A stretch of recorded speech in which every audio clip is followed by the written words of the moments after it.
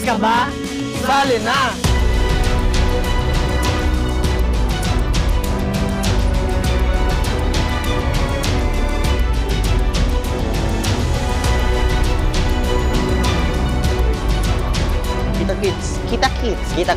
Kita Kits sa MCC Season 2.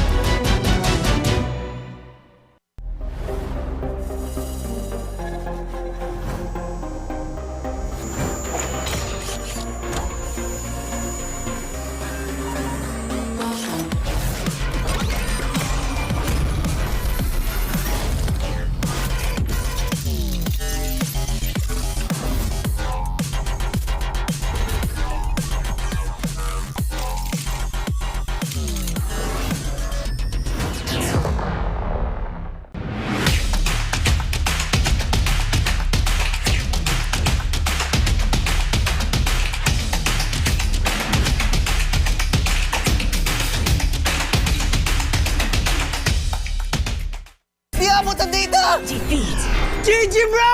Don't worry! Be only with Smart Power All 99. Hindi bitin with 10 gig data to power your games plus only Facebook or only TikTok. Load now!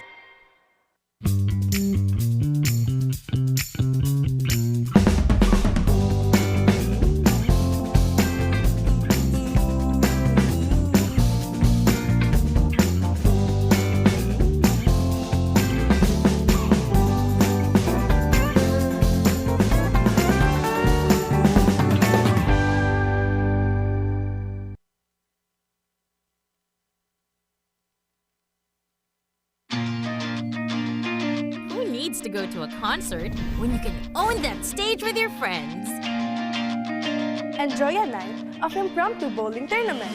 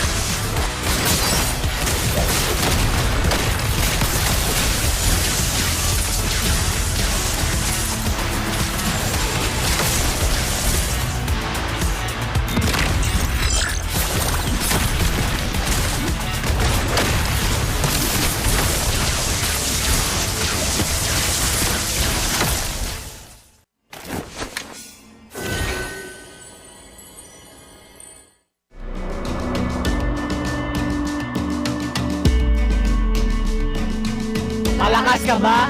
Sali na!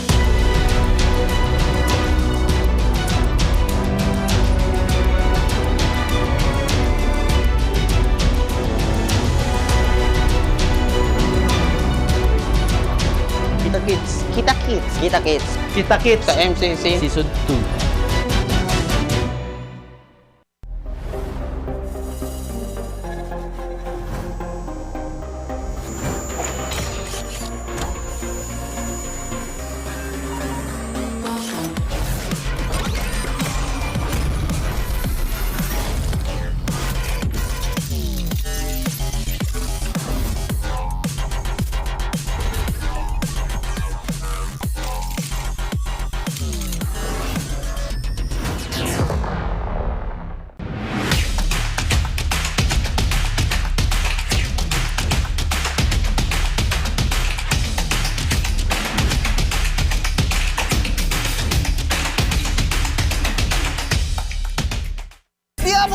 Defeat.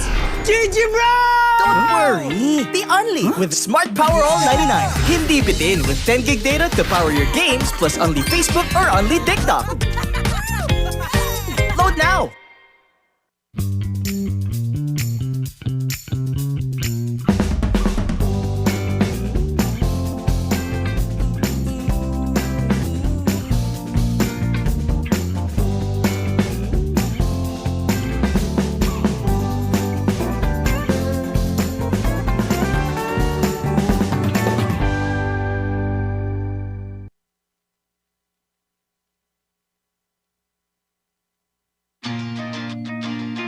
Who needs to go to a concert when you can own that stage with your friends? Enjoy a night of impromptu bowling tournament.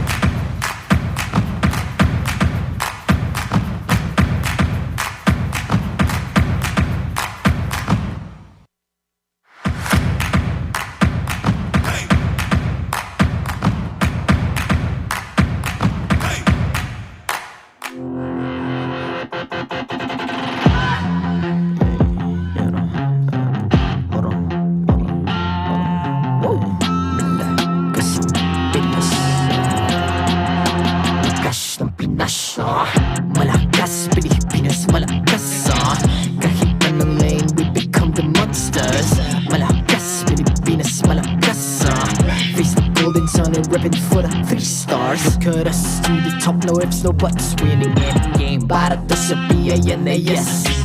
Di mo matitinag aming boses sa new level. Nasa kalye man o mobile window, I become a legend. Open fire, we unite, we winners.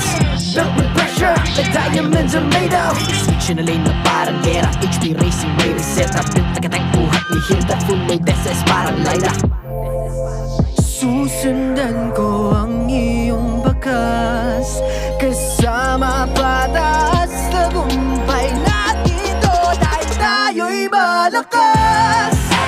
Para sa Pinas, nasa amin ang alas, hindi tuwa atras, kinikilala sa taas kasi kami ang malakas. Para sa Pinas, nasa amin ang alas, hindi tuwa atras, kinikilala sa taas, ganito kami sa Pinas. Wow! Hold on. Yeah, wala kasang Pinas. We are laging every beat, no surrender, no retreat. Pag nagsama-sama, just imagine what we can achieve. Laging every beat, no surrender, no retreat. Giving 100 all my all, cause we just cannot be defeated. We are unstoppable, immune and invulnerable. Ready ang equipment, lahat frozen, malang crowd control. Pakita ko na jab like pow, beast of the southeast. Taas sa matawag, proud and loud, cause every enemy we devour. Susundan ko ang iyong bakas, kasama pataas, tagumpay natin to dahil tayo'y malakas. Para sa Pinas, nasa amin ang alas, hindi tuwa atras, kinikilala sa taas kasi kami ang malakas. Para sa Pinas, nasa amin ang alas, hindi tuwa atras, kinikilala sa taas, ganito kami sa Pinas. Wow!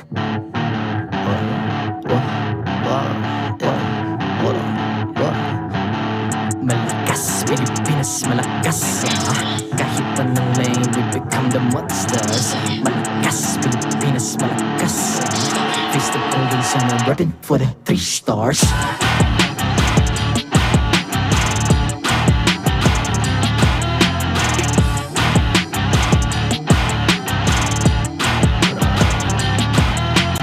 Ang lakas ng Pinas, we unite, be the stars. Ang lakas ng Pinas, we unite, be the stars. Ang lakas ng Pinas, we unite, be the stars. Ang lakas ng Pinas, we the stars. Ang lakas ng Pinas, we unite, we the stars. Ang lakas ng Pinas, we unite, we the stars. Ang lakas ng Pinas, we unite, we the stars. Ang lakas ng Pinas, we the stars.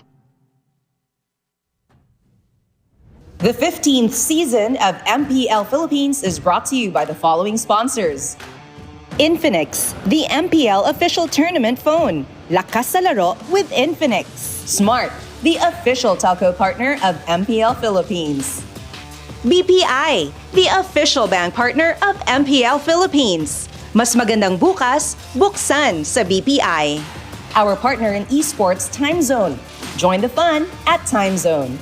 TT Racing, for those who dream, work, and play. TT Racing has your back. Don't miss any MPL action by following our official Facebook and subscribing to our YouTube channel. Follow MPL PH on TikTok for more content. Experience the Lakas ng Pinas of MPL PH Season 15 action live at Green Sun Hotel. Grab your tickets now via official MPL PH website. All the regular season tickets are now available at 200 pesos. MPL Philippines is monitored and supervised by the Games and Amusement Board. Maligayang pagbabalik dito lamang sa MPL Arena. And we are officially starting the second round of Season 15 with all of the matches na kailangan nating asahan. Ano bang dapat i-expect ng ating mga MPL fans?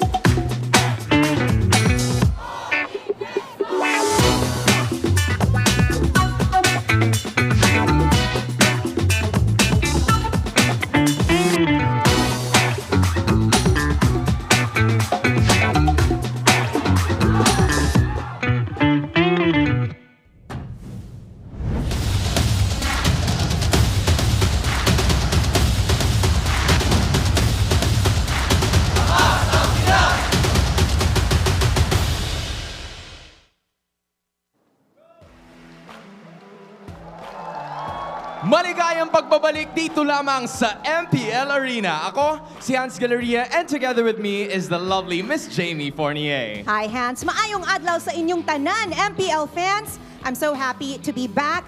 I've been watching the matches at home and I've been so excited to be here at the MPL Arena to witness the action live. And of course, to be with the community as well. Ibang-iba kasi talaga ang mga MPL fans. You know, the community, you are definitely right about that because they are the ones empowering not only the league but also yung kani-kanila mga paboritong kupunan. In fact, para sa fans ng Northern Lights, we're talking about Aurora. They are still at the top of our standings. 8th match win streak na at lalaban pa sila mamaya. Grabe talaga, Hans. And kalaban pa nila ang Onic Philippines. An intense rivalry is waiting for us today, not to mention Onic Philippines riding their own momentum as well. We're talking about the top teams. Siyempre, hindi rin naman magpapahuli ang ating unang serye para sa araw na to. It's gonna be a clash of the Titans. Team Liquid Philippines going up against Team Falcons at lahat sila. Inaabangan na talaga yan. Super teams are gonna be walking the stage, Hans. So let's get this show on the road. Sabay-sabay nating isigaw. MPL Philippines Season 15 Super Fan Saturday!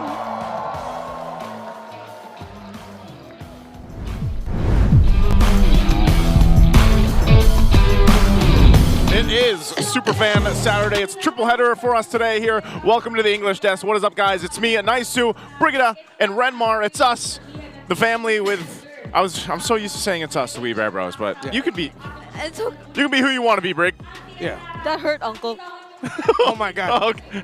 Oh. It's why the Sharon called you Uncle on broadcast. I can't believe it. But yeah, it's a triple header which we feel could go as long as a while. 6 games minimum. 9 games. 9 games. So you already set the bar. You said 6 games minimum. Yeah, because all teams must at least have 2-0. So that that's quick math, That's Renmar. a safe That's a answer. day of sweeps. Oh, that's what she means. Okay, I couldn't. But that's minimum. Hey, what happened to the accent? What accent? I thought we weren't going to talk about it. You let it go already. I don't know what you're talking about. Okay. I don't know what's happening. All right. Well, again, guys, it is a Saturday here. Yes, we have Brigida over here on the English desk. Chantel, you can probably kind of hear her right now through over there on the Tagalog broadcast. And if you guys have been following along all season long, you know that there is a saying that the mother and daughter of all series, they're known for games and series going the distance, all 3 games. We'll see if that happens here because after yesterday, a day full of sweeps, we'll see what happens here today for Saturday. Now, before our matches get kicked off, we've got to thank our sponsors, of course,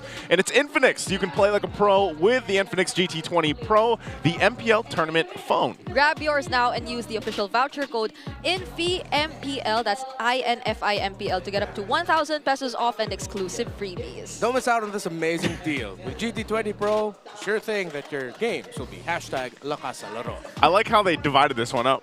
Yeah, they felt sorry for you. Yeah, they felt sorry for me, so they just added like one more line right there in the end. By default, you just go to that, right? You don't want to miss this amazing deal. Also, again, there's a great deal for you guys from BPI, bringing you a better tomorrow. BPI empowers Pinoy gamers with next-level banking solutions to help you level up. You can get a digital deposit account, insurance, investments, loans, and there's plenty of more for you guys from BPI. Yep, start saving now for an epic future. Open up a #SaveUp account today via the BPI app. Don't miss out, because all you need is one ID, 5 minutes, and you already have an account. That's an amazing deal. Open an epic future with BPI. There it is. Okay, again, thank you to our sponsors. We wouldn't be here without you. And moving forward, again, the whole thing yesterday was the entrance, or us entering the second half of the regular season. This is also an interesting time because of the fact that you have this new hero now playable. If you guys missed it, we got to see Kalea pop up a couple times actually, and then it was most likely the red side banning her out. We'll see kind of what the teams decide to do this time, because the one thing is RORA is still undefeated. They are the team that is looking to go ahead and go undefeated this season. Obviously, I don't think a lot of people expected that coming into this, but as we take a look at the Infinix standings, you're seeing how things are falling into place here, Renmar. Well, with Aurora still lording over everyone, Team Liquid Philippines, Onic, and Falcons are looking to just fight out for the second slot. Of course, ending the season in the top 2 is one of the things you want to go for if you want to advance right away to the second round of the playoffs in a very comfortable position. But we're still a ways away from that, but don't worry. In just a little bit, we're going to be talking about some very important things that you have to watch out for today regarding the playoffs. TNC Pro Team now have distanced themselves somewhat from Falcons, which is, of course, not a place you want to be, although hashtag TNC in 5. At 5. Not exactly what I wanted for that one, but that's where they are. AP Bren will make the Twisted Minds. It's going to be a gauntlet for them if they want to make it in a comfortable spot to go for playoffs contention. Now that we are in week 5, the conversation of playoffs, seeding becomes all the more important. Yep, I agree. Imagine if this kind of trend continues for the remaining weeks.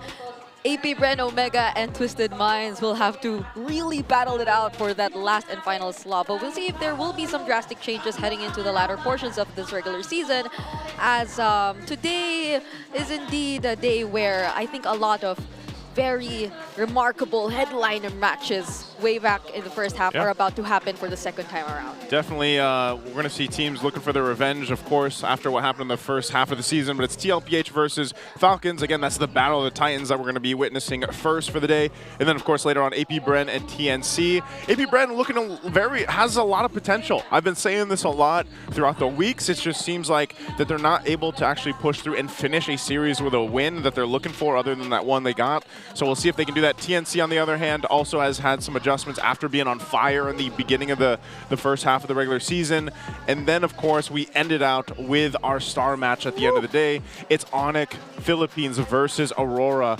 And, you know, the thing is about it is I think a lot of people now want to see if there's going to be a team that takes out that win streak and that undefeated record that RORA has right now. Yeah. Onic Philippines, after what we saw yesterday, would you say, Renmar, that they do have the potential to do that? Because they're looking pretty good. Oh yeah, they're looking like they are back. But of course, with the more dominant showcase of Aurora yesterday, it really feels like Aurora is going into this the favorites for a lot of people. While for Onic Philippines, they have a chance to just stop the potential record-breaking run of Aurora here today. Remember, they're the ones that set the 13-1 regular season record, the best in the entirety of MPL Philippines history.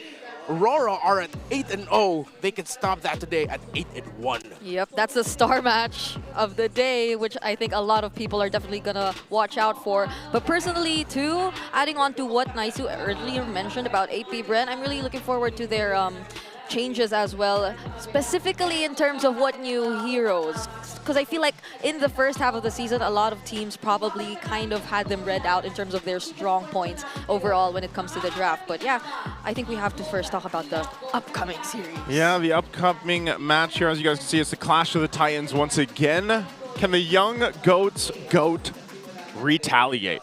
And when we think about this, it's interesting because TLPH and Team Falcons, again, they have tons of history. Now, yes, Team Falcons, the players there under a different banner, you know, even the previous season, but still there's so much between these two. And yeah, the junglers as well, you know, and I think we're in this centric of the meta, very jungle-focused centric meta, at least in a portion of the game, but then that's where the gold laners that we've seen in the recent matches get to shine.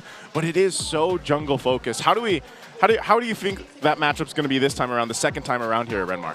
Well, I think this is why we're looking at it from the perspective of Few and the mid lane for Team Falcons, where we're in Team Liquid Philippines, we're acknowledging, yeah, Carl TZ and the rest of Team Liquid, they have been great. But we go back to the old idea of we go to the center of the map. How do we help out our jungle? By making sure our mid laner, our Few, Ogwin, can set the tempo for Kyle TZ so that he can duke it out very well with Carl TZ when they need him to. Comparing the stats between the two, for Carl TZ, he's #1 in total kills, total gold, turtle secured, and lord secured. That's why they find themselves in a very good spot in the standings today. While for Few, the total assists, matches won, games won, and total damage. Folks, these are their total stats career-wise. That's why they are Titans. Carl and Few hold #1 standings in MPL PH history records in a lot of categories.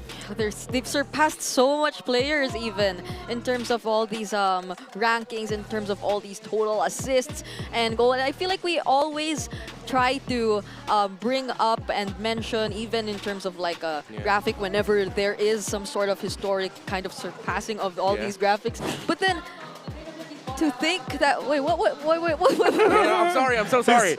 No, okay, if you look at the banner right now, he's looking dead-eye on Carl Teasy, right? Right. Carl Teasy, if you look at it from a blue to red side perspective, he's looking at the purple buff, where Kyle Teasy is. It's totally an inner dialogue that Redmar just had in his head. Sorry about that. Yeah, we're going back. Now we're seeing overall, I guess, all-time head-to-head of both of these players. I guess this is not to mention all the changes that Few has gone through. But yeah, even in terms of role, he's just done so much in the past few years he's been part of this scene. Oh, yeah. He has. He's still I'm trying. Are they trying to do the glorious pose too? Yeah. Sanji trying to do it? He's trying to match up here. Doesn't fit Sanji. Hey, yeah, the haircut. I was supposed to mention it. I was wondering, it's like, whoa, did Carl lose weight? It's like, no, he just cut his hair. He just cut his hair. I don't know why some people kind of like laugh at it though. What do you mean? Yeah. Are you laughing at another haircut again, Bridget? No, I just meant like he tends to hide it whenever he goes live because like people tend to know. Oh my goodness! See, look at this. This is another example of why he hides it. Is he calling him Diggy? Wait, who is he calling Diggy? He's calling Carl. He's not bald. I mean, I look more like Diggy than Carl does. No, it's probably the shape of the haircut or something. They weren't saying that Sanji looked like Diggy because of the glasses and the. Oh no! Oh, maybe that could. That's what I was thinking. Like, was that? Yeah, it could be because he was doing that, and that's the pose of Diggy. So Yeah, and he had glasses. I don't know. Maybe it's both for Sanji and Carl. Because what are we calling Sanji right now? Like the hamster? The hamster mage. Due to popular demand, we call Sanji the hamster mage. The hamster mage. So, also again, Redmar kind of hinted at this earlier. It's kind of crazy that we're actually thinking about this already. It's week 5 here, second day already, and there's already some playoff stipulations that are coming into place. As you guys can see right now, for TLPH specifically, their condition for the playoffs, locking that in, is they win versus Team Falcons here, so they win the Battle of the Titans, and then later on, TNC wins versus AP Bren.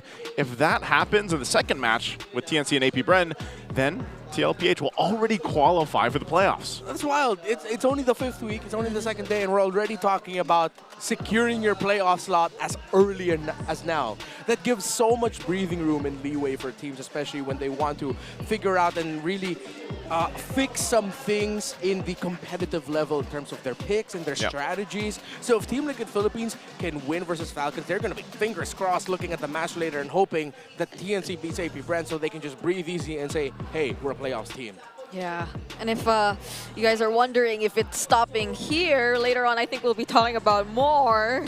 Yeah, there's also another condition. So just imagine the amount of excitement, pressure that all these teams are considering right now, especially for those in the bottom half of the standings, since you'll already have to take into account that there are already slots being taken out from the playoffs. So you really have to step up if you're those teams now at the bottom. That's exactly why they have to step up. And all those 3 teams that Brigida's mentioning are all sitting at 1.2. So who knows what happens here. But for our community out there watching with us here on the English stream, let us know what you guys think. Why is Few called the idol ng mga kids? I'll tell you guys why, but I won't.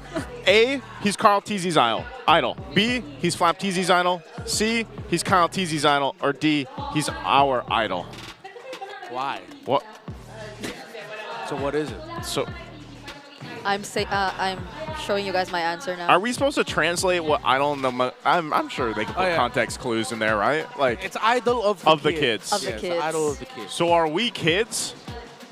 No, it's funny because when he was first given that moniker, he was still the kid. He was one of the kids. But now there are literally a lot of players in the league and in the ecosystem who's saying, yeah, I looked up to Few when I was a kid.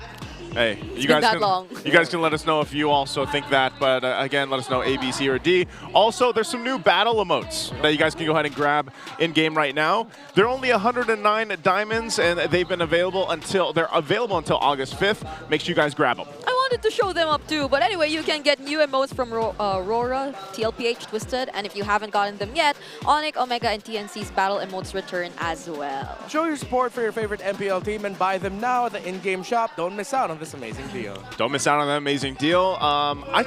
Every time we get to this point too, I'm always like, yeah, I need to go and get those emotes.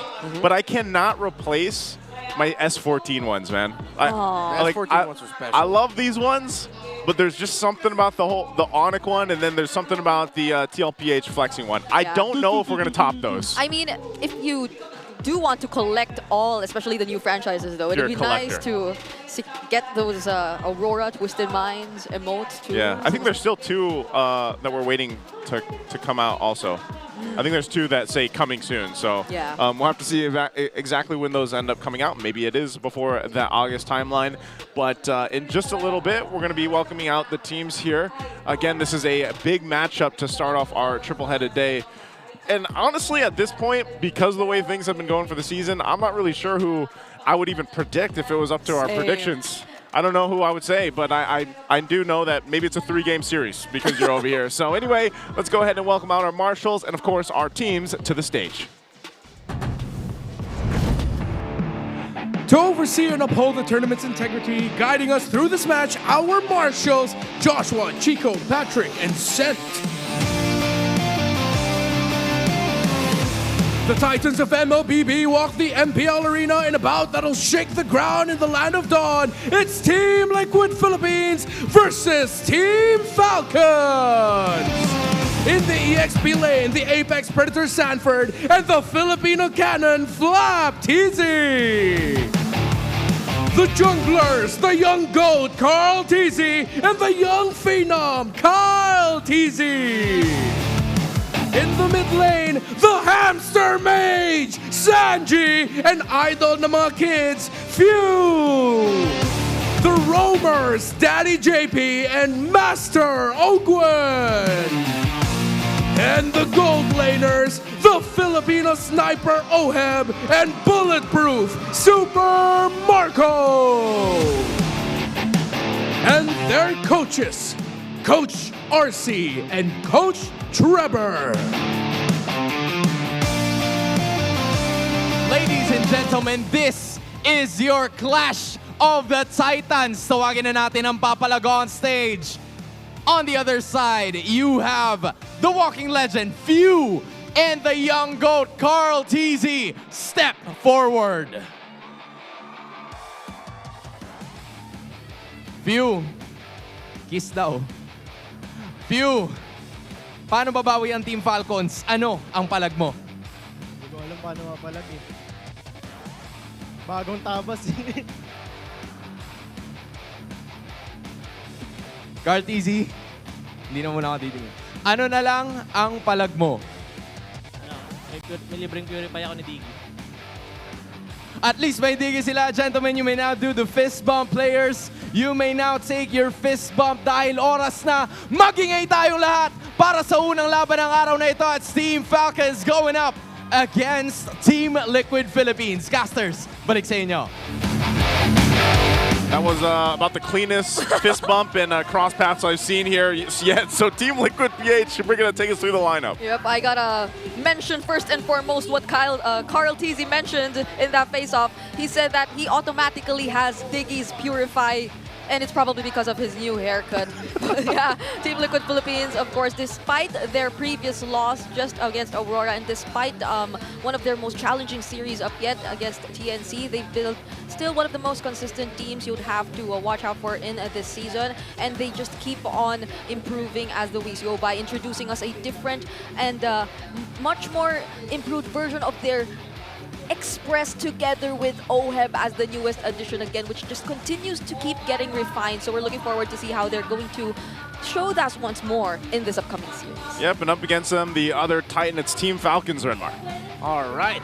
I was talking earlier about Few and Ogwin and making sure they can set things up for Kyle TZ. And yeah, I'm going to go back to the basics for this one. Set up the center of the map.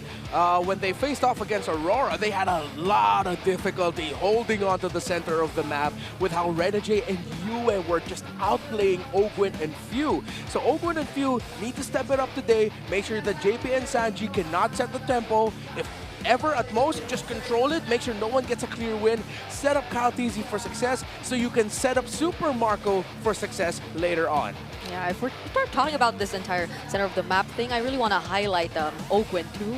I don't know if you guys saw it, but he was all smiles earlier, and just recently he just shared with everyone how he was already brought up his new house. So Yeah, I think he's really happy entering this week. I was gonna say, I remember seeing the photos online of the housewarming, and all the the Team Falcon boys were there, and so congratulations to him. And it's always nice to see these players who we watch every weekend compete, especially over on internationally, and they all have their own accolades and achievements, and then you see how they apply it to real life. So, but now can they apply it to getting their revenge in a sense against TLPH and furthering their lead or standing, I guess, in the season so far? Because again, time is of the essence. If they do win here, then at least for them and maybe for everybody else worried down on the lower part of the standings, they don't secure that spot, or they don't get that one condition of the two that they need today. So if Team Falcons can go ahead and get the win here, then that's going to shake things up a little bit longer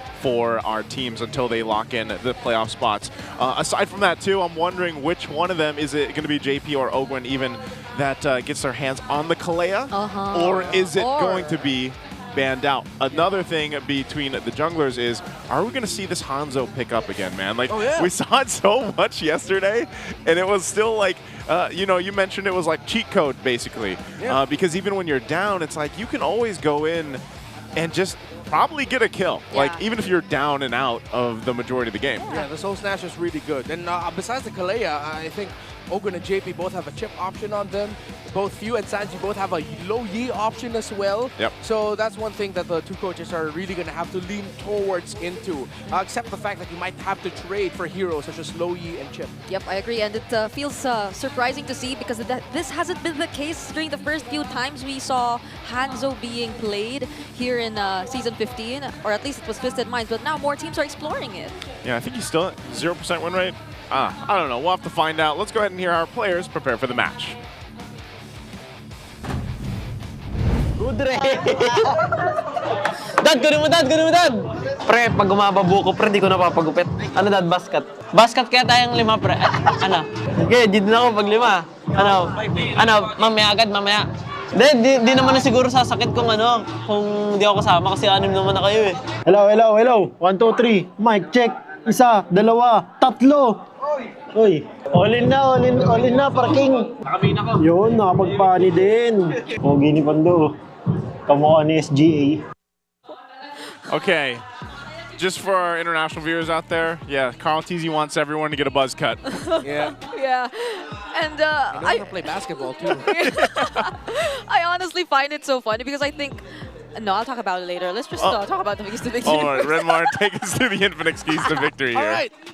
Remind your idol why you're his GOAT. So, Few has talked about how Carl TZ is his GOAT. Carl TZ has talked about Few is his GOAT. So, make it hard for him. Those little rotations you do to get information to stop the jungling pattern of Carl TZ are making it uncomfortable for him, or excuse me, for Carl TZ as well. Make sure that you can find ways to pressure Few in the center of the map. What I just said earlier, of course, because of the GOAT, the idolize, I'm actually, my brain's gotten all mixed up. So just find ways in the map to make it hard for the other. For Few, smart rotations with your roamer, and from time to time, see if you can steal something from Carl TZ. While for Carl TZ, kill Few if you can. It sounds easy to do, but it's difficult to pull off in execution. And channel your primes. Carl TZ had a mean Hayabusa game, and I want them to look at the Hayabusa getting potentially picked up for Team Liquid, while for Team Falcons, I want to see Few pick up a either a Lowy or a Faramis today. I mean, that's Few. He has so much in terms of his hero pool. And what were you going to say? What were you going to say, Brigitte, earlier? All right. So here's the thing. I was laughing inside. You were having a Renmar moment. I was having a Renmar moment earlier, because like we were talking about Carl TZ and Few as the matchup for this The Titans. for the series.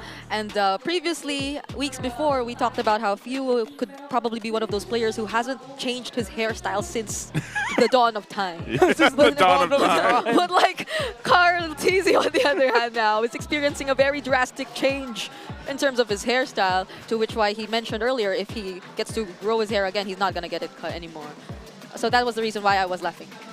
Because you were thinking about this. I was thinking about the entire hairstyle difference. So it's something about dudes getting haircuts that make you laugh. Yeah, I was going to say. The hair, the more you laugh at it. I was going to say, I remember when she looked you right in the eye after you buzzed your head. And she laughed at me. And I felt that in my soul. The next time your stylist messes up your bangs, I will laugh at you. Oh no, I'm not going to get my bangs cut anymore. I don't want to get an ingan forehead. Oh man, well. Whoa, whoa, whoa. Man caught us straight. He's probably listening right now. Anyway, let's jump to this draft.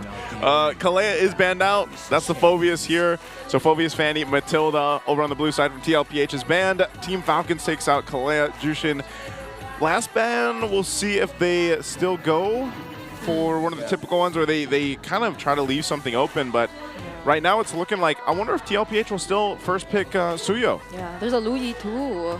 But like, there have been so many changes in terms of the bans in the past few days, at least, which I feel is why Falcons are really taking their time also thinking of what to ban last. Yeah, I like the Team Liquid Philippines banned out the Phobius, because that's them signaling that they're thinking about the trade of the Granger and Harith already, and that they will most likely end up with the Harith. So Falcons decide to come out of the swerve and decide to take the Harith out anyway. So the Suyo Joy trade is active, but then Team Liquid Philippines will have to think about, wait, we might need to rush the Granger, because if they get the Harith, in terms of the gold lane picks, they're going to be stuck with things like Irithel, Carry, Moskov, which are still very fine picks, but not like a Granger. Yeah, but I remember you mentioned something also earlier about Yes. Yeah. I want my attack speed Beatrix to show up today, please. So could that be a possibility? I know I'm looking forward to that too, honestly. Yeah, we need some change up in the gold lane, man. It's been a whole lot of Granger and Harith. You were an advocate of a change in the mid lane, I but was. now... And we saw Zask yesterday, so there's Lui Yi. All good. First pick over here for TLPH. They take the Lui Yi. What does Team Falcons do? A lot left open here. I hope they consider just getting the chip now. I mean, the chip Lui is a bit too overkill for me. Like, I've always been like not the biggest fan of the combo, even though I understand why they would be devastating. But I'd want Falcons to consider just picking up Chip Granger now, and then just play for the Suyo Joy trade later on. So that's a Granger. Chip it. Chip it. Chip it. Oh, it's a Jawhead. Yep, Okay. it's a Jawhead.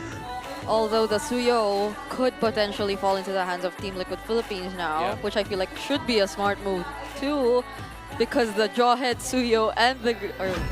that'll be too terrifying if that goes into Falcon's hands. Man, after seeing what happened yesterday and how like King Kong played the Suyo, there's a reason why this guy is still dominant in the jungle. Think how many outplays Suyo is capable of just by himself with his own kit. Yeah, and imagine even the dodges that the Suyo mains are able to do against target or pick off kind of roamers, like the Cho and the Jawhead. So that might be a similar scenario too for this upcoming match.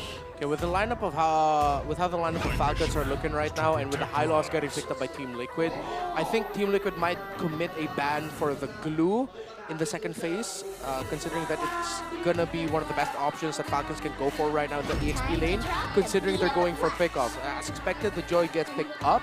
They can pair it up with a strong crowd control mid, but as I say that, teams really have fallen out of favor with Aurora, so we still might see the Harith, not Harith, Farsa or Vexana be prioritized instead by Few. And with them taking away gold laners right now, I think they might manipulate it in such a way that if it's a Farsa for the hands of Few, it's going to be a good pick regardless of what the gold laner is left for Team Liquid Philippines, whether it's a Beatrix or a carry. And I was going to say, what better person than the Filipino sniper to pick up a Beatrix on the wish list of Renmar right now if that ends up happening. Because the Moskov, is taken out. They might still focus on another gold laner. They've already taken out two, though. And I'm wondering about the possibility of Few deciding to pick up either the Selena again, similar to the first time they did go up against one another. I mean, the record hasn't been that great back then. But there's a Luyi on the opposing team now. Yeah. By the way, that Luyi of Sanji is undefeated this season. Yeah. And I think I understand now why Falcons decided to rush the Jawhead. Other than the whole trade and threat of the Suyo, Granger, and those combinations, the Jawhead of JP is also undefeated. Oh. How many times has JP played it? 5. 5 times? 5 games on Luyi, 5 games on Jawhead. Both of them undefeated for Team Liquid. Okay. But since these are the picks we're seeing right now, I'm assuming there will be... This is quite a change. There will be no Hanzos for now, and there will be no chips for now, I guess. I'm okay with, like, trust me, I got excited too when I saw Hanzo picked up, but like I said, it's almost, right now, it feels like a one-trick thing, where it's like, I'm going to just go kill someone, but we're not going to win a game. And so, like, maybe teams are still going to go ahead and push that today, maybe, but so far, this is just a classic jungle matchup we're seeing with the Suyo and Joy. Now for the next picks, this next phase is that Hilda is the last ban here. They're going to pick up their mid. They still have a Farsa option. Yeah. Although I would want Falcons to pick up the glue now and pick up their mid laner later. Last, yeah. Yeah, so if ever they have the option of deciding whether to go into the Faramis or Farsa, considering that the Valentina is open, and Team Liquid Philippines might consider picking that up.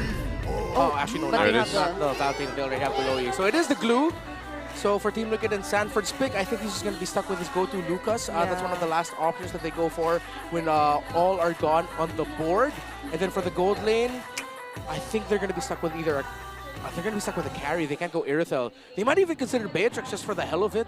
But I feel like no matter what happens, Falcons have gone out of this with a slightly better draft and gambit around the gold lane of Team Liquid. Yeah, so it's probably the Lucas that's just left. Not unless they still want to bring out the similar damage XP lane, which they did previously, but... oh, the Benedetta, you mean? Yeah, but like... A CC is still an option, but I'd want to see them lean towards something like the Lucas. Yeah, I agree. It's a mix of good offense and defense. Oh, they still got they go for the CC.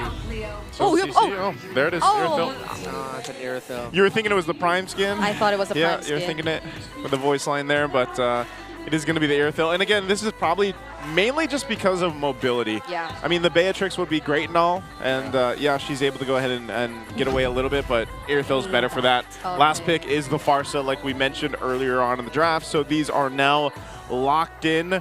Where are we leaning towards here, Renmar? Is it still Team Falcons you mentioned? Yeah, I'm a big glue guy, so I like the draft here of Team Falcons, and not just because I'm a Falcons guy. No. Falcons 5. Falcons and 5. We go as long as they're a bird that can fly in the sky of the bird family. Yeah, you're on that wagon. Yeah, if Team Liquid were Pegasus, I would say Team Liquid and 5 because they fly, but they're normal horses. They're stallions. Okay, so he's the Falcons guy. Usually Leo would also be the Falcons guy. So Brigitte, who are you? Are you the Cavalier? Horse. Yeah. Yeah, you're the Liquid girly, aren't you? The Liquid girly. Yeah. Why did I say horse? Huh? Because you were talking about birds. Yeah. Yeah. So like they're horses. The battle of the horses and the birds. Oh my. All right, I'm neutral. Horses and the birds. Who would win that? I don't pick sides over here. That's my thing. Hey, I'm sitting in the chair over here. You admitted it finally. That's your thing. Well, it's the first match of our triple header. Once again, Saturday here, MPL Philippines Season 15. It's the Battle of the Titans in a best of 3 already. Game number 1. Welcome Which to team Mobile will get Legends. the first blood in the series? Will it be Team Liquid Philippines or Team Falcons? So the starter for Falcons in the orange buff is actually a fast leash. It was 3 bodies committed into the orange start for Kyle TZ so that they can clear that up as quickly as possible. That's where the Granger of Super Marco went first alongside, but Ogun accidentally got the orange buff. We saw this with TLPH last week. Yeah, JP accidentally got the buff of Carl. Now this time it's Ogun who got the buff of Kyle. Oh no. That could have been such a fast start to their jungling rotations, but now Kyle TZ will have to look for more just to compensate for that. Yeah. He'll be able to hit level 4 though, since he was able to clear out his side of the jungle top side, plus getting the gold crab. So that was a good adjustment that they did to balance it out. But yeah, it's going to be an orangeless Joy who did not lose out farm. Whoa.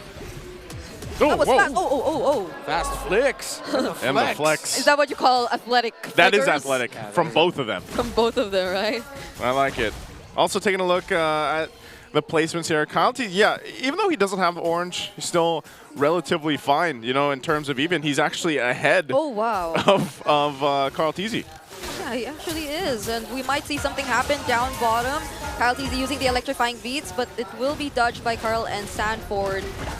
Nothing much happening yet. Still the farming for both of these teams. Ogwen's not trolling him. Tosses here and there, but it seems like Ogwen might be the first to fall.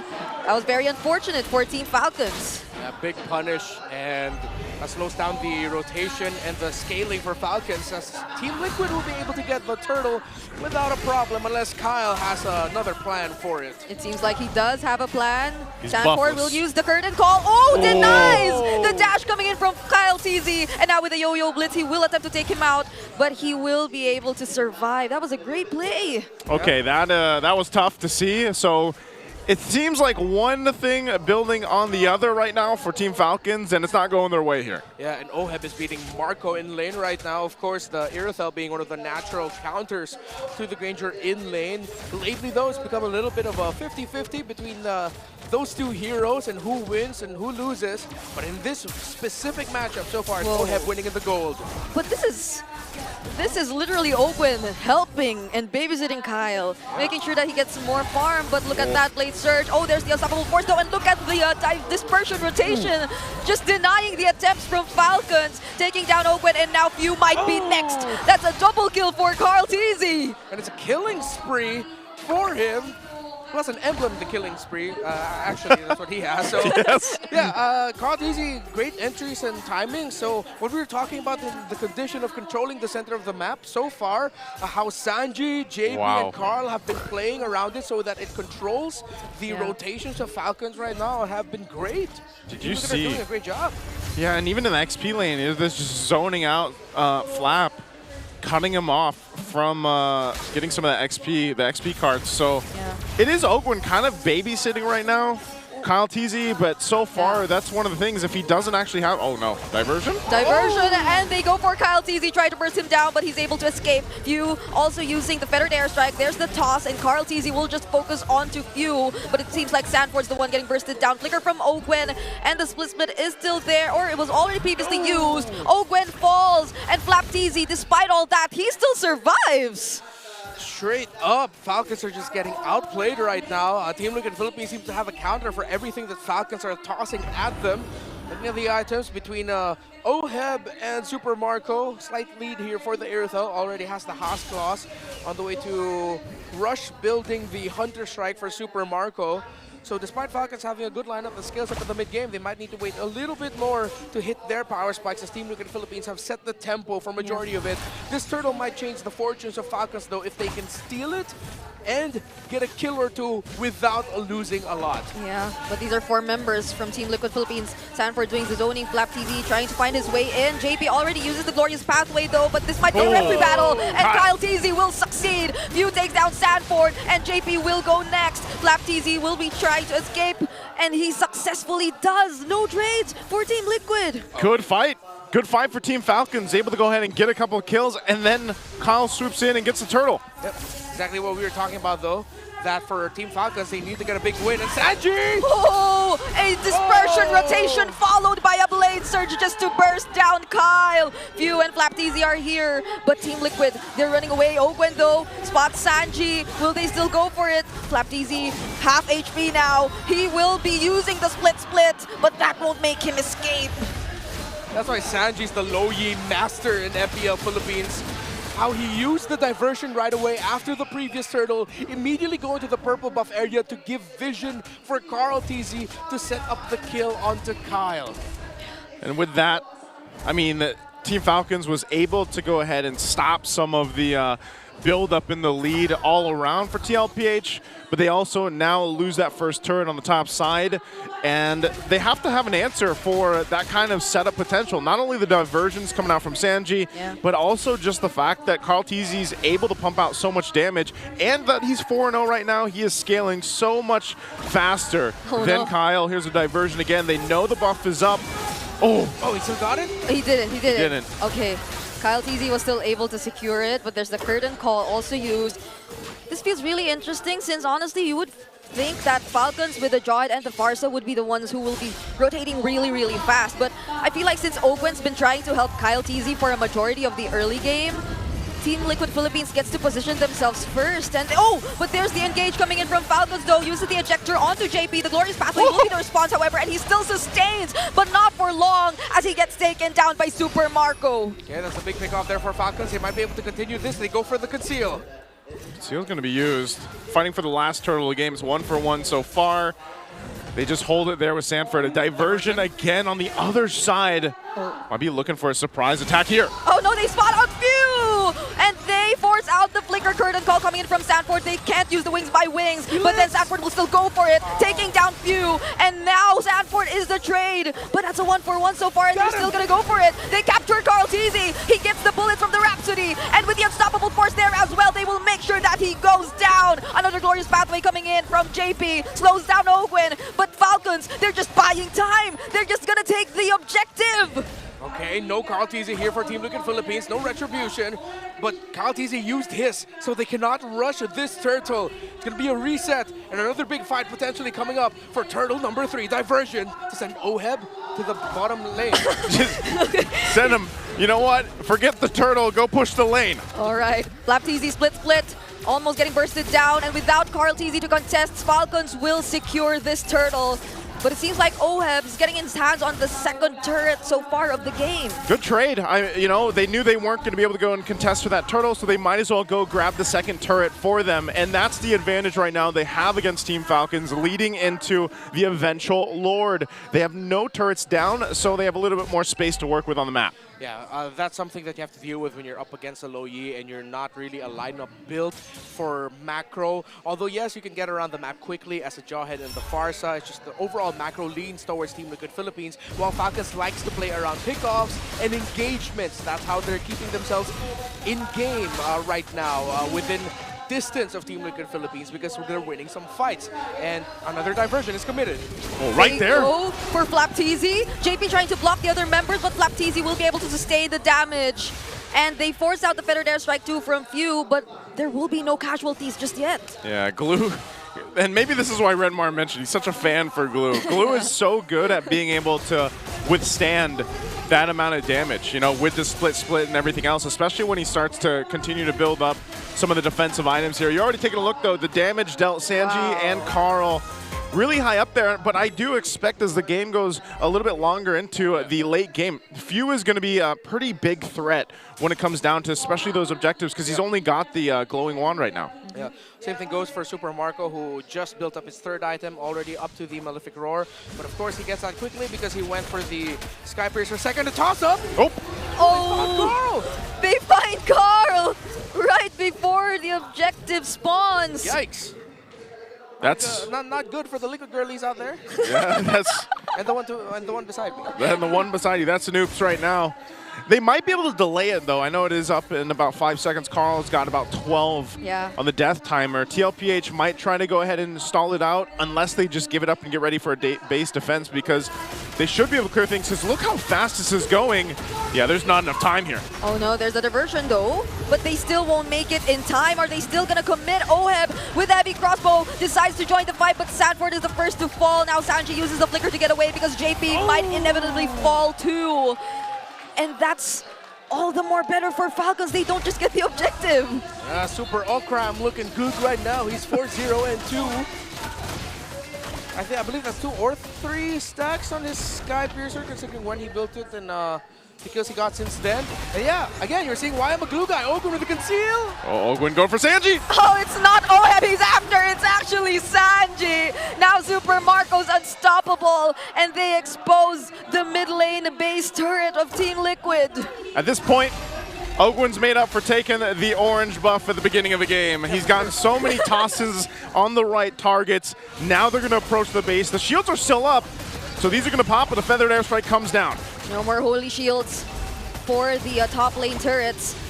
But Team Liquid Philippines successfully clears it out for now.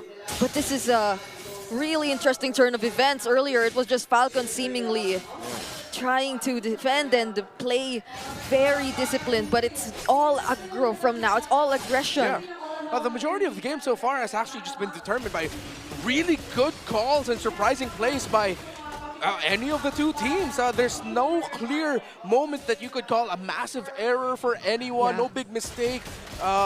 It's just been two teams playing really damn good MLBB, and lately it's been Team Falcons with Super Marco now bulletproof 502. The OHEB is deathless as well, but we're starting to feel as to why I was kind of iffy about this Irithel.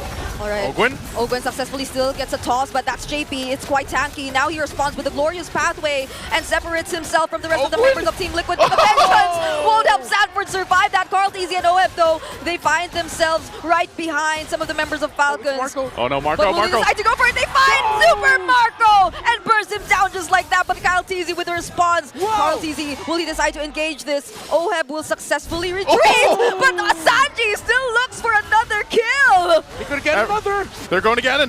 Carlteasy looking for a few, and for some reason Sanji survives. OHEB instead will become the trade. Oh man, the back and forth. And Sanji, he just wants to go home.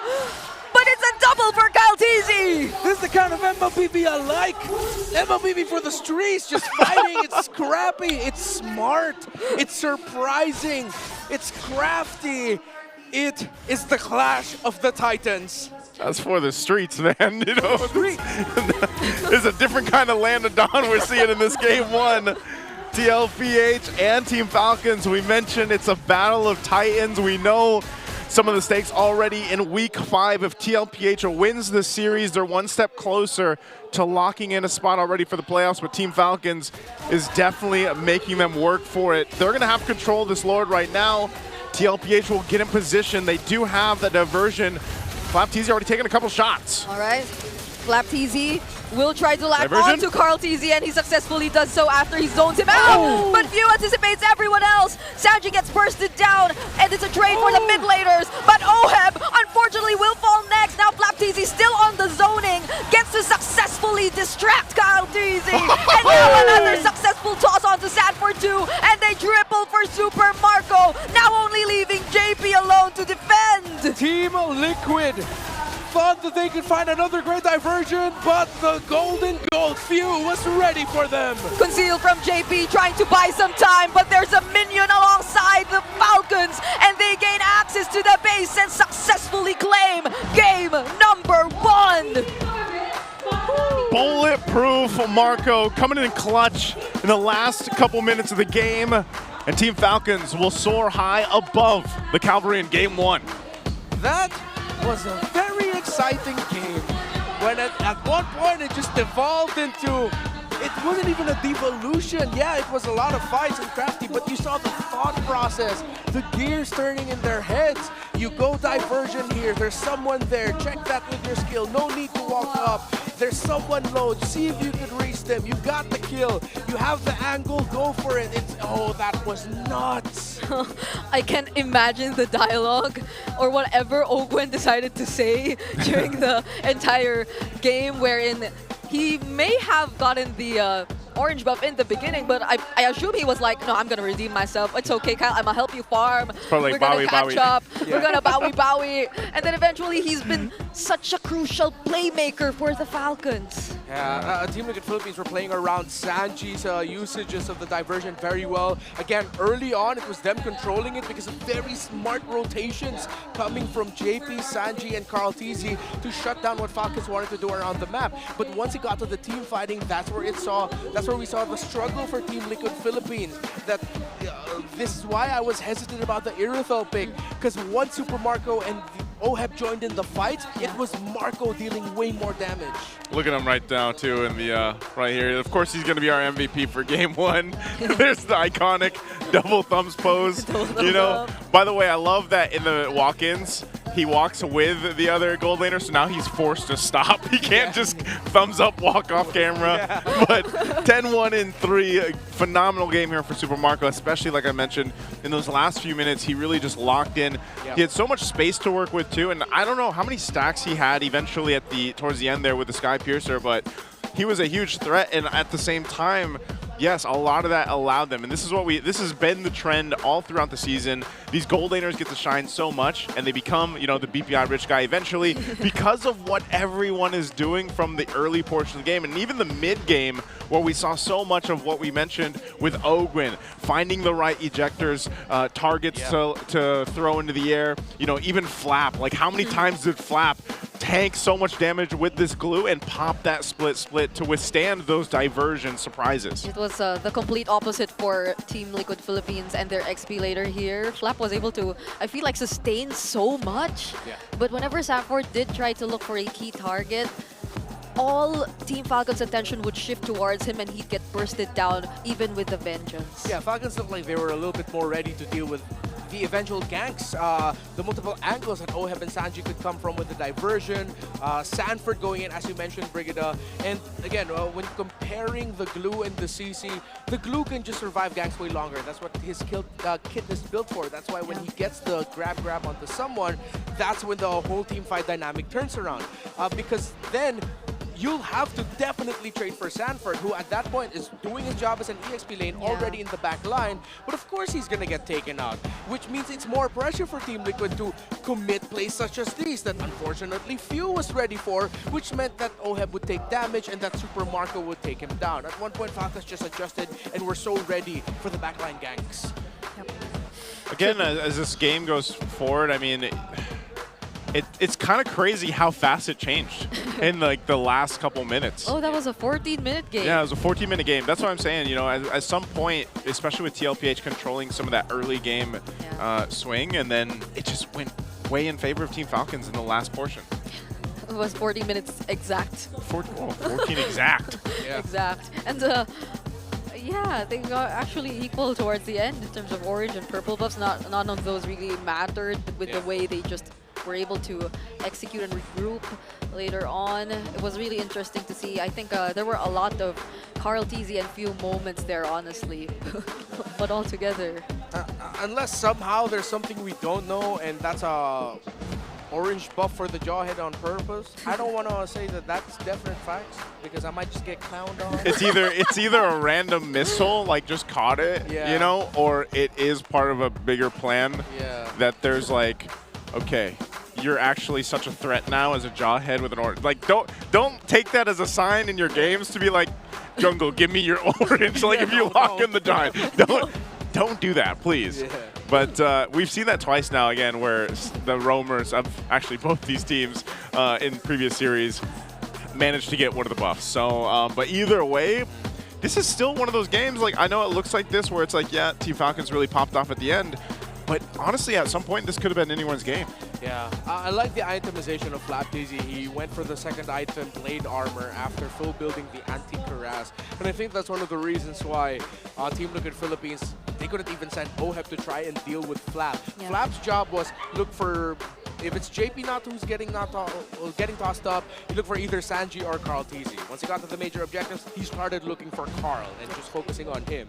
And since he already had the Blade Armor, it wouldn't amount to anything if you decide to say, hey, Oheb, can you just try to bring this blue down? You wouldn't want to hit him also when he has to grab on anyone. So it's a great bit of itemization by Flap. Yeah, despite the immense damage dealt by Sanji, he'd just always walk past the Louis and not mind him at all. So he did serve as the sandbag for that game. And here's our BPI rich guy with that very rich smile. This looks like a very good ad smile. Yeah. Like there's something about this smile, like, yo, Kyle, have you done commercials in the past? You know, like, smile that sells toothpaste. Yeah. But again, yeah, BPI rich guy, Kyle TZ here.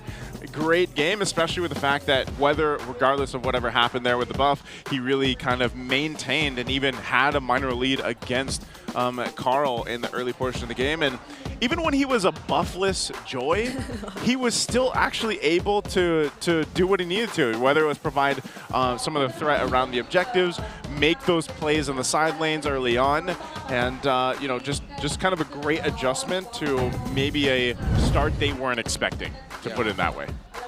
I think they were able to recover from it eventually, and This is why I'm a glue guy, man. This is why I'm a glue, and that's why I wasn't even suggesting the Irithel there in the end. I was looking for either like a carry or a Beatrix. Yeah. But to be fair, I feel like at that point it was also a good call. You needed mobility. You need to be hard to grab. I feel like the Beatrix would have also had a difficult time. But in terms of the damage output, it would have been okay. Yeah. But yeah, it would have just been too hard for something like a Dea. And again, we want to clarify TLPH's playoffs conditions for you guys watching internationally here. For Week 5 Day 2 match, this is right now TLPH wins versus Falcons. So they need to win this one against the Falcons. So now they got a reverse sweep. And of course, for Week 5 Day 3, it's TLPH winning versus Twisted. So these are the conditions that they need. It's not the, what did we mention earlier? TNC, AP Bren, the AP Bren TNC. AP Bren, yeah. So that's the updated one. So TLPH needs to win versus Falcons, and then TLPH needs to win versus Twisted. That will be tomorrow, match 2. So all of these conditions must be met for them to qualify for the playoffs. This is to correct the playoff conditions shown earlier. So that is the current stipulation right now for TLPH. So it's not going to be decided today. A Yes. part of it will be. A part of it. So what? Basically, if you're part of the Liquid Nation or Team Liquid, Liquid Girls, Liquid girlies. Liquid Girlies. My bad. There's so many. There's Brigade Dudes. There's Liquid Girlies. There's everything. I'm a Falcons boy. He's a Team Falcons. If you're part of Team Liquid, that's what they need. They need to win here now versus Team Falcons, and then again to tomorrow. So also they have a watch party going on right now. Shout out to all the Cavaliers supporting Team Liquid PH in their match versus Team Falcons from the watch party at Barangay Rizal, Science City of Muñoz. Muñoz. Yeah. Muñoz? Muñoz, yeah. Nueva Ecija. Man, that is a... Yeah. I've always wondered how to pronounce that. Nueva Ecija. Nueva Ecija. Like, I like the attempts. But I respect it. It's City of Muñoz, Nueva Ecija. Okay. Okay. We're not gonna say it again, I think. Oh yeah, we're gonna leave it at that. Shout out to the cavalry out there. This version of Bluey is so cute. What, the Bluey? Yeah, The little liquid, yeah, the mascot. Mascot. Yeah, I like how he has a little mohawk. And his short arms. Yeah. I wish I had one of the plushies. Oh yeah, That's the what I liquid should've got. plushies are adorable. Yeah. Well, I gotta get one of those plushies. Also, we also want to see your guys' favorite TLPH moments. This MPL Philippines Season 15, you can post a photo, you can post a short 30-second max video, you can actually set it to public, because if it's not public, we're not going to see it. Yeah. So don't forget to use the hashtags below. Yep. And 5 lucky winners will be chosen for a chance to meet and greet Team Liquid Philippines during their matches. So publish those posts right now and grab the opportunity to meet your idols. Don't miss out on this amazing deal. Screenshot this so you don't forget the hashtags you'll need to include. It's all there. That's a lot of hashtags. I am not going to pad time by reciting all of that. So screenshot it. Yeah, this is the first one where we actually have one of these. So it's TLPH. It's 8 hashtags. That is 8 hashtags. They have to use all of those hashtags? I am not a Are you guys a hashtag people? I'm not. I do it for the memes. Yeah, I don't call it a hashtag. I call it what it used to be called. What? A pound sign. Yeah, that's true. That a pound sign. Oh. We're sharing our age here, man. Yeah. No, like hit the pound sign. Weren't you in that burger place? And it's called Pound. Why do you think they put that on the burger? That's true. They stamp it on the bun. Yeah, it's called the pound sign, folks. What do you say? Oh my gosh, there's a hashtag on my bun. You got a rice meal at a burger place? I did. Get away from me. Rita, get off this desk. How can you get a rice meal? There, she's gone. I know we're Asian, but that is so Asian. This is perfect. Bye-bye. Because right now we're gonna go ahead and throw it over to our host for the All Access. Let's take a look at this. Thank you so much sa ating mga casters. Yes, Jamie here with Hans, and we're so happy to feature our students from the MPL Smart Battle Trip. Kamusta naman magingay naman ang MPL Smart Battle Trips? There we go! That's the energy. Alam mo, Hans, we have students from Samar, Leyte, Laguna, Hindi ko nga alam kung all may galing over. pa daw sa Mindanao eh. Pero feel ko fake news. Yan, mga nandyan lang. Sabi nila meron daw. Tingnan natin. Okay, but anyway, we want to get to know you guys. We want to know more about your experience. So, sa dalawang representative natin dito, kindly introduce yourself and tell us where you're from. I'm Jemfroilan El Pabalan from Laguna and the current student leader admin from Southern Luzon and Bicol region. Thank you so much for being with us. We also have... I'm Jericho Dalma from Laguna rin and representative ng Community Heroes. Okay, Jericho, and I know you go by Pots. So, Pots and Jericho, kamusta naman ang inyong experience sa MPL Arena? Ano yung tumatak sa inyo sa battle trips? Siguro yung pinaka-tumatak sa akin dito on what I experienced today is yung talks about esports leader na yun. So, it gave us knowledge on how to approach, set or talk about good and right questions, and also they also give us an insight that yung mga personalities dito sa esports how life really is. I love that. So, the know-how on how to interview, the right questions, and nakikita nyo talaga in action yung mga hosts and casters dito, no? Oh yeah, for sure. I think kung esports journalism yung sa'yo, Pots, do you have the same Hindi idea? Ganon din ba? Or hindi? Hindi po. Hindi, right? What do you want to see for yourself? For sa akin po, gusto po pag maging player po talaga. Kasi way back po nung senior high ay competitive po kaming team. Then natigil lang po siya nung nag-college na since mas nag-focus po sa studies. Alright, I like it. I like the idea. Isipin mo, no? Ilang stars na last season? Ay, last season po kasi hindi po masyado nakapaglaro. Since Okay may lang, trabaho. okay lang. Pero ang highest po is 132 lang. Lang. Wow. Ha? Lang. Lang lang yun, 132 Take lang. note, lang Para daw. may 132 ba dyan? Iba 132. What about you Wala. guys? Okay lang. Okay Ito lang. daw, 500. Okay, kayo talaga. Ito, Kanina pa kayo. 500 stars yan si pare, man. Actually, gusto kong malaman kasi hindi lang yung player side yung nakita nyo rin, di ba? You were also able to talk to the production team, the people on the back-end side. What were they able to showcase to you? Ano ba yung mga nakita nyo while you guys were learning before the broadcast even started? Nung kanina po, napakita sa amin kung paano na itatagod ang MPL Live sa ating mga FB page, then kung paano nagtatrabaho ang ating mga staff sa likod, kung paano ine-execute ng maganda para mapanood ng bawat tao. Kahit wala sa venue ay napapanood pa rin ng quality at walang labis at puro sobra. Walang labis, walang kulang, puro sobra ang experience. Kahit nasa FB Live tayo. Totoo. You know what? Everybody here is passionate about giving everybody a good show and good matches as well. And as someone who's aspiring to be a player, I just want to know, Pots, no?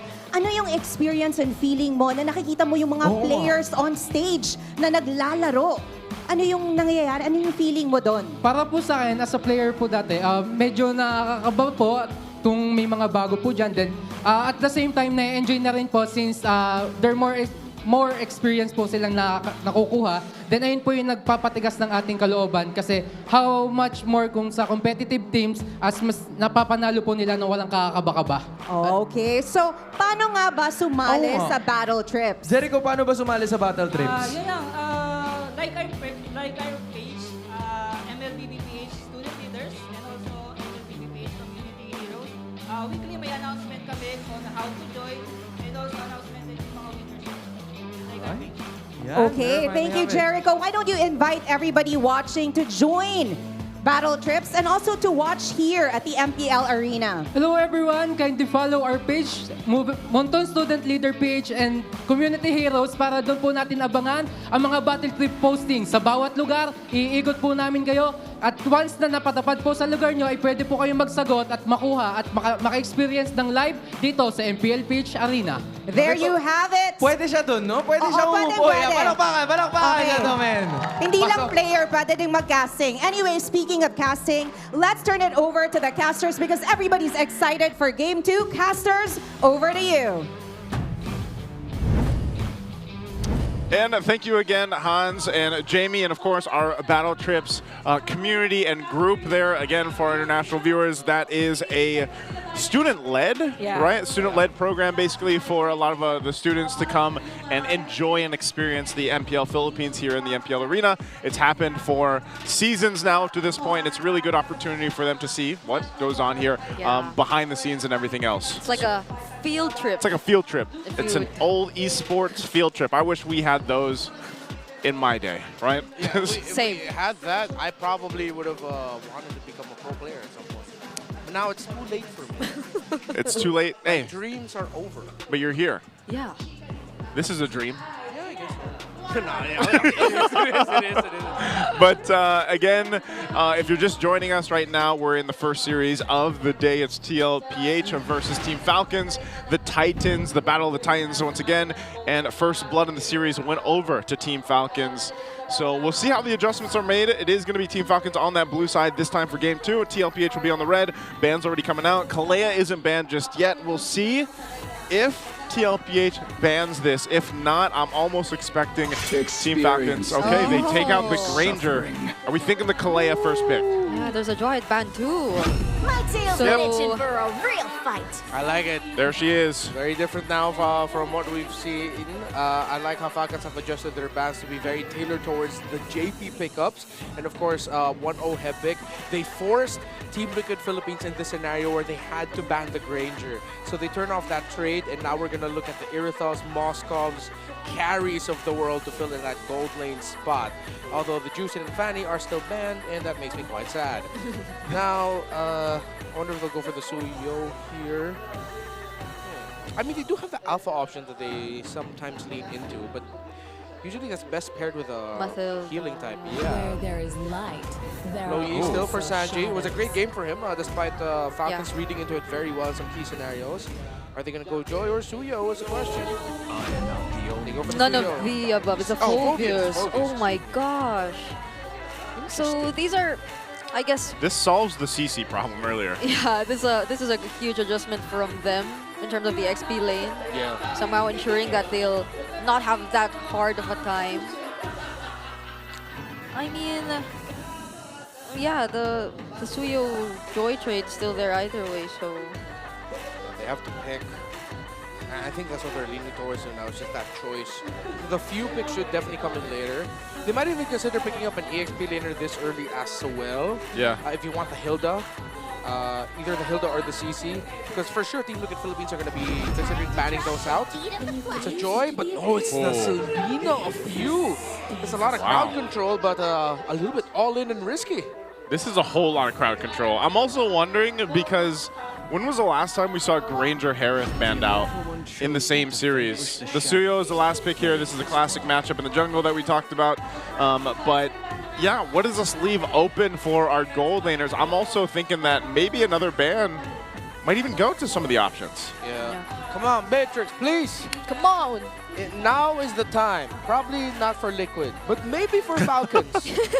Might be tough if Liquid decides to pick up a Beatrix. Remember what I mentioned earlier in the talent room wherein I was watching? You don't? No, What'd you mention? What was this?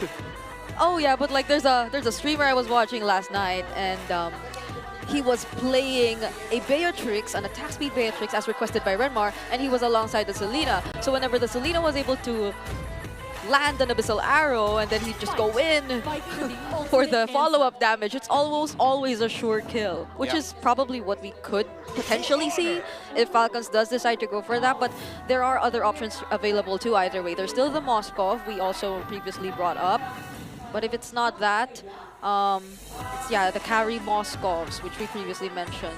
It might be the trade. Yeah. Good ban. I was almost expecting that glue to come through again too, so.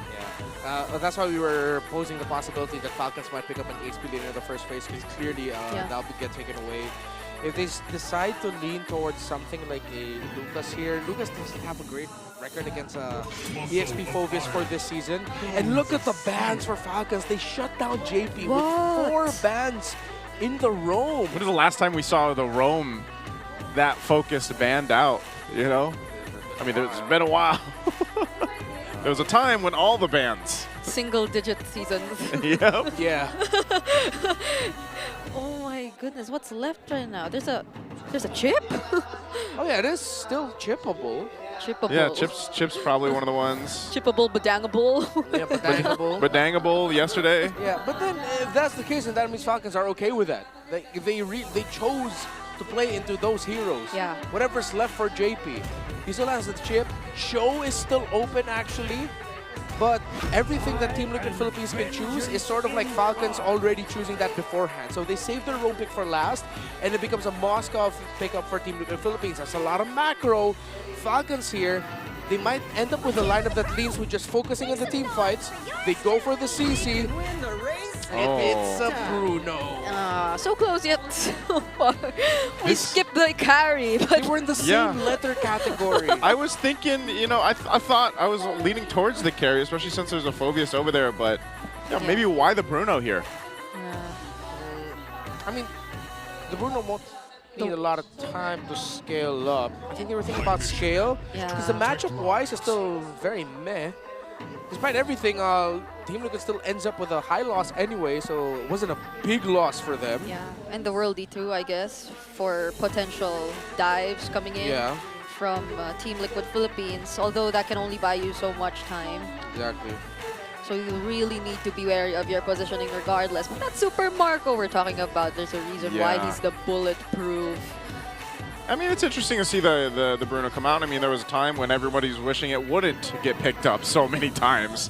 And I'm sure you guys remember that. Now, taking a look once again at the breakdown here for both teams. You're going to have a little lineup rating favorite over here for Team Falcons. But for TLPH, again, it's all down to the execution. They have so much macro pressure with the Loyi. That's probably the biggest thing. Now, they had that last time too, and it was kind of shut down with the glue, I would say, for the most part. So we're going to see if now the tools are here for Team Falcons to deal with that Loyi coming out from Sanji. So again, it's game at 2 ahead of us. We're jumping into the land of Dawn. TLPH versus Team Falcons. TLPH, remember, wants to go ahead and knock off one of the stipulations for making it to the playoffs. They have to reverse sweep now against Team Falcons. Yeah, which is why they're probably really careful here. They picked up 2 Purify spells for Sanji as well as Oheb, if I'm not mistaken. So if team fighting is the way to go indeed for Falcons here, they'd have a little more room to operate. But this is Team Liquid Philippines still maintaining that aggression early on. Yeah, look at Super Marco. He's really up in your face against Oheb in the laning. Wants to get crabs, everything. But forces a rotation topside for JP to help out Oheb just a little bit. And Oheb trying to manipulate the minion waves and the siege minion especially, so that the minion waves are closer to his lane, so he's under tower, which forces a rotation topside for Team Liquid Philippines to supplement their gold laner a little bit more. Yeah, and this is what we saw yesterday too. Again, for our viewers that probably, oh, hold on, Kyle? Kyle TZ goes in. Just going to do some damage, but again, with the Kalea in play now for Game 2, this is what we saw yesterday, where the team opposing it was forced to go ahead and take up 2 Purifiers, or at least 1 Purify. Yeah. And so that might be one of the jobs only here, is just to pop those Purifies. All right. Considering that the ultimate, the Tsunami Slam of the Kalea, isn't a suppress. She has no suppress in her kit. It's normal, cleansable crowd control. A good cause for Team Liquid, which might mean that JP and or Sanford might be in the receiving end of just getting slammed down as much as possible, that they can apply the pressure. But of course, you can do that to Carl TZ. But with the escape capabilities of a Suyo, might not be the best target. I think they might want to lean towards that idea of, you know what, when they see JP, just bring him down low. Yeah, at least for now, though, he has more ways to sustain and tank the damage. Carl TZ, though, just in time goes in and steals away the turtle in exchange of a kill onto JP, but Sanford still wants to go in for the fight. Dispersion rotation landed onto Flap TZ. Blade Surge will be denied by Owen somehow, but there's a Cyclone Eye keeping him alive, and now Carl TZ will be trapped in the middle of the members of Team Falcons and will be traded out to Sanford. Goes in, takes down Ogwin, and he's still trying to fight, but Kyle TZ is here. He needs to take note of the damage. Will survive and dodge that Abyssal Arrow, but not for long as he gets taken on by 2 members of Falcons. All right, so the Phobius. Oh, wait. Few will get bursted down. All right, so of course, the familiarity between these 2 teams with everything that they did in the second half of last year. Of course, we know the entire saga of Season 13, MSC, Season 14, into SPS Season 5. If you don't know what we're talking about, look back into the history of then Falcons, AP Bren, and Team Liquid Philippines. But yes, the Phobius will be a problem for Team Liquid Philippines, but not as big as a problem as the glue was in game number 1. However, as much as I am a glue guy, I am also a Phobius guy. You're just all the guys. I'm all the guys. Yeah, all the guys right now. But it's true. I mean, when we saw it picked up, again, it was prioritized in that first phase of the draft for TLPH. There's a reason for that. You're so capable of just tanking up so much. And you saw that that is how basically the choreography of some of these team fights for Team Falcons is going to be. They're playing around some of the, bringing up the fights in a longer period of time and then landing arrows. A lot of the times it's got to be few that is able to land those abyssal arrows, and then they follow through with it. Until at one point, Super Marco is going to be that main source of damage and he's online.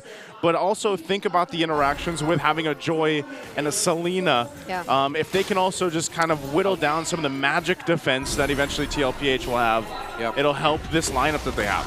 Gets stunned by the Dark Waves, and now he finds no way to get away. Sphere of Destruction does not connect, but there is the curtain call from Flap to somehow deny the aggression, but that's enough space. And this is probably one of the biggest differences. Team Liquid Philippines have more ways to zone right now. Yeah, tremendous play by the Sansan duo. Sanford committing the issue there. I thought he used the flicker for the Dark Wave, but no, it was just straight up Dark Waving. Plus the duality interaction for the low Yi. So Falcons needs to watch out for that. With the close range nature of the Selena, has to be careful that if he gets caught out in the wrong spot, he's going to get taken down by a Phoveus and a low Yi very quickly. Yeah, low Yi is such a threat, even before you start considering the diversion and its uses there. Oh, Ogwin? Ogwin. Wow. Forced to flicker out because he gets stunned consecutively here. Law and Order alongside the Spear of Misery. So there are a lot of layers too that Team Liquid Philippines could actually do once they get an isolated target from Falcons. Yeah, and again, as they play around this composition that they have, Team Falcons are just going to be trying to find those pickoffs. Meanwhile, TLPH will go ahead and push down first turret of the game. Little SOD just thrown out there, but this turret will fall now top side. They're setting themselves up to go ahead and have some of the advantage again. Just the fact that they get that push pretty much uncontested. Ohab hasn't really had to do too much at all throughout these first 5.5 minutes.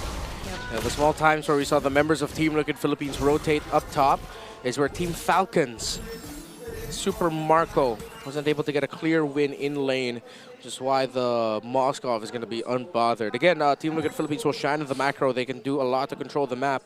While Falcons, similar to game number 1, will have a lineup that want to play around trying to get a pick. At this point, though, it could be difficult, and I wanted to say it earlier in the draft, but we might be heading into game number 3. I was going into this game liking the Team Liquid Philippines draft a bit more. And that's an Abyssal Arrow connecting onto Sanford.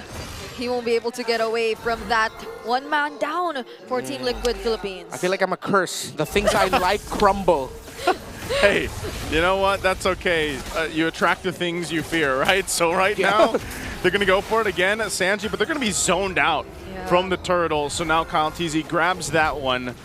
But still, things are okay for TLPH. They might get picked off here and there, but ultimately, they still have some control of this game. Yeah, and for a majority of the game, it's like they have indeed been just playing the map. It's more of them utilizing their macros that they have in their lineup and the amount of zoning that they can offer. But that's a 2-man rotation up top. Super Marco, SOD connects towards him. That's the Glorious Pathway as well, but they get enough space just to take down this turret. And this is exactly what we've mentioned. They're just clearly playing the map. Yeah, and Falcons will have to find a way to get out of this. Although it's going to be so tough with how Team Liquid Philippines are rotating, they're controlling, and how they're approaching engagements.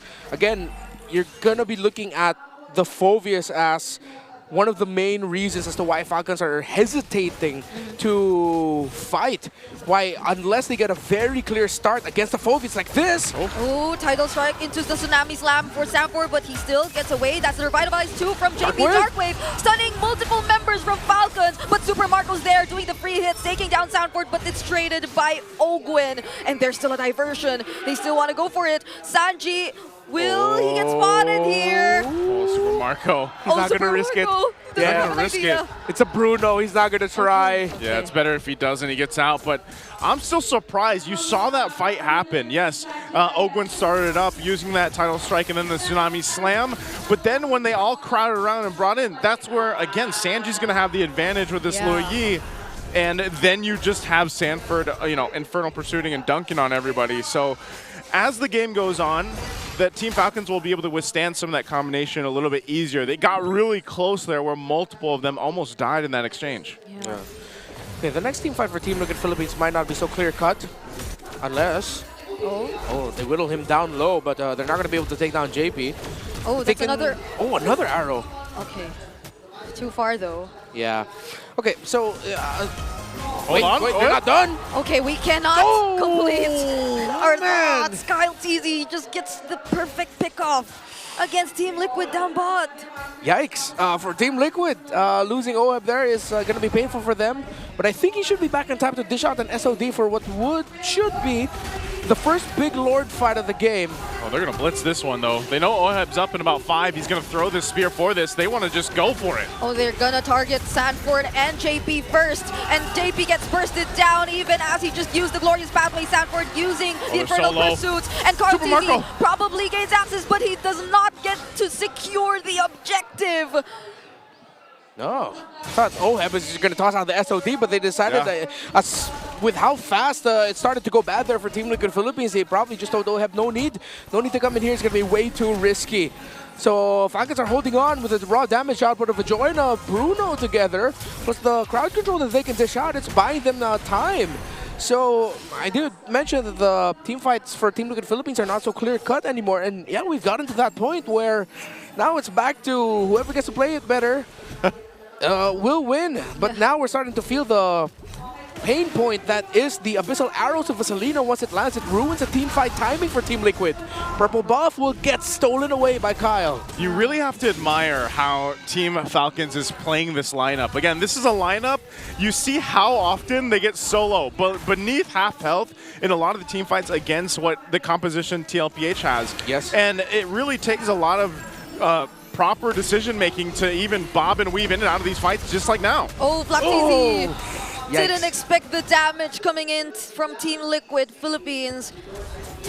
All right, there's a diversion once more. They seem like they want to go for it. OEB and Sanji gets stunned right in time, but the SOD connects onto Super Marco and they take him down right under the turret. There are no minions, however, and they will have to be safe.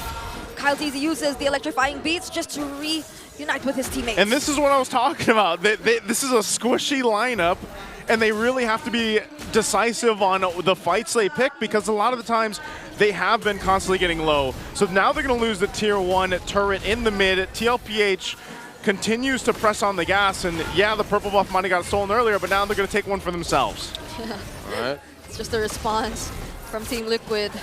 Abyssal Arrow won't connect onto anyone. Kyle TZ still gets the purple buff. Yeah.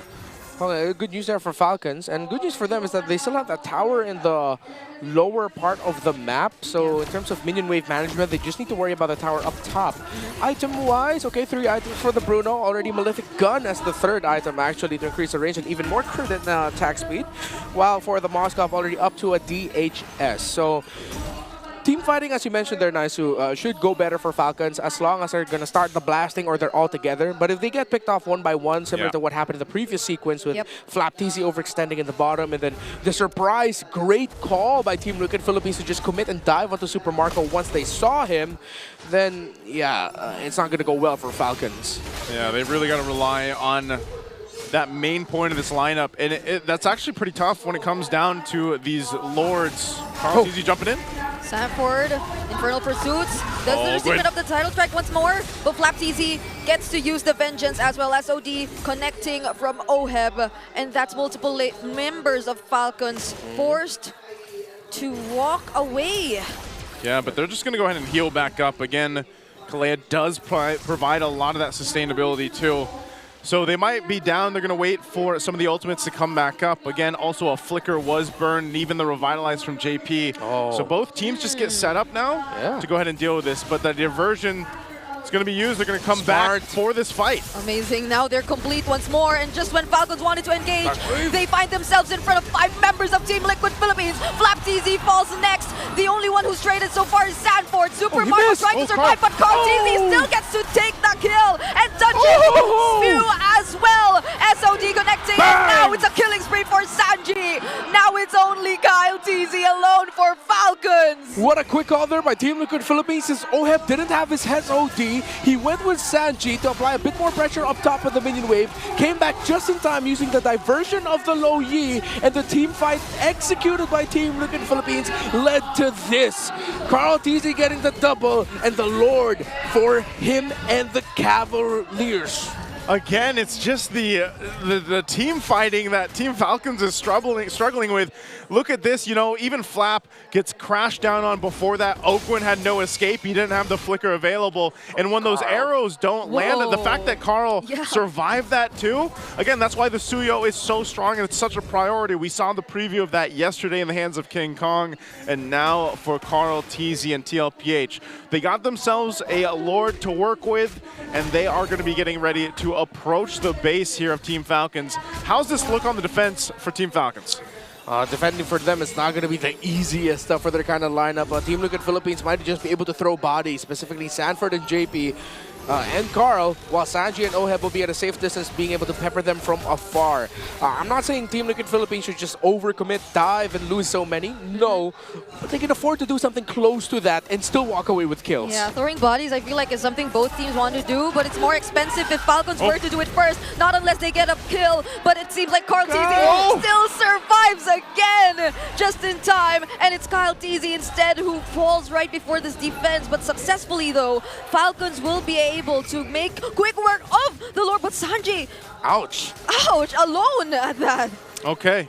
But Sanji's 2v1ing the Bruno. Sanji? He didn't want to do that earlier, but now he's doing it against two. Enough time for Carl TZ to catch up though, but that defense from Flap TZ making sure he goes down. And there's the knockups too coming from Ogwen. They decide to fight right under the base, but Ogwen gets taken out alongside Kyle. Oh, they're gonna go for another turret. They're going in.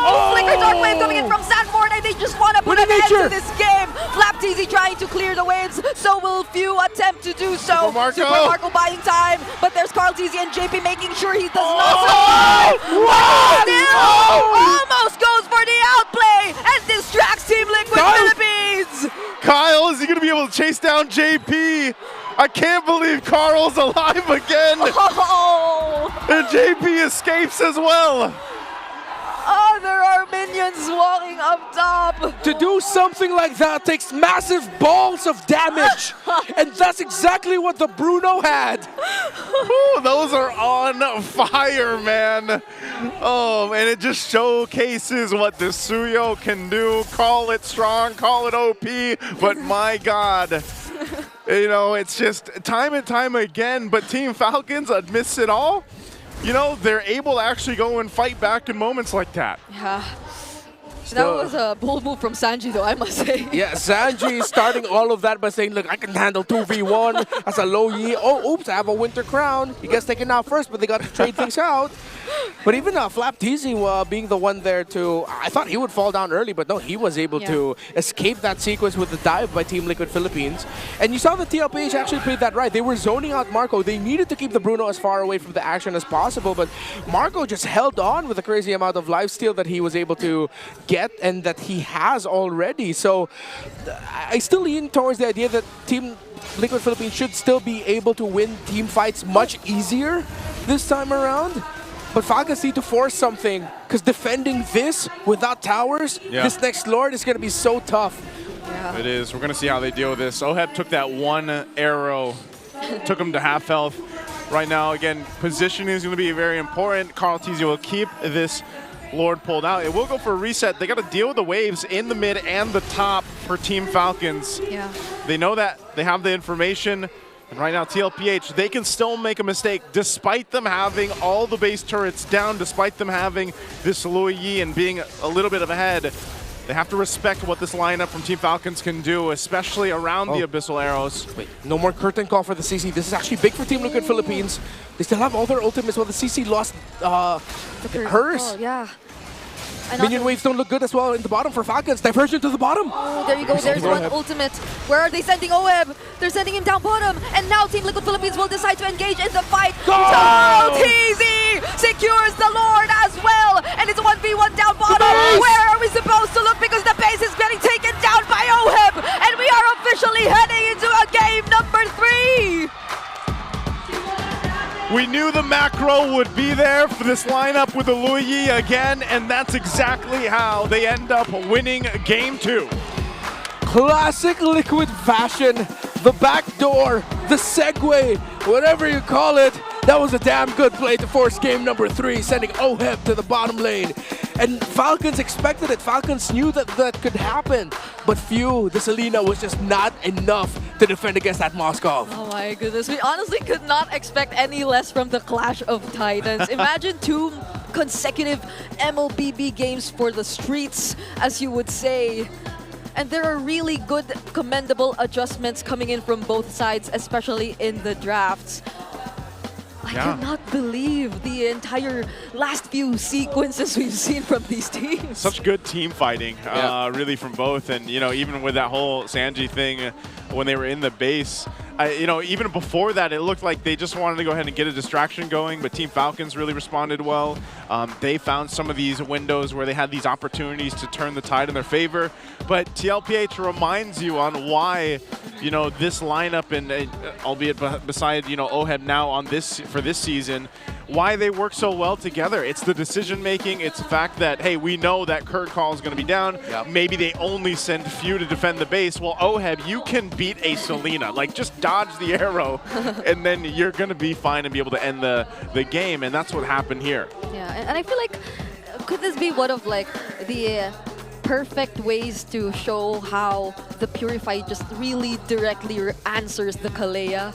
Because I feel like Ogwen struggled to find targets in that game, but this guy just really wanted to put an end to that game. Yeah, 4, 2, and 5. And you saw there in the highlights that it wasn't just all about the final play that gave OHEB the MVP honors here. It was just the things that he was doing all throughout the game, keeping himself scarce for Falcons to take down. Only 2 deaths with everything that's happened, and the kind of lineup that Falcons was able to build is impressive. 4 kills and 5 assists, so relatively high kill participation of 64%, plus how he handled the map. How Team Liquid played around the fact that they have the Moskov who can play for the macro, and that's where they would beat them. It was easier to handle the map and also even easier to fight. It was a clear win for Liquid. Yeah, again, it's also nice to see something other than the Granger and Harith. Yes, sir. You know, and then of course the MVP going to the hero that wasn't them. It's the Moskov here, and yeah, like you mentioned, it was just they had a relatively, I would say, easy early game where a lot of the action was happening for the rest of the 4 members on both teams. I mean, stuff like this, especially with the Phobius on the side of TLPH. And, you know, again, really it just allows them to shine later on in the game.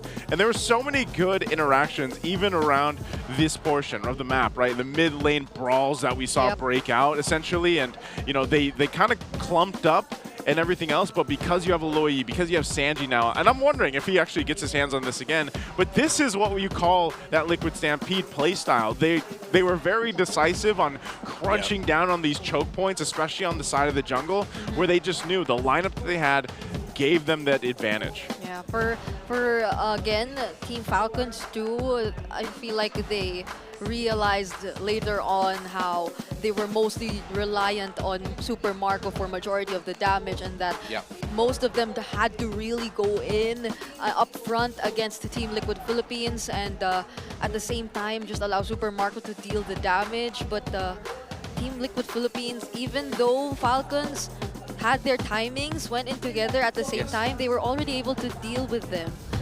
And that's probably one of the biggest differences of this mostly melee kind of lineup for Falcons and Team Liquid Philippines, who's much more balanced. Yeah, it's a tremendous combo that Team Liquid Philippines drafted together to go into this one with Loyi, Phobius all paired up together. Of course, with JP supplementing the healing for Sanford's entry, it makes the Phobius an even more formidable target, which is very difficult to take down.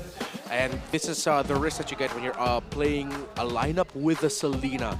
Yes, the majority of the magic damage will be coming from the Joy. You're not looking at few to deal far sub Exana levels of magic damage. That's not what Selena brings to the table. It's the crowd control.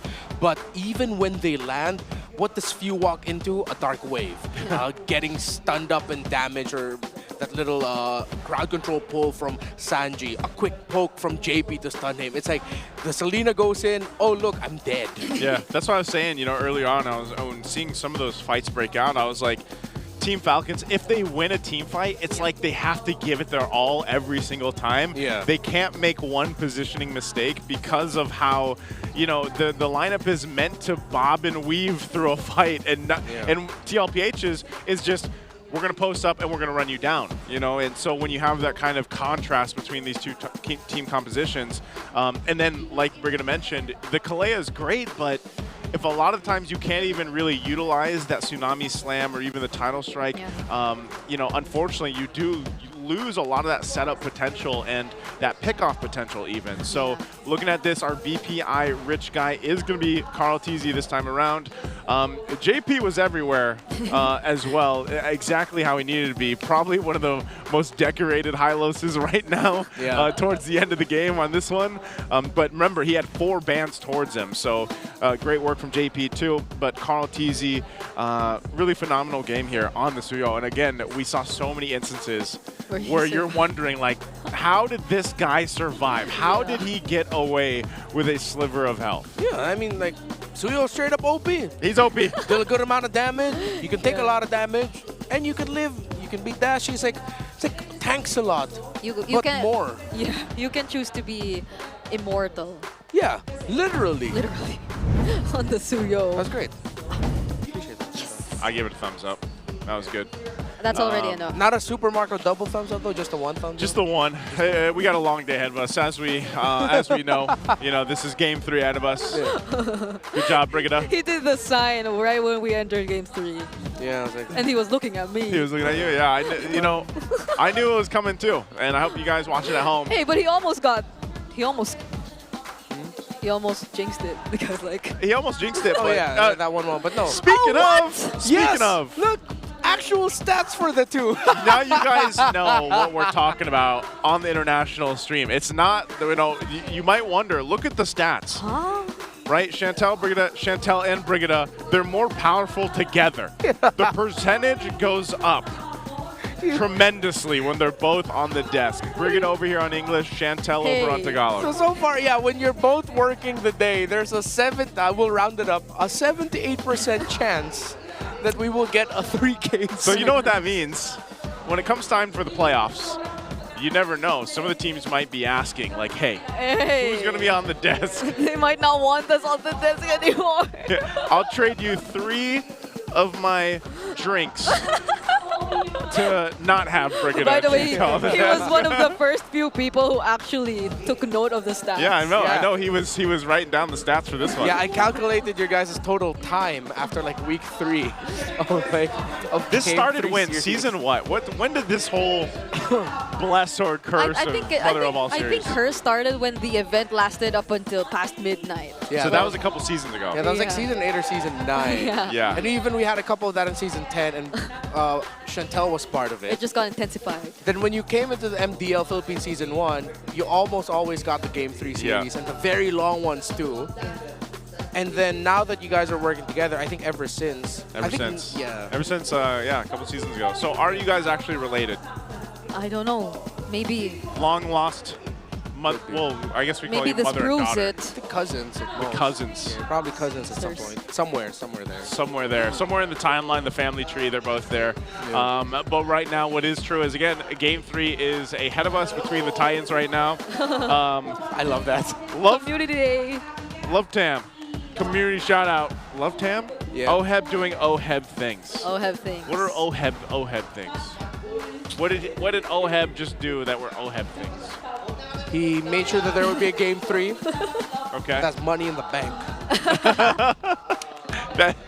He's going to get some money now. He's going to get some money He's going to get some money That's now. why they have this official player entrance. The rich guy. It's the rich guy. What do you call this? It's He's a rich guy, but he hasn't gotten the BPI rich guy yet. In the series. Not yet. Maybe, that might happen in game 3. Maybe game 3. That might be a poetic way to end this. But then, we do have to acknowledge, I'm not sure if everyone was able to see the post. It was Flap TZ in an interview. He mentioned that he is, 200% or 100% confident that they can beat Team Liquid today. Flap TZ said that. Yeah, Flap TZ said that.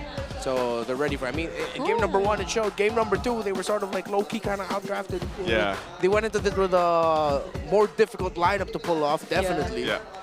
But game 3, hopefully they veer away from the Selena a little bit. I was going to say, every single time that Selena has been picked up so far through the season, I know overall it doesn't have a good win rate, but you really play around the Selena. Like that ends up being the case. So I think we kind of see them take a step back a little bit, maybe kind of reset on the composition they bring for Game 3. And we're going to find out exactly what side selection they're going to land on. So, okay, TLPH is going to the blue side, so we will have Team Falcons on the red. And I don't know, man. I'm still sitting here scratching. I know it's scratching my head because it's day 2. Kalea has popped up, and I think Brigida has really mentioned it. It seems like the answer right now is just take the couple Purifies, and you don't really have to worry about too much. Do you think she's much more of a threat than that, Redmar, or is are the Purifies seeming to just be enough? To be fair, I think we also need to give Kalea a little bit more time to get acclimated to the players. I mean, it's not like the OG version of Chip, where it was literally, that is one of the most busted heroes that guy was ever came out, and that's why it had to get quickly nerfed and shut down in Season 13. So it's not like Chip. Kalea, even though she brings so much to the table, there is still a certain learning curve you have to get used to. And even though I could see why a Kalea-Selena combo would do so well because of the sheer amount of crowd control that they can dish out, I think the previous game is just one of those moments where we didn't get to see that. I still think Kalea is still one of the most OP heroes we have ever come up with in MLBB. But yeah, it's not unbeatable, and there will be an adjustment period. It honestly feels like every single time we say that. Like every single time, like when was the last time, even the community out there, you guys can think about this too, when was the last time a new hero came out and the general consensus was like, that's pretty OP. Like maybe there was... Lucas was not that guy. Jushin? Okay, maybe Lucas. No, Jushin was... No. Yeah, there was a time where people thought, no, we can let the Jushin through. And then they're like, nope. Yeah, because people got used to playing it. Yeah. And eventually they realized how crazy good the Jushin is. Yeah, best introduction video, Jushin, by the way. Won't be beaten. For all the fans out there, if you haven't seen that, go check it out. But yeah, maybe Lucas is the one. Yeah. Maybe Lucas is the one. Because early on, people realized, wait, Lucas gets countered by CC.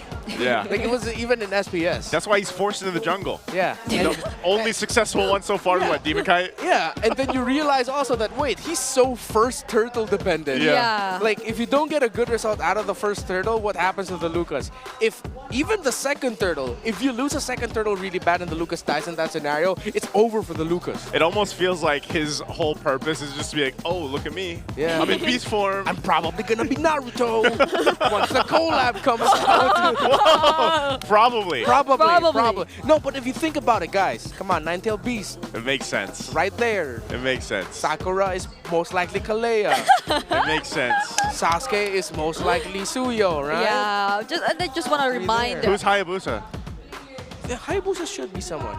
Should be? I'm not the biggest Naruto guy. Maybe. So. Tanjiro, he's No, sorry, that's different. And we just gotta remind everyone to save, start saving diamonds. Yeah, start saving your diamonds, but buy our battle emotes.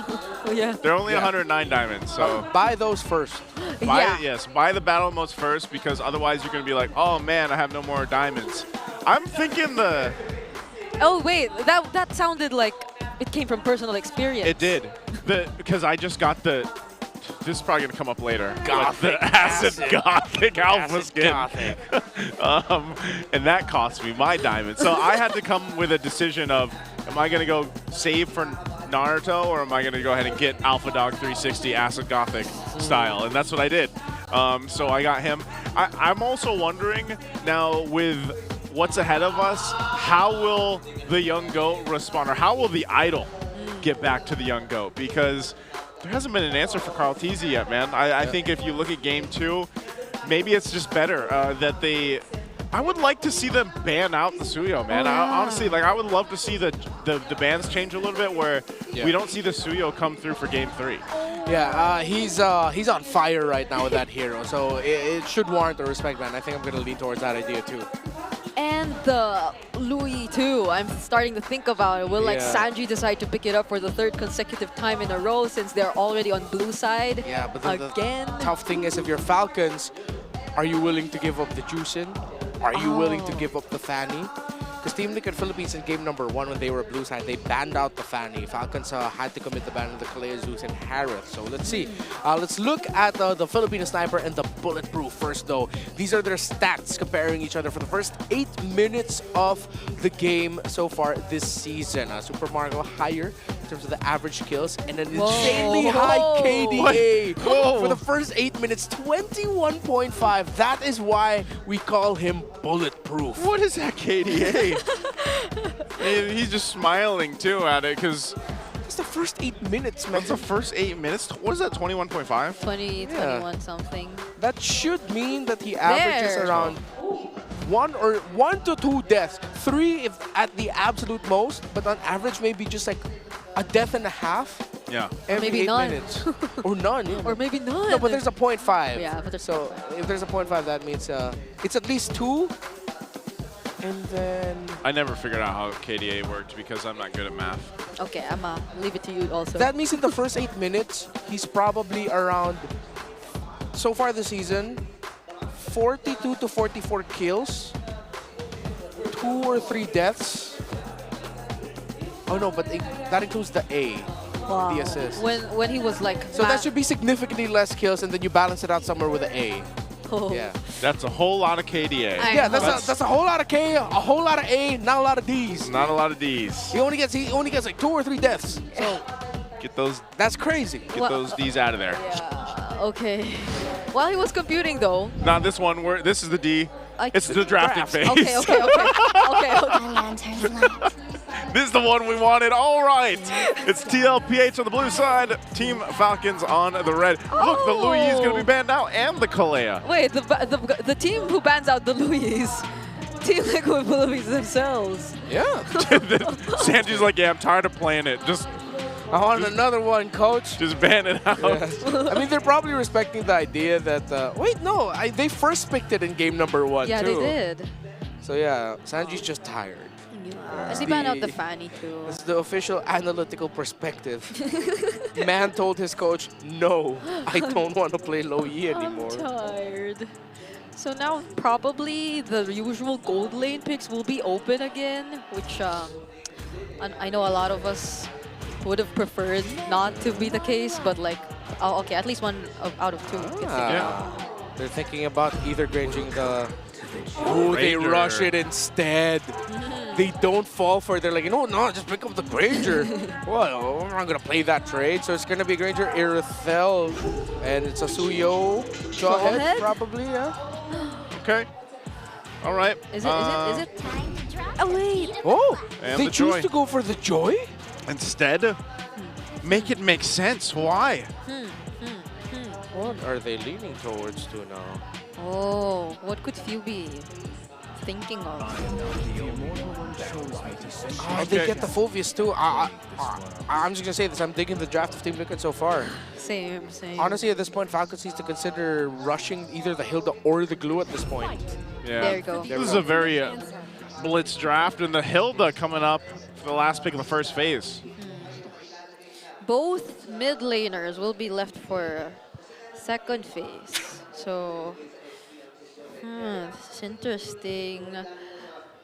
Whichever options they do decide to go for. If Falcons ban out the Valentina, they're going to clearly go for the Farron. Yeah, the Valentina's still there, so that could be a huge giveaway. Yeah, because they don't need to worry about the artillery backliners for Team Liquid. They already have the first 3 shuts off the artillery backliners.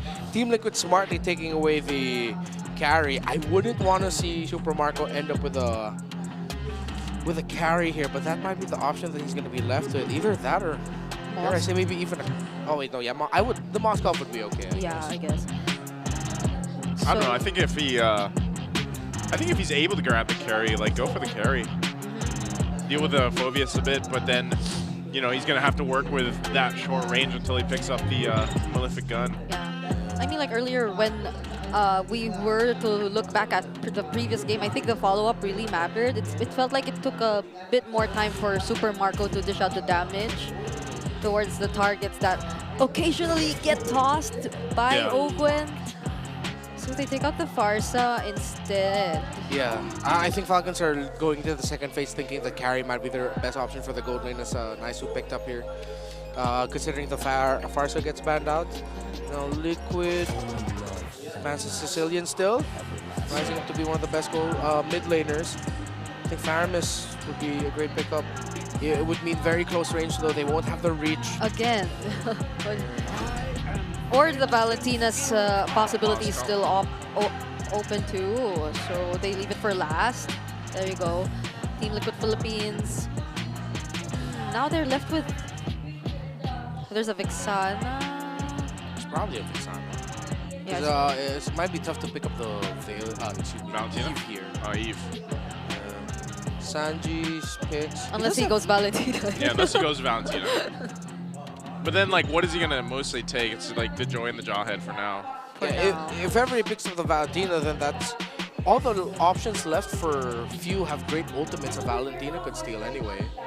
So I think that's gonna be them choosing. Yeah, they play into it, and they will get another Revitalize in the center of the map with a Gotcha for JP. Okay, so the only magic damage so far is the Joy 2 for Falcons. They need more reach with that.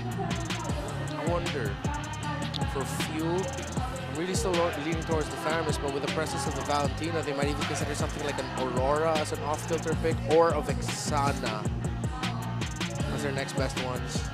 Yeah, that might be the two that they're really leaning towards right now. It's been so long since we saw a different mid laner come up. Yeah, it's time we shake up the mid lane. I'm always What going to be a about proponent of that. That is going to be a Selena again. Still a Selena. Are we? Okay. They still want to play around well, this, I guess. If they can, okay, the last time we saw a really good Selena performance was from Super Friends. Yep. His partner in the center of the map then was a Jawhead. And he started off that game with a double kill. Oh, yeah. On the road to becoming MVP. They need to start like that. If they can play around a huge, quick snowball with the first 3 minion wave trade, first 4 minion wave trading going in favor of Few and Ogwen, then they'll hit their condition to potentially ride it out all the way until an end win. But it's a very specific condition that asks so much, while Team Liquid Philippines, again, have the easier lineup to pull off. Just run them down. Yeah, run them down. I guess the only difference too, though, for Falcons is at least they have the Moskov now, so they have a marksman who could be independently working his way around the map, and later on, someone really reliable too when it comes to the team fights. But that'll take a lot, especially if they do not secure the early game that's necessary for them to actually get the advantage. So this could be tricky, but let's see how this goes for both of these teams. Down to one game for the Clash of the Titans here. Team Falcons and Team Liquid Philippines coming down to this already. Once again, to throw it out there for our viewers, Team Liquid Philippines needs to win this as one of their conditions to get to the playoff spots already in Week 5. They have to win this match, and they have to win tomorrow's match. So this is what they want for TLPH. That's a lot of damage that could potentially come in, but so far, Team Liquid Philippines, they're really making work with the mid duos they have to so far. I mean, this isn't a typical duo you could just keep engaging in, because there's a taunt that could possibly come from JP. There's a Terrify from Sanji, so they have to be extra careful if they really want to play it aggressive. Okay. Emblem's looking pretty normal here too. Yeah. This time. See Falcons, well, very fast with how they're rotating. They're really trying to find a kill angle for the Selena Joy and Jawhead. On the bottom half of the map, Team Liquid Philippines will look to control Flap TZ with the first major rotation. Downside by Carl, but he just shows up to help clear the wave and backs off. The team's taking it easy right now. Turtles can spawn in the next 15 seconds, with Falcons holding a better spot on the map right now. Very aggressive is their positioning. Most of this too for Sanji. I mean, most of the time, what do we expect them to take the Jawhead ultimate?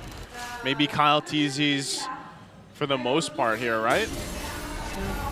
Abyssal traps though everywhere. JP, half HP. forced to use the Revitalize, and they're bursting down the objective. But JP gets the last hit on the turtle. Now Few, he needs to flicker just to survive, but there's an Infernal Pursuit. There's still a Dark Wave. There's no need for Sanford to use it because he gets the kill, and they will proceed with contesting the purple buff. But Cloud secures it either way, but probably, or fortunately not at the expense of Ogwen's life. Great sequence there by Team Liquid Philippines. They got the gotcha play coming in big time here for them. JP miraculously getting the last hit of the turtle. Revitalize, reducing the efforts that Flap TZ brought at the start of that team fight, trying to bring Carl TZ and the rest of Team Liquid Philippines slow, and then capping it off with a great Avatar of Guardian to the back.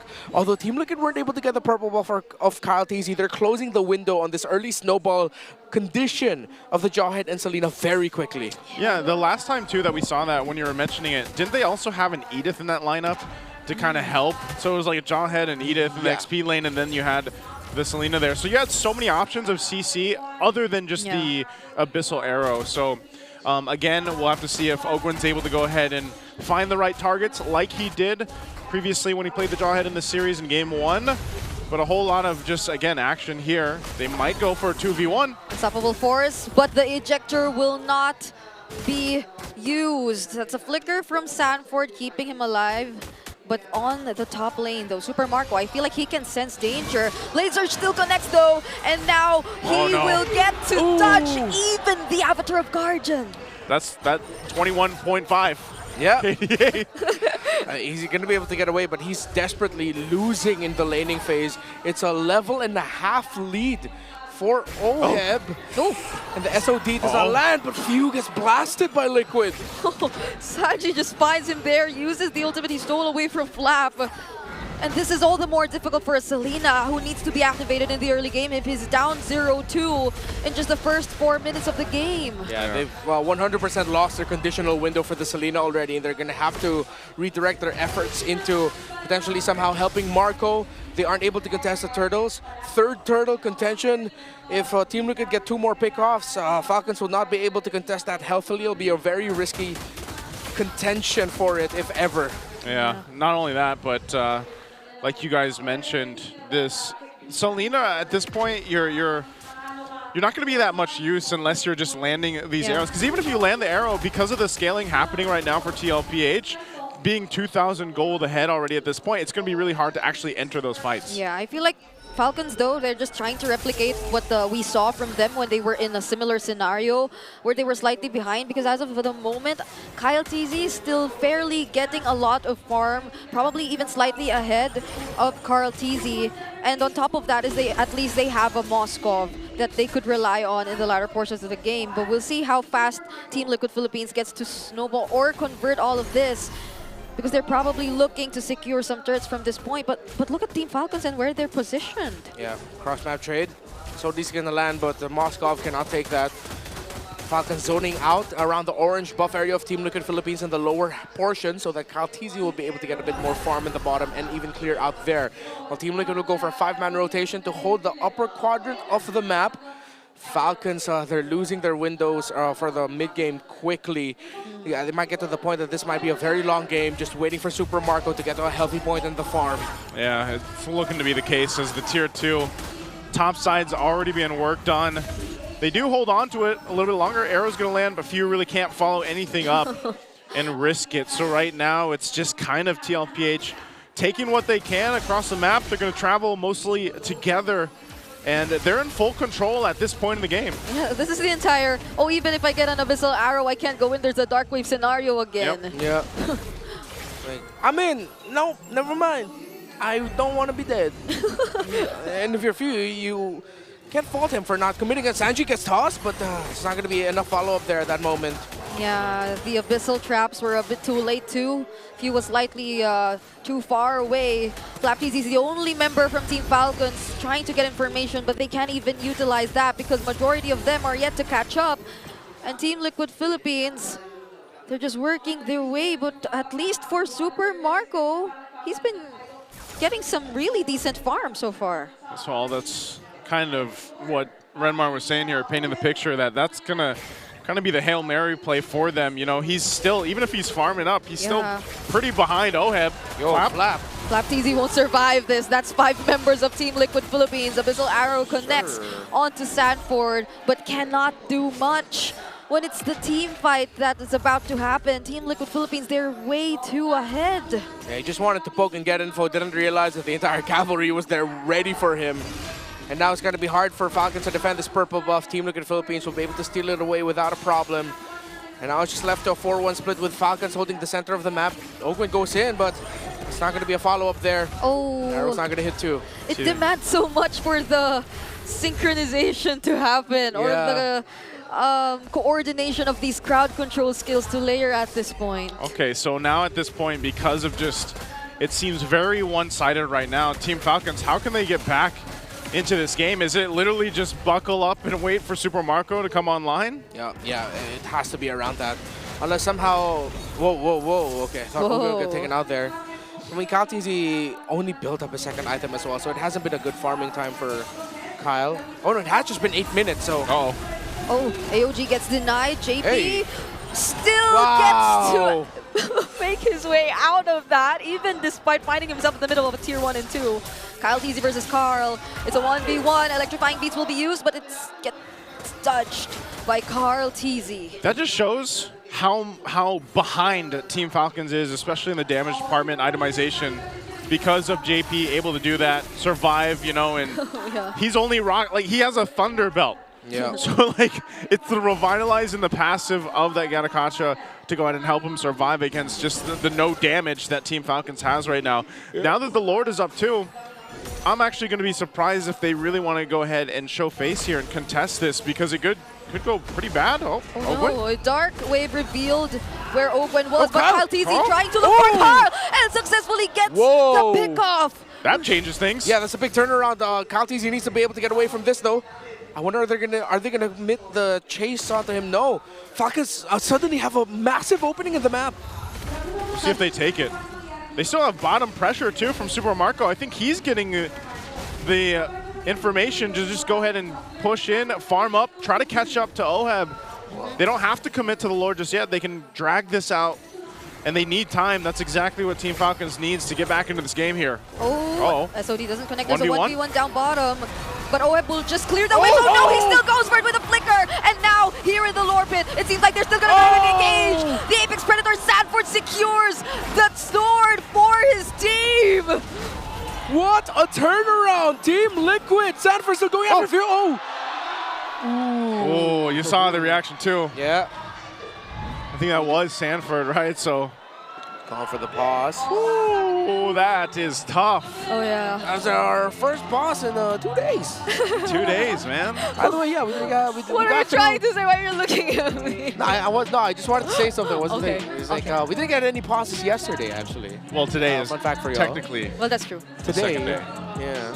Yeah. Anyways, great play there by Liquid. Yeah. Able to recover right away. Oheb being able to just destroy Super Marco at the bottom portion of the map. That was big that he was able to stop Marco from going in with the SOD, forcing Marco to fight a duel that he's behind in items. He cannot win against that Granger. And then come the Lord, miraculously Sanford got the last hit. There was a lot of pressure onto Kyle TZ. He was brought so low. At that point, he had to throw out the retry, which was just a microsecond too early for Sanford to be able to get the last hit. And now the members of Falcons are getting chased by Liquid, who should be able to win a massive prize with the next siege coming up. A lot of towers are probably going to get taken down on the side of Falcons. Yeah, especially considering how far ahead they are. I'm just surprised too that, like you mentioned, right before that Lord, it was a jungle versus jungle catch out, and then it was, you know, Carl that ended up going down despite Kyle TZ being kind of behind, but that's just also the power of the Joy. If you do catch someone in the 1v1, most likely you're able to pump out enough damage, especially when the ultimate's available. Yeah, speaking of 1v1, I feel like the 1v1 between the two gold laners down bottom would have been so different too if only the goal was slightly equal. A little bit closer, yeah. Because that was a Moskov. At the end of the day, we even saw how it was possible for him to even put an end to the game earlier, but indeed Super Marco was kind of behind, too much behind for 1v1 that would favor him in that particular scenario. But beyond that, really the decision to engage in that fight, I feel like they just wanted to go all in, or they wanted to risk it either way. Could have been a huge opening for them, but yeah, for now we gotta wait. We gotta wait a little bit here. We'll see if things are gonna be fixed up here in just a couple of seconds, or if they're gonna need a little bit more time, because that seemed to happen right in the middle of that team fight. And it looked like, again, that it was gonna be TLPH coming through after Sanford did secure that Lord, and then, you know, they were trying to collapse down even further on Team Falcons. And so at that point, we have to start to think, you know, how's it going to look for Team Falcons on the defense side of things, knowing that they have this kind of lineup that, you know, is relying on, for example, the Selena and the pickoff potential with having a Jawhead for them. Yeah, it's going to be hard, honestly. Not unless looks like they got it. Oh, okay. Okay, we're going to see where we catch back up in here. So it looks like the action was over after that Lord was secured. And it is TLPH moving forward now to make this work. Few gets taken out, I believe, earlier.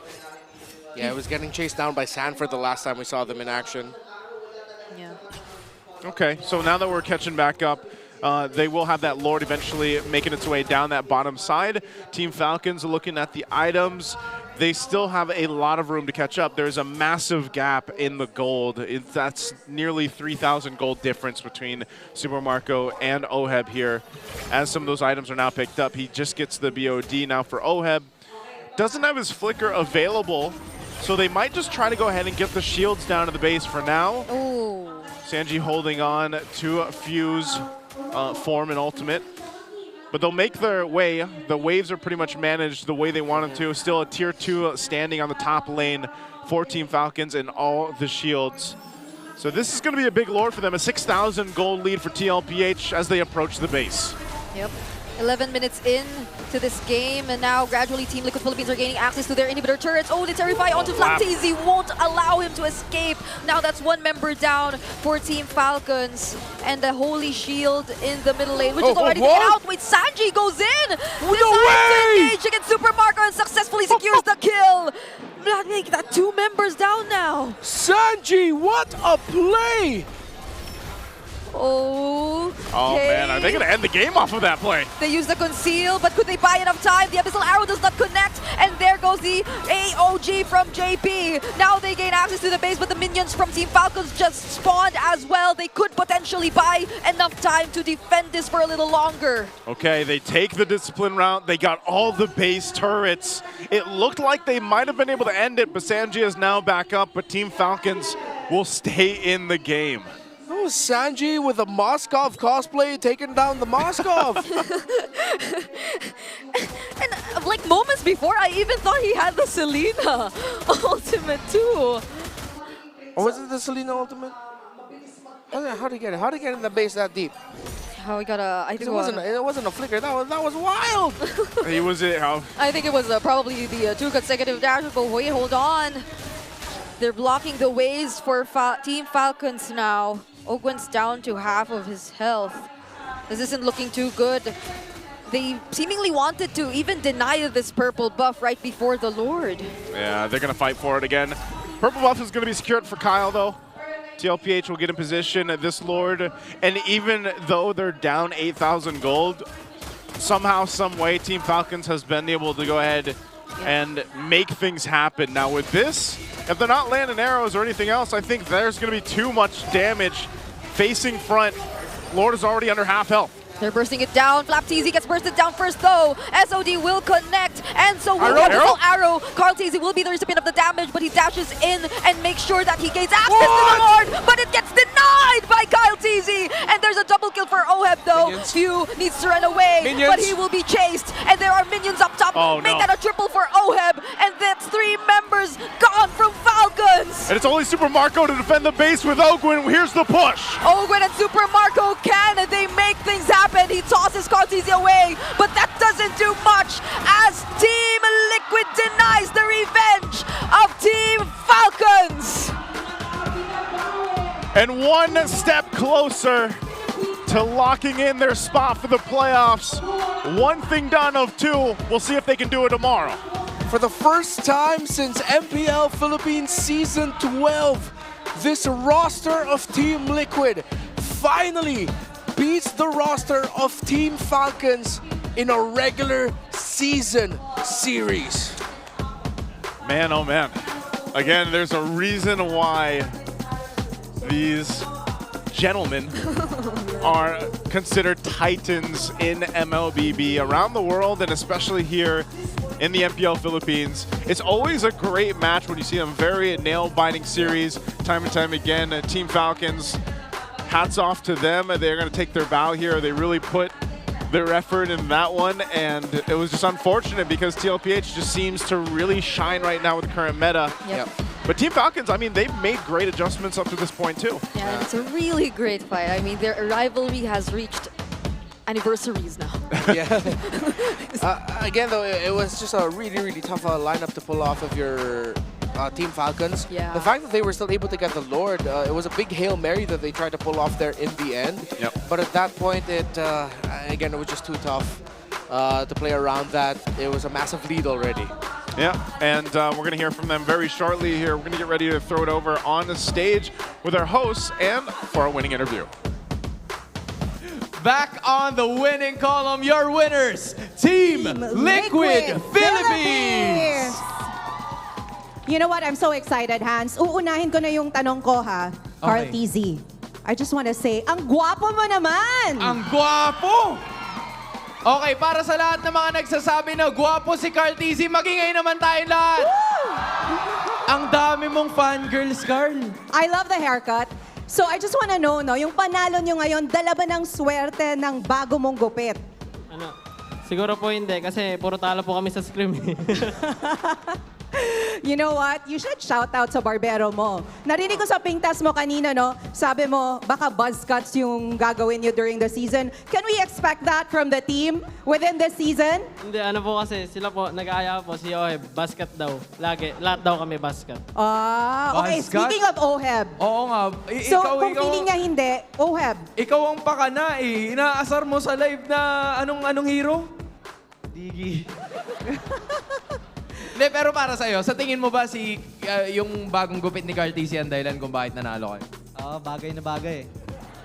No, I really think super bagay. Ang gwapo talaga, di ba? Yes. Okay. Gusto mo bang i-shout out yung barbero mo? Carl TZ? Shoutout po sa barbero, papabahin ko ng buko. Anyway, going back to the game, Carl TZ, first of all, congratulations ulit. You and Few go way back. In fact, tinuturing mo siyang idolo, di ba, nung nag-uumpisa ka. Now that you've beaten him and their roster for the second time this season, feeling mo ba na surpass mo na yung iniidolo mo?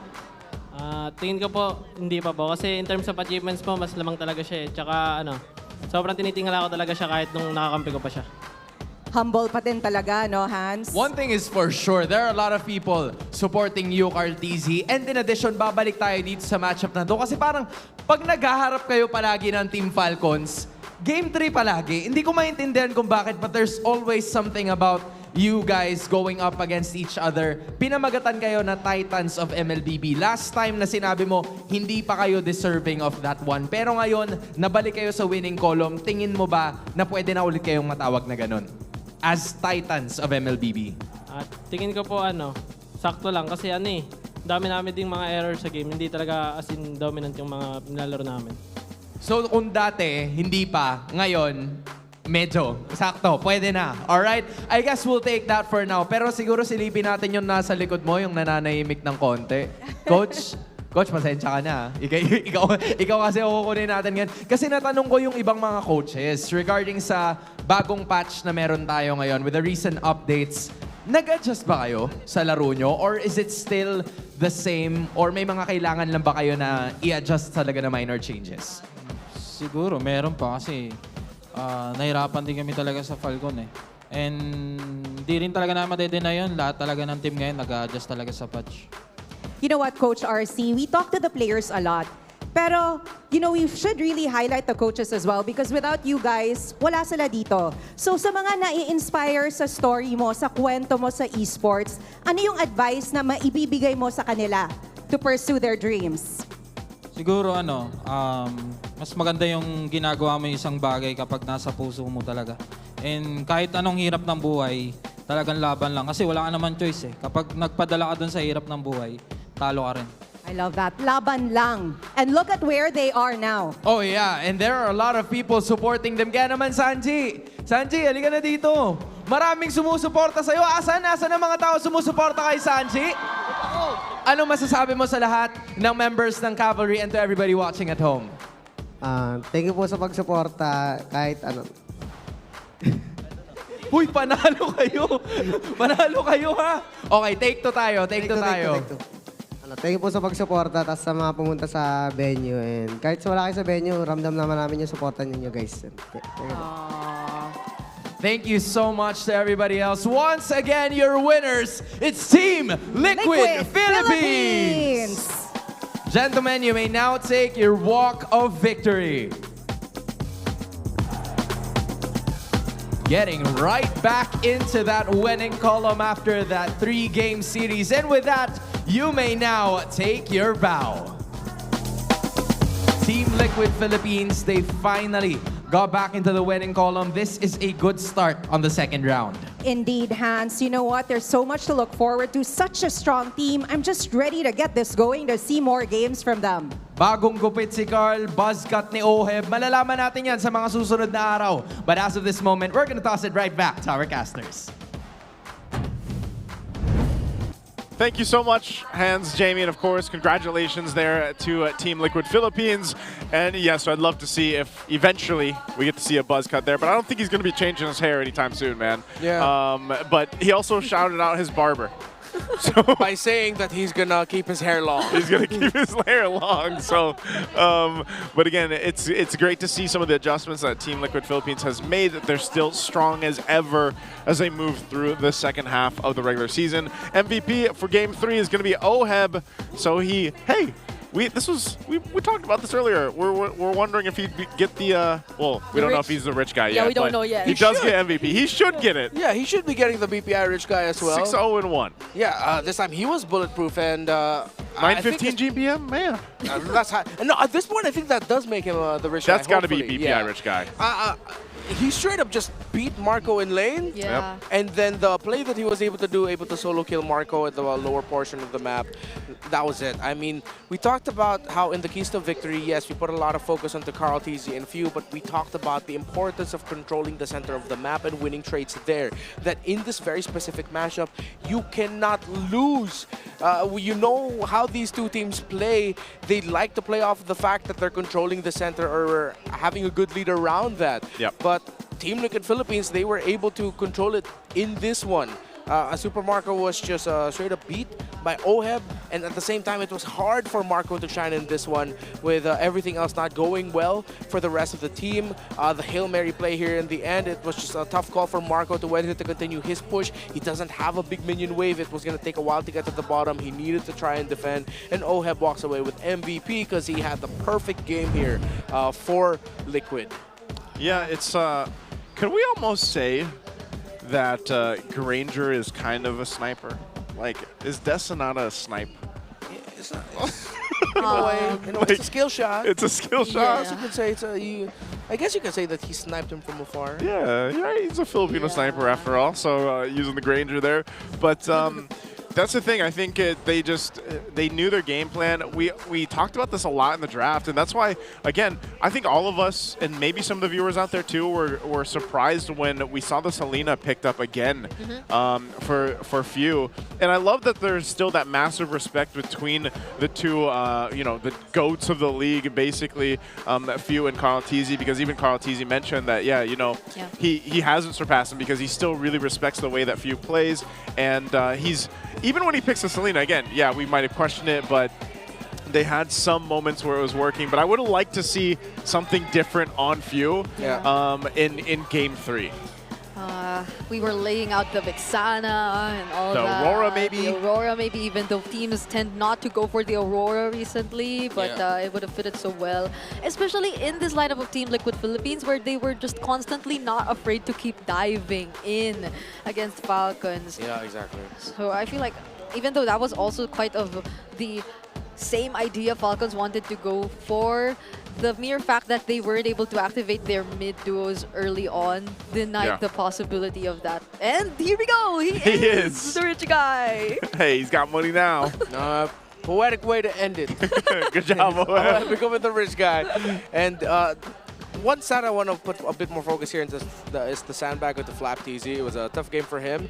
And there were times also where I think there were two major sequences that I was thinking, like, why is Flap TZ that deep in? And why is no one close enough to back him up in case anything happens? Those are the type of things that I think really need to get ironed out here by Falcons. Positioning of Flap vis-a-vis where everyone else is in the map so that he has backup in case he needs to get away. Because, of course, he's in the position where he's going to be the main roamer frontliner, considering that the Jawhead's more pick-off type. So, Yeah, it'll be something that they can definitely learn from. Again, all these teams that are on these upper half of the standings, you never really know with them, and because they're just, I mean, the teams in general, all the teams in general are very relatively close, but these power teams, these Titan teams right now, it just seems to be able to go ahead and bring certain compositions and make them work. And I like that in some way too. Again, we're seeing some of these newer compositions because of the way the bans are going now that we have thrown Kalea into it. And we've even seen, for example, where the Granger and Harith were banned through this series. We also saw where some of the jungle was mixed up a little bit, and we even saw that yesterday where the Hanzo was picked up. So I still feel like we're in a relatively healthy area of this meta, and I think things are still going to be falling into place and shifting here throughout the weeks ahead of us. But before that, and before we close out the series, we got to hear how the players sounded from TLPH with the win.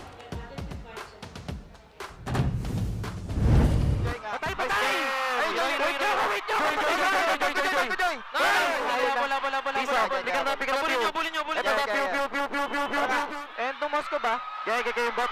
And double ta. And double. Ang papusin niyo, pre. Papusin mo yung bully mo, G. Walang mahayop. GG, ba? That's one mga kapit na. That's cool. Woo! They were really happy about that one. Again, it's a, what do we call it? It has an anniversary between the rivalry between these two teams. It was since season, what, 12? Since they last won against this lineup of Team Falcons? All I know is it's been in terms of total, like the final regular season record. So in season 12, that's when Echo was able to beat AP Bren. AP Bren. Season 13-14, it was AP Bren, Falcons AP Bren, who had the better regular season standing compared in their specific matchup against this roster. Yep, again, congratulations to them. And also, we want to let everybody know that the SPS Mobile Masters is nearing. It's very close. The culmination of the Snapdragon Pro Series tournament is ahead of us. the best teams from Southeast Asia, Europe, MENA, Turkey, Latam, and China will gather in Jakarta, Indonesia, starting on April 7. Since this is the MPL Philippines broadcast, support our representatives, Onic Philippines, the reigning defending champions of the world, and Team Falcons, the former reigning defending champions of the world in M5 World Championship and former champions of SBS back in Season 5. Champions. A lot of championships as they become the champion of champions. Scan the QR code that was hopefully going to scan it. Hopefully you guys can scan that and support the champions of champions. All right, also there's the Athena Cup. It's also happening right now. This is an exclusive league for the female pro players out there. It's also the official qualifier for the MLBB Women's Invitational heading up. Yes, this is ongoing right now. It started last March 7 and is lasting up until May 25. So let's all support this growing league that empowers more women to be esports pros. #1 supporter right here. Yeah, my fellow women. My fellow ladies. Yeah. Good job. Brigida, you do a fantastic job of being a woman. You do. I think you do an outstanding job of being a woman here, Brigida. Great.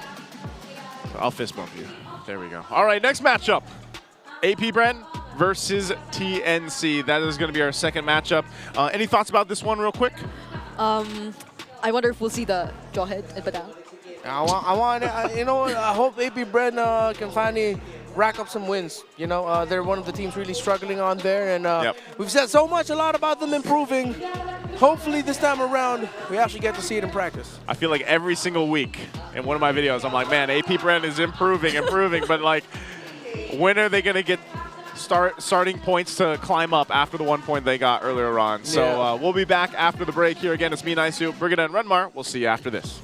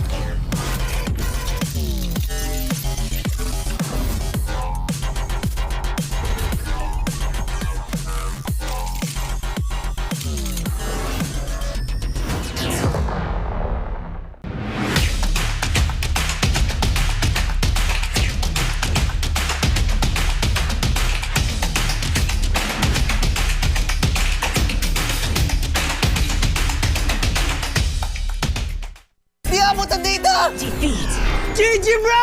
Don't worry, the only with Smart Power All 99. Hindi bitin with 10 gig data to power your games plus only Facebook or only TikTok. Load now!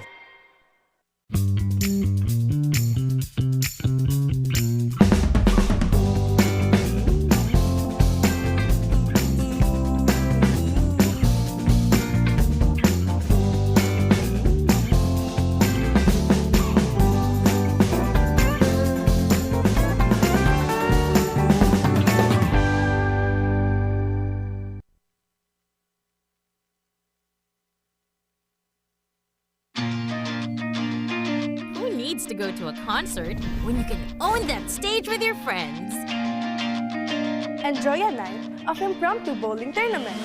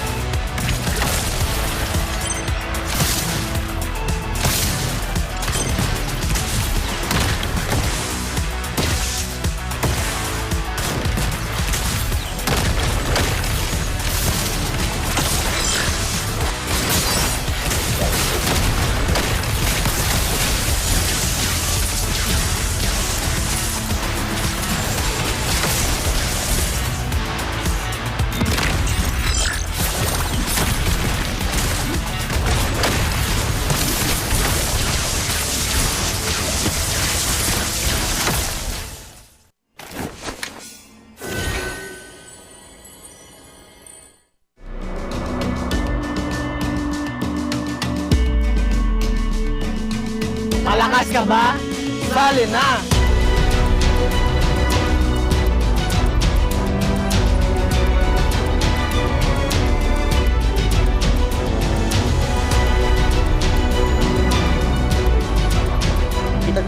Kita-kits. Kita-kits. Kita-kits. Sa MCC Season 2. Want a skin that changes color in the middle of a game? Yep, this brand new Alpha Legend skin can do that. Watch this. Boom! How cool is that? So how do you activate this transformation? Simple, just take down 10 enemy heroes. Assists don't count though. But hey, don't worry. Even if you get 10 deaths, the base effects are still amazing. Just look at that animation. It's a first of its kind, and I hope they make more unique features like this. Maybe 10 assists for a new tank skin, right?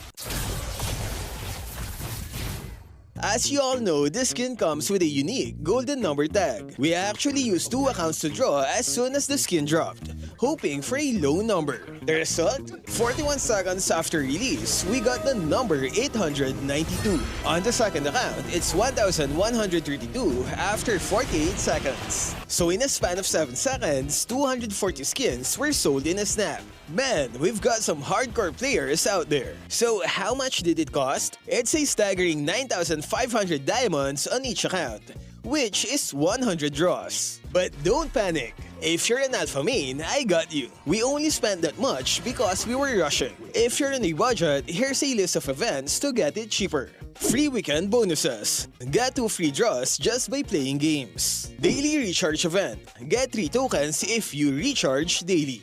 Mega Draw Bundle. Buy discounted tokens for as low as 10 diamonds. Plus a chance to join the lottery every day. Promo Carnival. This lets you collect and use promo diamonds on Alpha's event. You can start using it on March 26th. Draw rewards. Yeah, we didn't claim any during our draws. That's why it costs too much. Daily discounts. You get to draw for 50% off every day. And lastly, we have the recharge events. Phase 1 is happening March 29, while Phase 2 is on April 5. To keep it simple, here's a quick guide to get the skin for cheap. Simple, right? Top up early to get the tokens from the daily recharge and mega draw events. Then on March 29, you have to recharge 1,000 to unlock this task that gives 500 promo diamonds. Don't forget to claim as many free tickets as you can from the events. And remember to use daily discounted draws. It's an important part of the strategy to lower its price. Stick to this plan and you'll be close to unlocking Alpha's Legend skin for cheap. So are you ready to grab this skin? And hey, who got skin number 1? Let me know in the comments. Stay safe and thank you for watching.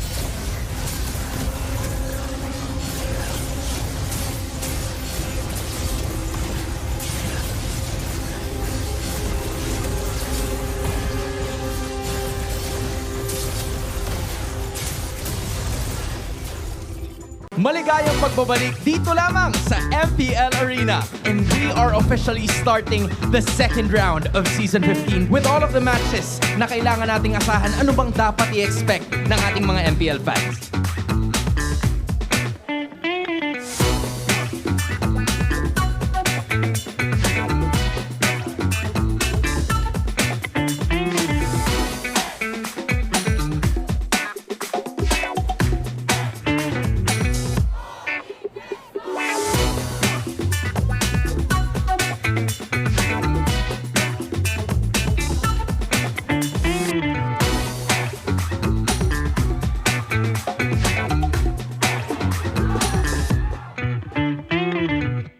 Good re!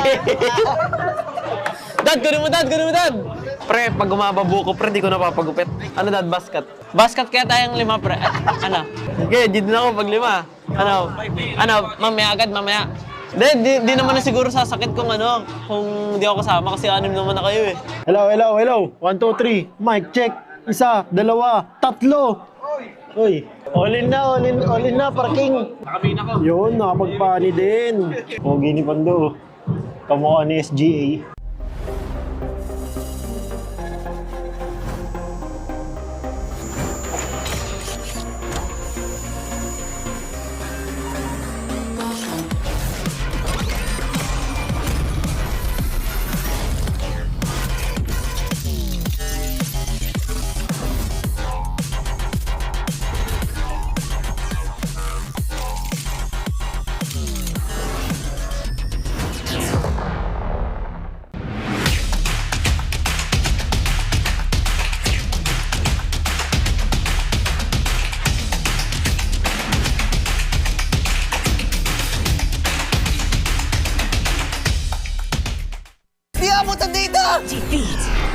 Don't worry! The Only with Smart Power All 99. Hindi bitin with 10 gig data to power your games plus Only Facebook or Only TikTok. Load now!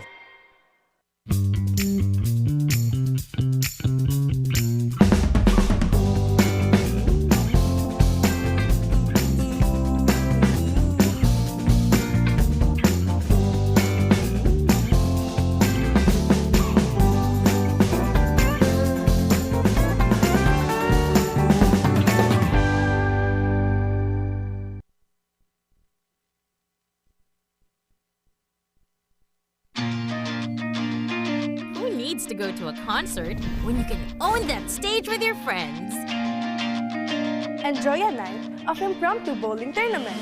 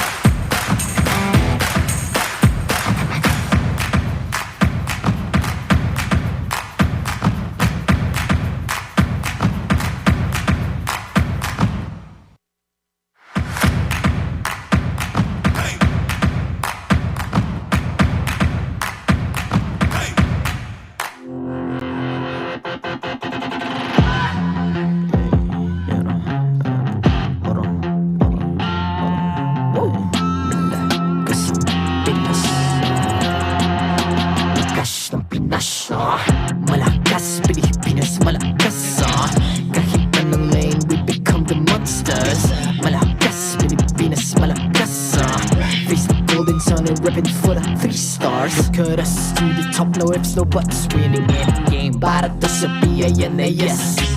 Di mo matitin ang aming boses sa new level. Nasa kalye man o mobile window, I become a legend. Open fire, we unite, we winners. Built with pressure, like diamonds are made of. Switch in a lane na parang gera. HP racing, way reset. Built like a tank, buhat ni Hilda. Full load, SS parang Lyra. Susundan ko ang iyong bakas. Kasama pataas, tagumpay natin to. Dahil tayo'y malakas. Para sa Pinas. Nasa amin ang alas, hindi tuwa atras. Kinikilala sa taas kasi kami ang malakas. Para sa Pinas. Nasa amin ang alas, hindi tuwa atras. Kinikilala sa taas, ganito kami sa Pinas. Wow!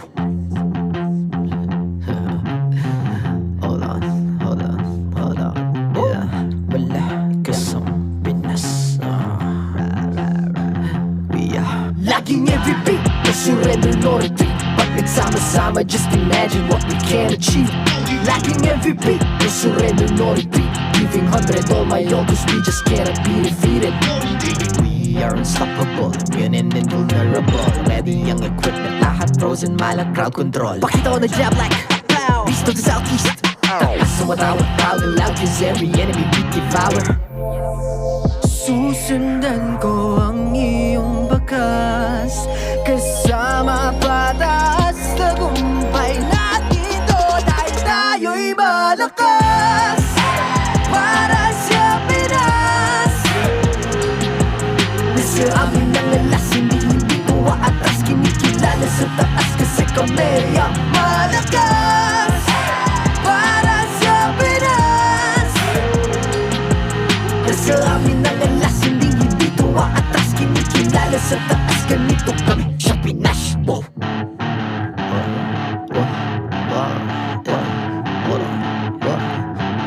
Malakas, Pilipinas, malakas. Kahit anong lane, we become the monsters. Malakas, Pilipinas, malakas. Face the golden sun, I'm repping for the 3 stars.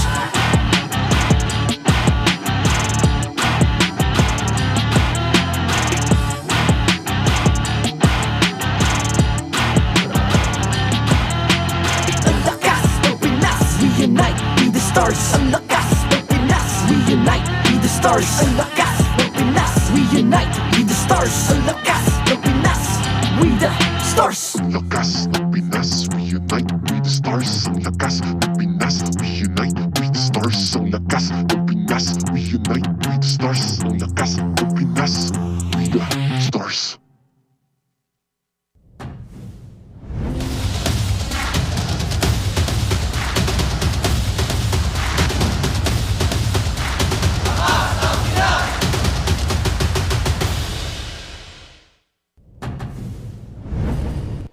Welcome everybody, that was a pretty quick break, but we are back here in MPL Philippines Season 15.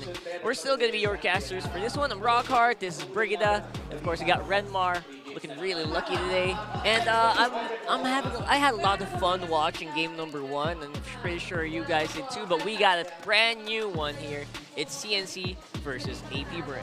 Yep, 2 teams. I feel like all the more important is this matchup for AP Bren, especially as they're the ones who are yet to climb up. But I think equally for TNC, I feel like they've been struggling to seal their wins for the past few series.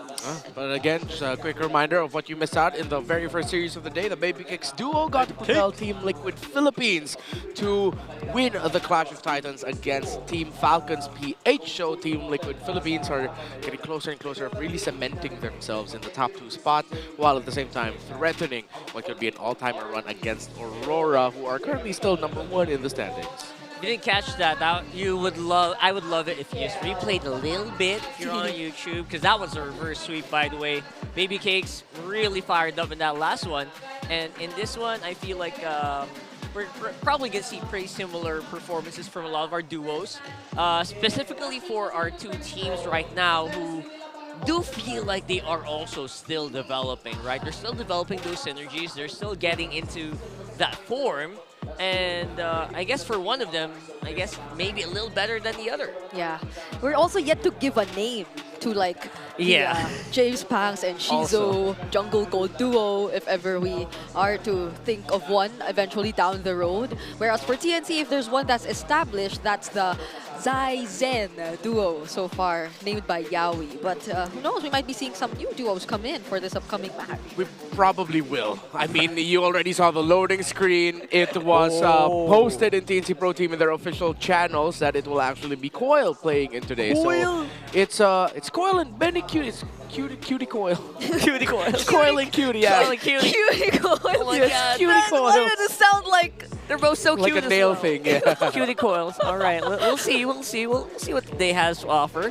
Before the meantime, again, Time Zone is offering exclusive promo just for you. Get 400 pesos power load for only 200 pesos. That's insane. That's like 50% off, and all you have to do is register on the Time Zone Fun app, insert the promo code TZXMPL, and redeem the voucher at any of your favorite Time Zone venues. So I think this should be yours. No, it's not today. Not today. It's not for So me I'll today. say it. Don't miss out on this amazing deal. It's amazing. Someone got Oh, hurt now right this there. own yours. Well, you have something I of your got one, own. okay. All Get a right. 2,000 peso discount on your next purchase. Use the code TT Racing XMPL, excuse me, MPL 2000. So the code for TT Racing and MPL Philippines exclusive partnership is MPL 2000 over at ttracing.ph. There you go. Plus, you're also going to be able to get some exclusive gaming share giveaways here during MPL Philippines. You got to catch a share. I'm kidding. That's illegal. But yeah, we're giving away shares here. And of course, check it out. Stay tuned for more info. Just remember, for those who dream, work, and play, TC Racing has your back. Oh, we have a new distribution, line distribution. Very that sounds like a song. We have new line distributions now. It's a lot better than, you know, not missing out on an amazing deal. I feel like I've lost a part of me just now by not being able to say don't miss out on that amazing deal. The deals are amazing. Yeah, right? I think I have to rethink my life now. And while Renmar does think about that, I also want you guys to think about this matchup. It is, it's honestly something that both teams are looking forward to. Because if you're updated on the standings right now, right? Yeah. It feels like if you were TNC or if you were AP Bren, and you look at each other like, maybe this is a good chance for me to get some easy points, quote-unquote easy points, right? Yeah. Depending on where you're looking at. If you're looking at TNC, you're looking at, AP Bren. How are you guys so far with that one win? Yeah. And if you're AP Bren, you feel like you're so improving. And let's look at the standings. This is what we're talking about, right? How they're going to look at each other. If you're AP Bren, you're looking at TNC. Haven't had a win in a while. How are you guys, right? But I feel like the community also has a lot to say, or it has a lot to do with how these players are currently feeling, because we cannot deny the fact that aside from us, also the community does acknowledge enough the growth and the improvements of these players. Specifically, 100%. if you were to narrow it down a bit more, a lot of the attention pretty much goes to JamesPankgs, the way he's able to play against top-tier junglers too, and even out-referee them at some point. Yeah. But it's a different scenario for them all in all heading into this match, because if they did prepare to go up against one of the most, I'd say one of the most well-performing junglers recently too, which is Zaida, they had to change plans right now because it's not going to be the case. Yeah, this is very important for AP Bren. They have a 2-point gap against TNC Pro Team, who are currently 5th in the standings. Of course, AP Bren at 6th.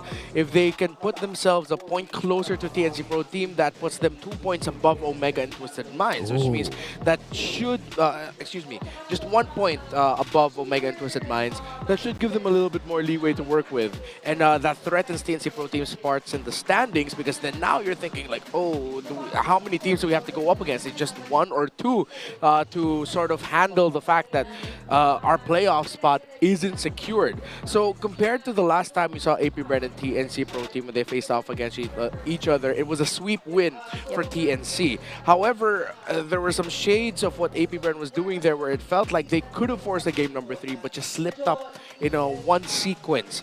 If we'll get that again, I feel like we won't. I feel like, again, AP Bren has gotten so much better in the past few weeks that I wouldn't be so surprised if they somehow walk away with even a sweep victory here. Yeah, and another thing is that AP Bren also kind of probably got a clear image of their own identity along their the way, playstyle, their right?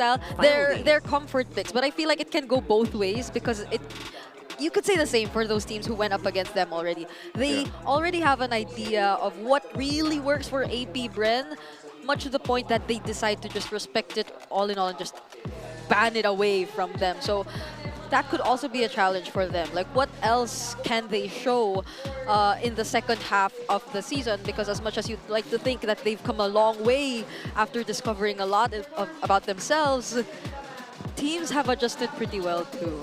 Yeah, to me, at least, it feels like they're completely different teams from where we left off in week number 1.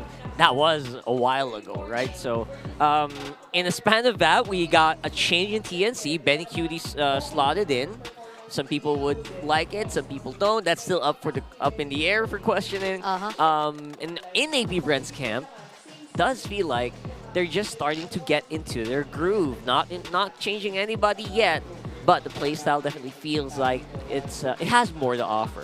Yeah, and of course you can see the difference right now between week 1 and the rest of the first half of the regular season. The stats of JamesPankgs, a little bit more turtle, Lord control, higher damage per minute, gold per minute, and KDA. So it even shows really in the stats that JamesPankgs has been improving ever since they debut week in week 1. And AP Bren, in case y'all have forgotten, the points that they were able to take are off of a sweep win against Omega. And they were able to take games away from Twisted Minds. So like, all right, okay, a team struggling. But they also got points away from Aurora and Team Falcons Philippines. And in the Team Falcons Philippines series, it looked like JamesPankgs and AP Bren were actually going to be able to take down one of the titans of the league. They fell short, but it was almost and so close. That's why we're saying here that AP Bren improves week in and week out. Yeah, and I'd really like to see that entire MDL experience finally come into play now in the second half, since majority of the teams have been very vocal about them adjusting to the meta since the patch has changed recently. But for AP Bren, you would know for a fact that they have a very deep hero pool, supposedly, since they came from MDL, which was somehow shown to us by even JamesPankgs playing the Hayabusa just recently, even despite it was nerfed, but it was really good. So I hope it doesn't limit them in the same way we're somewhat seeing it right now, because it feels like they're limiting themselves if they don't show us something else. That's true. Not to mention the inclusion of Kalea. Right? This week. So, on the other hand, though, let's see what's up in All Access right now.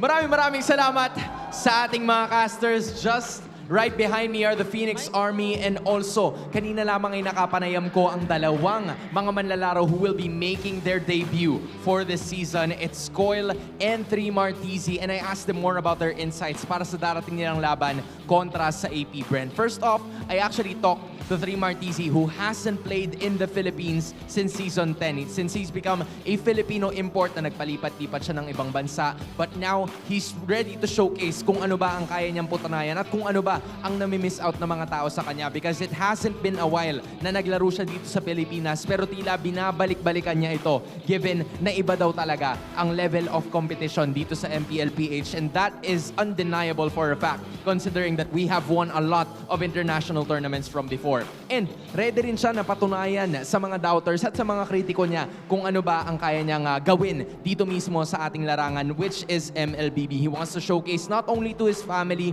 not only to his friends, but also his supporters na meron pa siyang ibubuga, and he is not yet over with the #1 priority in mind being the MPL trophy to get that championship para sa Phoenix Army. Meanwhile, si Coil naman, gigil din siya para ipakita sa fans kung ano rin ba ang pinagkaabalahan niya during Season 14. He talked to me and he told me na during that time, he really focused on playing ranked games kasi doon din naman siya nakilala ng ibang mga teams na kilala na rin siya ngayon. Kung kaya, nung pagbalik niya sa TNC, ay mataas din naman yung kumpiyansa niya. I talked to him even about that as well, considering na ito yung pagkakataon niya kung ano ba or gaano ba kataas ang confidence level nitong si Coil back in Season 13 tapos ngayon ng Season 15. Sabi niya ng Season 13, it's just a 5 out of 10 given na bitin pa kasi yung playing time niya ron and he really wants to showcase. Pero ngayon, considering that he's gonna be making his debut match against AP Bren, it's a 9 out of 10. Pero humirit pa nga si Trimar TZ. Sabi niya, i-10 mo na kasi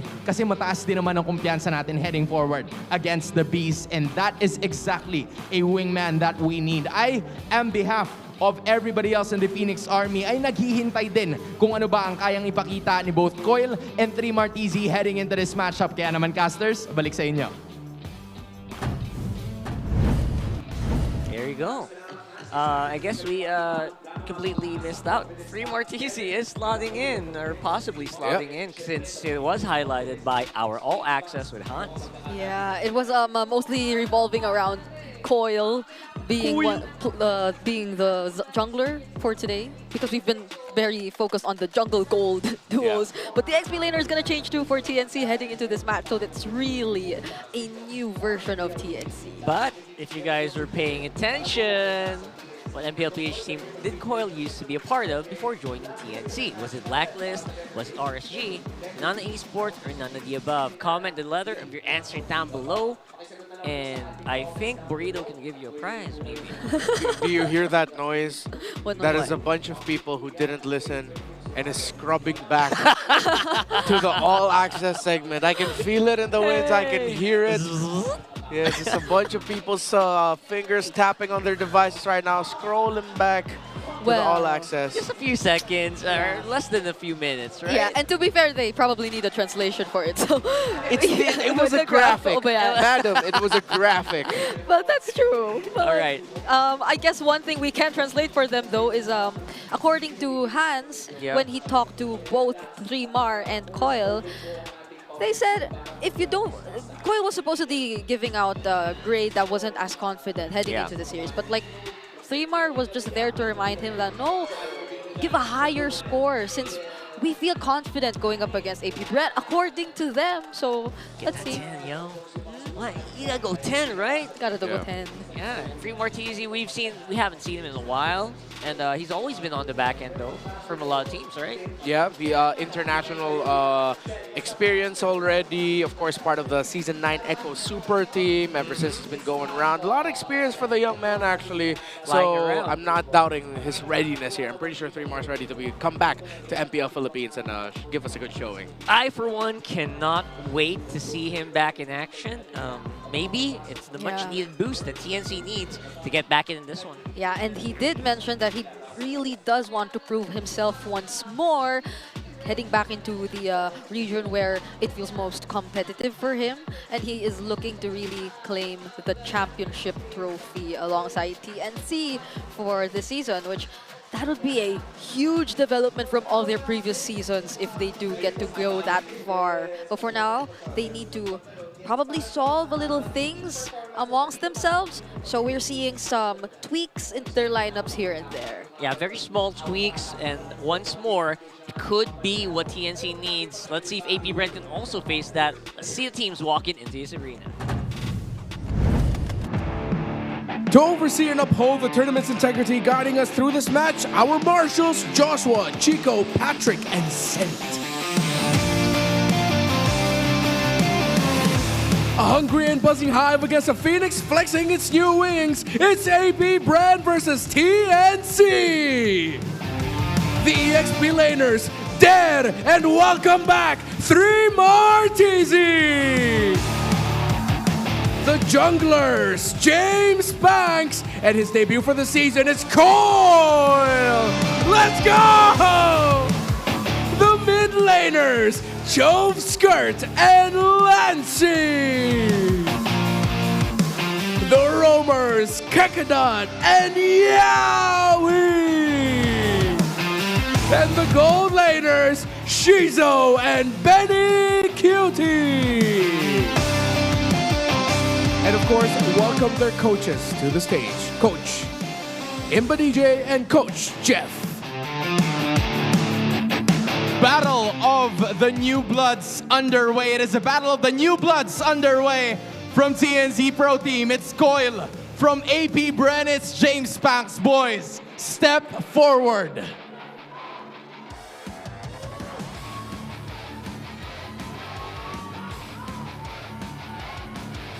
JamesPankgs, nakita ko na yung aurahan nyo kanina. Paano kayo babawi?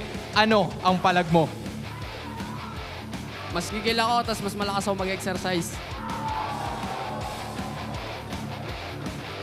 Mas malakas mag-exercise, Coil. Paano makasiguro na hindi sila makakaisa? Ano naman ang palag mo? Ba't mo ako tatanungin, may palag ba siya sa akin? Fist bump, pare. Best of luck, gentlemen. You may now take your win. I cannot believe what I'm seeing. Coil and 3 Martisi making their debut. AP Bren looking for retribution. Magingay tayong lahat para sa susunod na laban na to. Casters, balik sa inyo.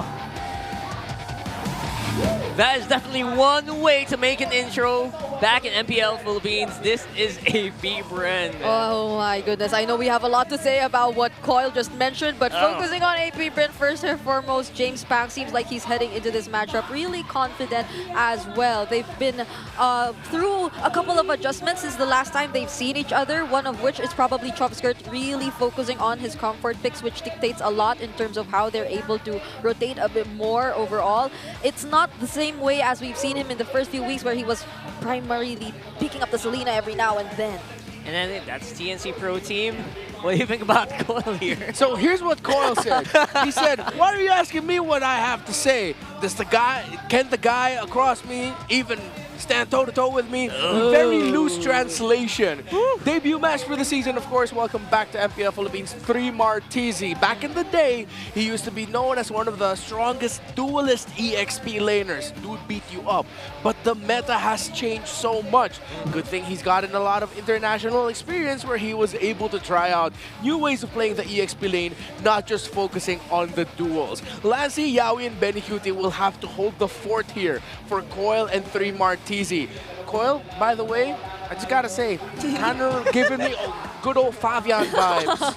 That's correct. Actually, does feel like it, right? Let's see if he's gonna be on par as well. Look at the web.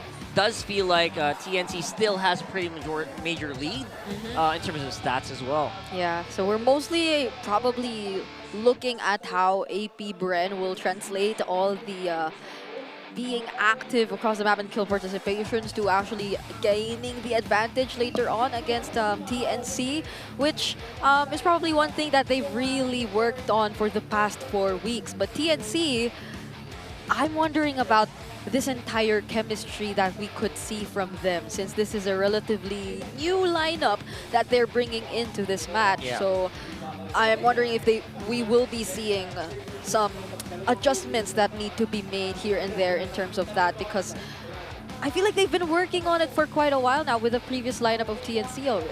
Yep.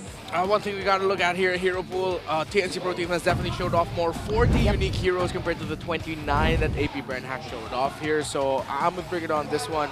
Hopefully we get to see a little bit more variation from AP Bren. Although I know I've said this before in the past, I can't really fault them for sticking to some very familiar guns and the usual ones too, because they needed that sense of stability. They needed to build on that.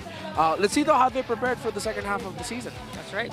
So overall, stats-wise, does feel like TNC has a big lead, and these are numbers you can see. But what number you can't see is the aura farming. I'm pretty sure TNC is starting to get into it. Aura farming? Yeah, they're trying to get into their opponent's minds, trying to get hard in it, and it actually does work in some degree. So we'll have to wait and see if that's going to be something that is going to be a big factor later on. Watch the jungle. So now today I'm watching the jungle. Hope you guys are too. I agree. It does feel like they have a lot of confidence, and that only happens when you have a lot of good practice, right, for TNC. Yeah. Maybe did something over the week that we don't really know. I know, and it probably brings some sense of unpredictability since we last saw Three-Mar way back. Yeah. So like, if I were to think of one hero that could remind me of Three-Mar in his time, it's like what, the Thams or something. Yep. So Thams and Lapu. right, what are we expecting to see from Three-Mar now that he's back in this meta, which has really shifted from that time? That's something that I miss me some Paquito as well on the XP. Come on, bring it back. A lot of stuff we can actually really find out. How good is Fremar still? Lots of things to really find out. But for the meantime, let's find out what's happening when they do the big test. Hi guys, ako si JamesPankgs. Gusto ko lang batiin yung coach namin. Birthday niya ngayon. Coil versus JamesPankgs. Sa RG lang yun nangyayari ah. Gandito pala sa stage. Chops, napatugtog mo ba yung pambitaw? Whatever it takes. Pawalwalan kang mawala, ubod na nadarama, kalimutan ko na siya. Idolo. Ano ang palag mo kay Coil? JP, magtulog-tulog ka naman. Halos bungo ka na lang, partida, busog ka pa niyan. Ay, choke na ako, nachochoke. Time. Winelcome tayo ng mga to nung debut natin eh. Pinatay ko na po. Tayo naman mang-welcome ha. Ayusin ko mami retry ko, lalaking ko lang. Welcome back, guess who's back? I love you. Hey you, bili na. Smooth lang. Wala bang pulbo dito? Uy, 1 minute na lang daw. Tara, okay na to, pre. Nahihina ako, pre. There's so much that happened there in the past minute. So does that solidify the entire, oh, he reminds me of Fabian kind of idea? Yeah. Like, he reminds me so much of Fabian, dude. Like how his playfulness, his cheerfulness. Check it out. The keys to victory. Surprise them with your moves, JamesPankgs. What else do you have in there? You'll probably end up with what, a Suyo or a Joy. Your Hayabusa was really good when you played that against Team Falcons Philippines. So see if there's an option to get that and not shove yourself into the hole of the old Joy Suyo trade.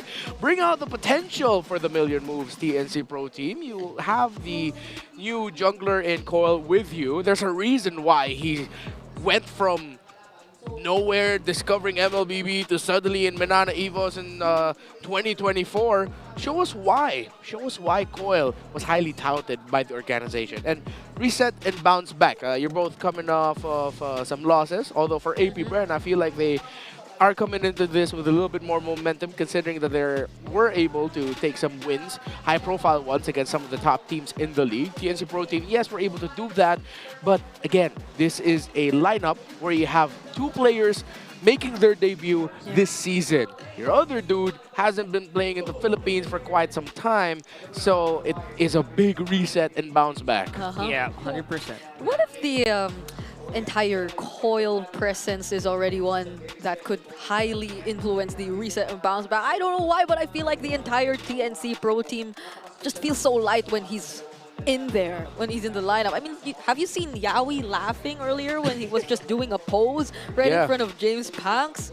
And everyone feels so light, but that's a completely different story when you head into the game. So that's right. Let's see how it translates. So the thing is, like, Coil in itself already is like a really big, what do you call that? A wild card. Oh. Right? What more with Free Martizi? The thing with wild cards, though, is you never really know what you get out of the box. It's like a box of chocolates, right? Are they going to perform like out of their minds? Or will they have like some jitters? Again, these are things that are going to be open for us for interpretation later on. I don't know, but the way I look at Coil, the way he's been speaking since a while ago, he doesn't seem to feel any jitters. Man's a yapper. That's why. No, but I mean, in a good way. Yeah, in a good way, because earlier in the access segment that Hans brought out, we did bring up that Coil mentioned he wasn't that fully confident, but then suddenly here he comes with the entrance, flexing on JamesPankgs. He had a pretty, good comeback towards James, just showing him that I am not as maybe scared about this anymore, that I'm willing to, talk a bit of trash, have a little bit more fun, and that's good. You need that, because our worries when we saw the lineups at the stop of the day, before we even got into broadcast, was that is TNC Pro Team going to be ready for this? Is Coil going to be ready for this? Considering how JamesPankgs has been, how AP Bren has been just consistently rising up, that I hope we don't see Coil freeze in game, because so far out of the game he's very loosey-goosey with it. Very loosey-goosey. Maybe the coaching staff does feel like they are doing something pretty good. Making sure that Coil comes in this one with the proper mindset. And of course, has to start with the draft, so let's get into it right now. Still looking for maybe... Kale's 50% win rate right now, right? 1 loss, 1 win. So hoping to see more of that later on, but it will be banned out for the meantime here for TNC. Yeah, most probably we gotta see the Fanny slot in, one of those bans too. since JamesPankgs, and it's JamesPankgs and Quad. But it would be interesting though if we get to see it, since right now we're mostly banning out. Oh, this is interesting. We are yet to see mid lane heroes get taken out. By the way, TNC Pro Team are approaching this the right way. They're taking out some of the best picks of Kekadot. I was honestly thinking that they would lean into the Jawhead here, considering that if you're going up against a jungler who's making his debut, Jawhead is one of the best roamers you can pick so that you can pressure that part of the map. Good thing that TNC Pro Team took it out. And continuing some of the trends we saw yesterday, AP Bren are respecting the Hanzo from TNC. However, remember, we saw it in the hands of Zyda. We don't know what Coil brings to the table. Can be really crazy, especially, you know, Zyda does slot in. They play together, for sure. I don't know how long they've been playing together, honestly. But we'll have to wait and see if some of that really does, you know, spirit, some of that spirit goes into their other players. Get passed over. Okay. Feels like a free roam ban here. And TNC. Mad respect too from them. Taking out 2 of key heroes. And there, So the Jushins, the Luyis, they're all open now. So many options. Even the Fanny. And the chip. Oh yeah, the Fanny. Oh my goodness. I would suggest AP Bren don't pick up the Fanny. The immortal one shows me to vanquish Happy the to not shadow. do This way, that. go ahead, play safe. And once you see what the assassin pickup will be for TNC, then maybe you can see the juice in. However, the juice in might actually get slotted in later in the draft. So TNC go ahead, pick up the Granger. Harith will be available. And with the Joe picked up, that's a soft turn off onto the Fanny pickup. I mean, the Fanny cannot get picked up anymore. That's a soft sign that they might actually be considering picking up the Fanny later on in their draft. Yeah, that's just removing one of the possible counters to a rampaging Fanny. That's just so good to see here. TNC feels like they're doing a pretty fresh draft here. Maybe to accommodate Coil here, who might actually play a Fanny on his first game. That would be interesting, wouldn't it? Yeah. And how does Skirt respond to this? Does he reveal his hero even without knowing the jungler yet? Because like the Fanny can be picked up later on. You got to make a really important decision. Maybe they can go for roam here, or doesn't feel like it. That's Luyi. Swing. There it is. There it is, yeah. There we go. Just as expected, making his debut in the MPL, and it's with a Fanny. You don't have any jitters if you decide to go for it. You can't have any jitters. Here's the thing: if you do this on your first game, if you mess up, it's gonna be bad. There's gonna be backlash, and but if you do good, man, you're gonna be touted as a god. Right? Yeah. So he's going for the high risk, high reward thing here. All right, so the Jushin's still there too. Oh man, I'm surprised Zushin's left up alone here off the draft this far into it. And good thing TNC Pro Team did a little bit of a surprise here after taking out the Ruby. One of the counters that you can pick up against the Fanny, and because the remaining hero pool of Kekadot doesn't really scream Fanny counter. True. The Jawhead was his best one, it's been taken out. I wouldn't want a high loss here if I may be Bren. So you might consider something a little bit crazier. Chip. If they want to master rotational speed of the Cho, they can either go Khalid or even be a little bit more local. If they're willing to, put a Hilda in the roam and put your main tank in the EXP like a glue. Go for the hard invades, just disrupt the Fanny rotations. Pretty crazy. I mean the Kufra can also kind of slot in there, maybe. Yeah, that's true. The Ruby kind of works well too against the Cho, so it's like a 4-roam ban. Oh my god. They just made sure that they could freely move all around. What's left for Kekadot right now? Like, oh my. I did say I give a bunch of options. Chip, Khalid, Hilda Rome, I feel like are the ones. I don't see enough picks right on the side of TNC Pro Team to warrant a Gotcha pickup. If they want to, if Dare is willing to, he can pick up a Gotcha in the EXP, although he hasn't showed it this season, and then you use that as your flex option to give yourself a bit more time to think if you want to lean in on like a Hilda Rome. Maybe have an advantage on your 5th slot, right? Yeah. I mean, it does come in at 4 and 5. Oh yeah, they're coming 4 and 5. So Farsa gets taken away. Yeah, I think they might not have a lot of dive here, if that's the case. They took out mostly range options for TNC that you could potentially couple up with the Granger. Yeah. So that. I like the way that TNC drafted at least, making sure to, as well, it's very heavy physical. So Lancey's going to have a lot of slack to pick up in terms of doing magic damage for this lineup. There's the glue you're talking about. Yeah, but it was taken away by TNC Pro Team, and that's a good read, because now you're out of some of the best options that you can go for. They're going to lean towards picking up like the Edith Lucas. They can lean on the Barat's EXP they picked up, but won't be enough. It's a Fanny that you're up against. You're going to have to slot in a Hilda into this draft. You can go Hilda Roam CC EXP and just accept the fact that you're not going to be dueling in lane as a CC. You're just going to try to clear as fast as you can and then just joining the rest of the squad. But in terms of tankability, the glue wins that. So far, it's looking right now, TNC has drafted AP Bren into a corner. Yeah, if even they decide to go for tanky heroes too, like the high loss, then that'll lessen their crowd control overall, and it's slow. So at least they get the Hilda and still opt for the Gatot Kacha. Okay. All right. Renmar literally called that 100% last two ones. That's actually as good as it gets, I think, for AP Bren. Yep. And like I mentioned, Lancey kind of needs a really hard-hitting mage here. Valentina feels like, I'm not sure. There's a Jushin, but yeah, the Jushin's still good. Yeah, it's pretty good, especially for a lot of melee range heroes. Yeah, there's not like a hard assassin that'll mess you up. Okay. There it is. This is So, beautiful. Yeah, it seems like they're really doubling down on the physical damage. Man, TNC drafted crazy today. I'm leaning towards TNC Pro Team in the draft, just in the draft specifically. They can take control of the center of the map relatively well. 3 Martisi can be like old 3 Martisi and be annoying with a glue. Not necessarily like with dealing damage, but you have a very strong presence.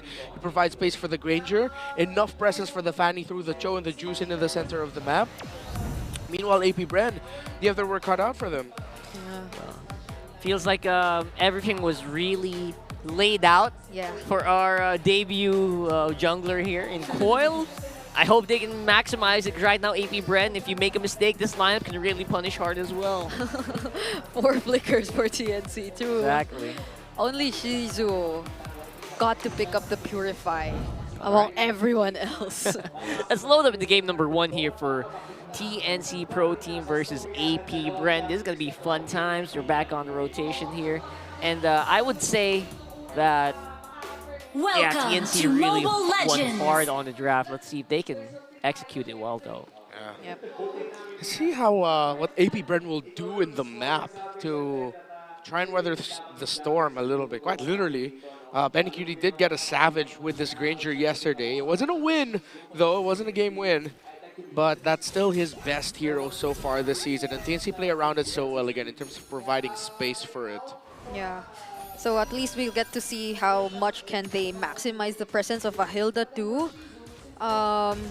Because as it's looking right now, 3 Martisi, even on the glue, I feel like he can really manage and prevent Dare from being as, I don't know, all over the map for TNC. That's very true. We're not going to see like a classic Free Martisi going crazy all the time because he is a glue, but he's going to have a lot of presence like Renmar said, and they could really use that for something, especially Dare's going to be stuck clearing these waves a lot.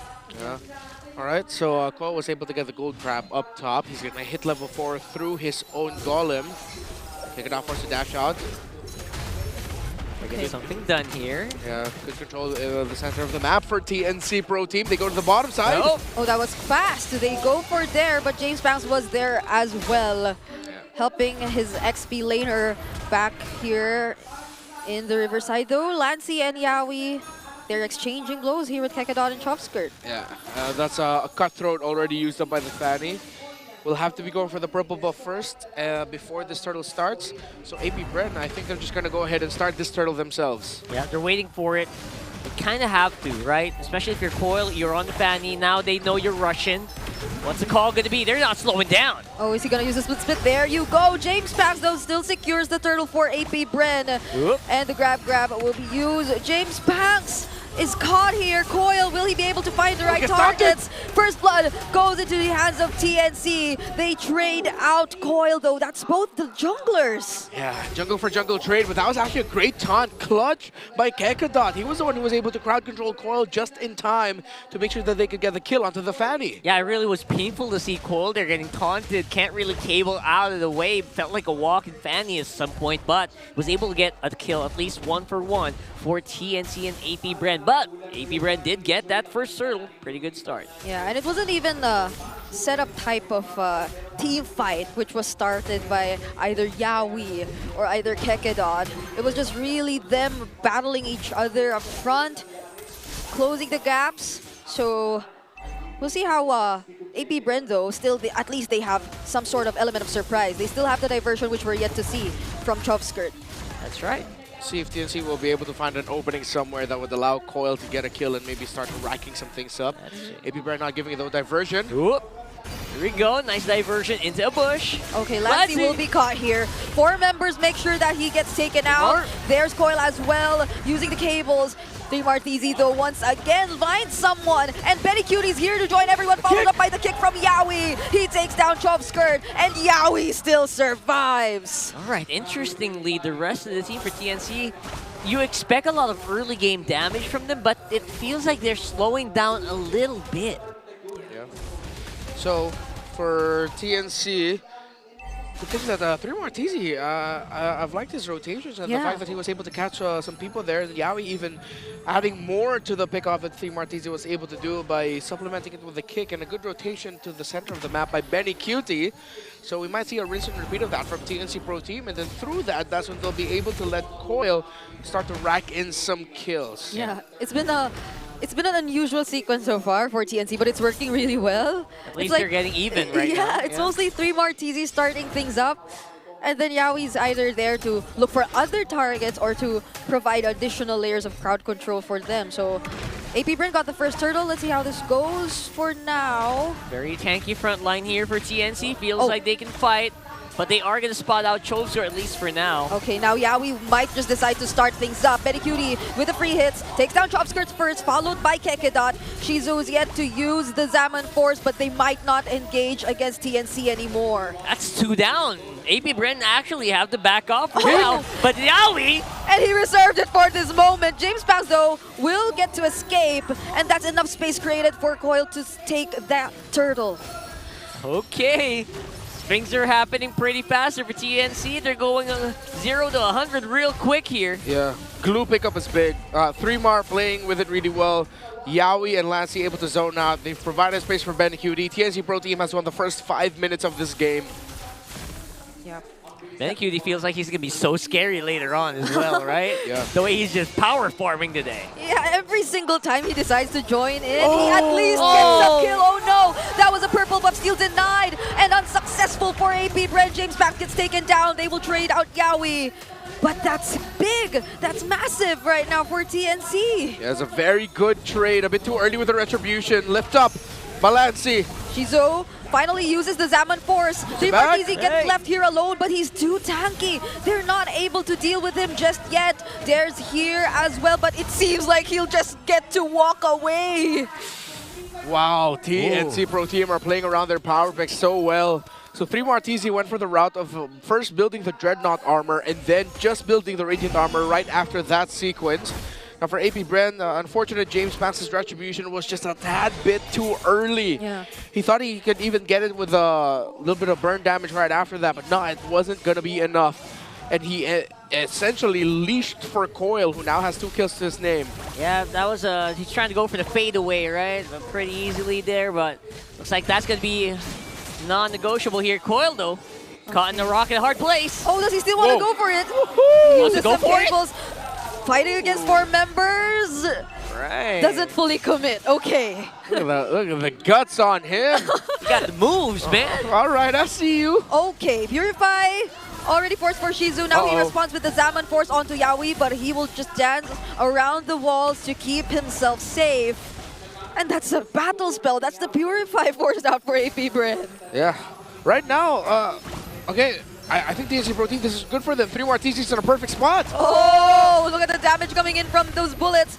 The Rhapsody's no joke from Benny Cutie right now. This is what you mentioned, Rahar. I bet he hurts. It feels like Benny Q is just having a fun time here. Everyone's going crazy in front of Fremar and Yawi. Yeah, no one messed him up.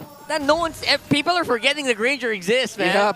Yep. It's life or dare that he's yet to actually die. He also has 2 kills to his name, but it feels like he can only do so much. Now look at the damage. That's a flicker in from Team Martizi. And then they also latch the Way of the Dragon onto Kekedot. They have no problems in taking him out. Coil also survives that even though he engaged against 4. And there, the split which landed once more onto Dare. This might be his actual first set of the game. And that will be it. There's a diversion that isn't fully committed. 3 Martizi, 2 walking in the middle of everyone and will be finally taken out. But that is the ladder coming in from Latsizi 2. He really wants to proceed with the fight, and JamesPankgs chasing after Yawi might just not be able to finish off the kill as he becomes the double kill for Coil.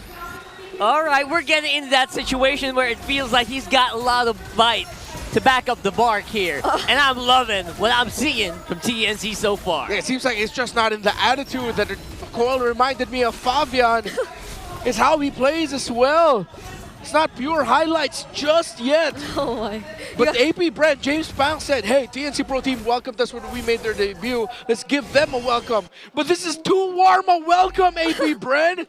TNC Pro Team should not be beating you like this. I mean, he's just freely able to cable in and out of every single member of AP Bren. There's minimal crowd control that he could expect from them. It's probably just one successful taunt or unbreakable, but if that doesn't land, then he could just keep flying. That's the beauty of the Yawi Free Martizi, right? They're just so focused on these 2 guys. And everyone else can just do whatever they want, and it is working well. TNC right now almost 6,000 on the gold lead. Yep. This is why that pick by TNC Pro Team, picking up Glue in the 4th, ruined the draft of AP Bren and their potential plans. It was a fantastic pickup. And again, after the draft we mentioned, we were all leaning towards TNC Pro Team draft-wise. And game-wise, yeah, they have the better draft, and it's a draft that's way easier to pull off. The Juicing alone already messes up what the Gatakacha, the Hilda especially wants to do. The Glue can do so much to the lineup of AP Bren that the Hilda, in terms of what it brings to the table compared to the Glue, is not enough. Yep.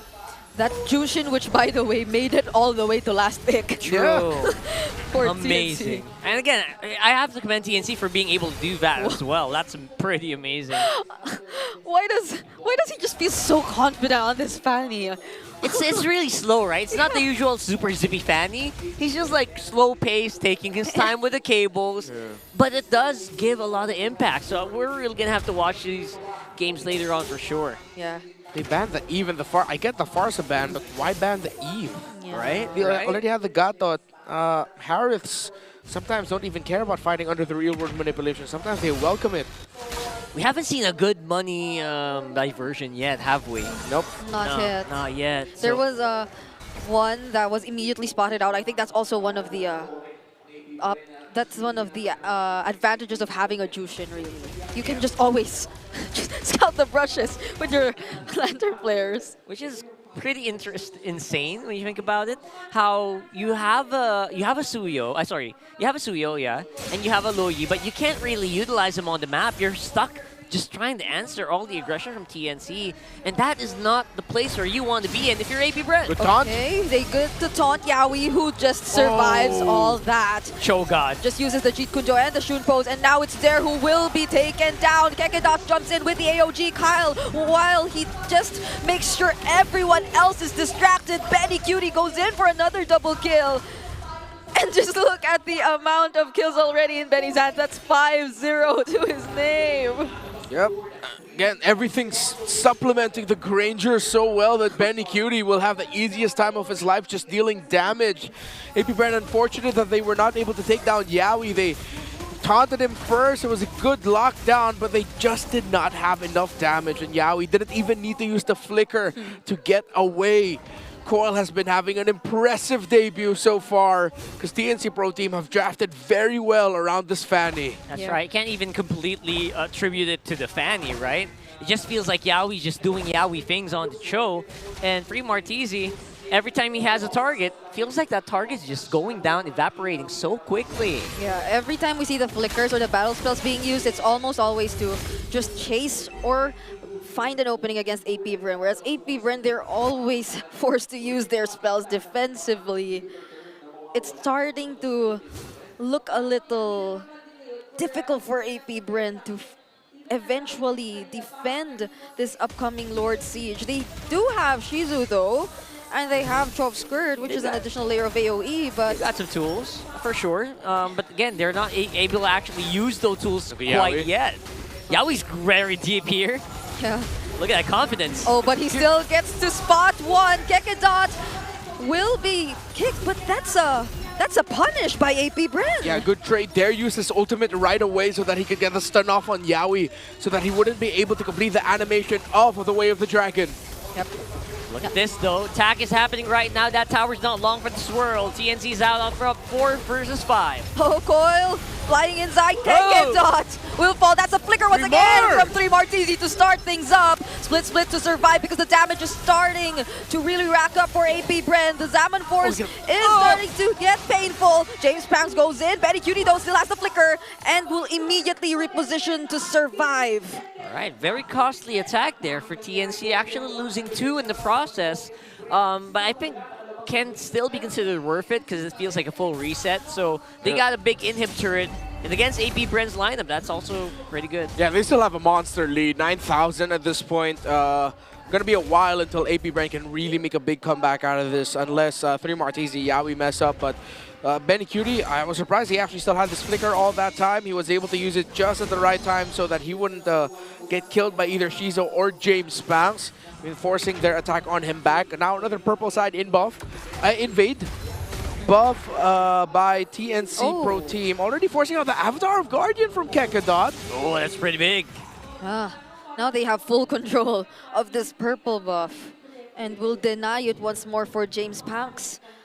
This has been a very difficult game to farm for JamesPankgs, honestly. For sure. This is a tremendous game for TNC and a good start for Coil, but JamesPankgs, despite being touted as like the biggest hero here for AP Bren, feels like he's having a hard time just getting gold at this point, and for a good reason. TNC is looking fire, and look at the stacks on that guy. All right, 40. Benny Cutie was able to build up his Skypiercer at 2 kills. So now he has 40 on him, 528 on the Granger. Looks like he is able to dish out, how many is that? It's like 5 or 6 Rhapsodies before he runs out of bullets too. Oh, Ko just picked up the Rose Gold Meteor as well. So if he does decide to go in again, even this against 4, he might be able to last a little longer. That's right. Here's another one. Very good waves managed already for TNC. It's pushing up on top. I don't think they want to rush it quite yet. Might buy some time for AP Bren to get into position to go ahead and contest this Lord. Yeah. At least they have all complete battle spells. They also have the Diversion ultimate, but every single brush is just being checked so well by Lancy. It's almost impossible to get to find a spot if you were Chove Skirt. Diversion. Oh. They used it already. Early on. Conceal though from Yawi. Where is he going after? Oh, he lands the kick onto JamesPankgs! And now JamesPankgs might just get bursted down, but right before he does, the last hit on the Lord gets secured by Lancy instead. 3 Martizi trying to run away. He does survive, and Betty Cutie's now godlike. What a find by Yawi. JamesPankgs didn't get taken down, but he could not retribution it just in time. A little bit too early for him, for Coil. Also missed the mark. It's actually Lancy who got the last hit onto that Lord. The diversion play by Chove Skirt put Shizo in a better spot to fight, and a lot of damage was actually dished out by that Harith, just not enough to send TNC back reeling. They can move forward with this. Going for broke. This is a classic AP Bren maneuver, but decides against it at the last minute, realizing that, you know what, we have a Lord walking up on bottom. Maybe we don't need to make a risky play just yet. Yep. TNC needs to be extra careful for this. They wouldn't want to make another mistake. That'll eventually allow AP Bren to catch up once again. Here we go. They're getting started once more with the siege. That tower is quite low. Coil flying in and out. Oh, the duality is hers!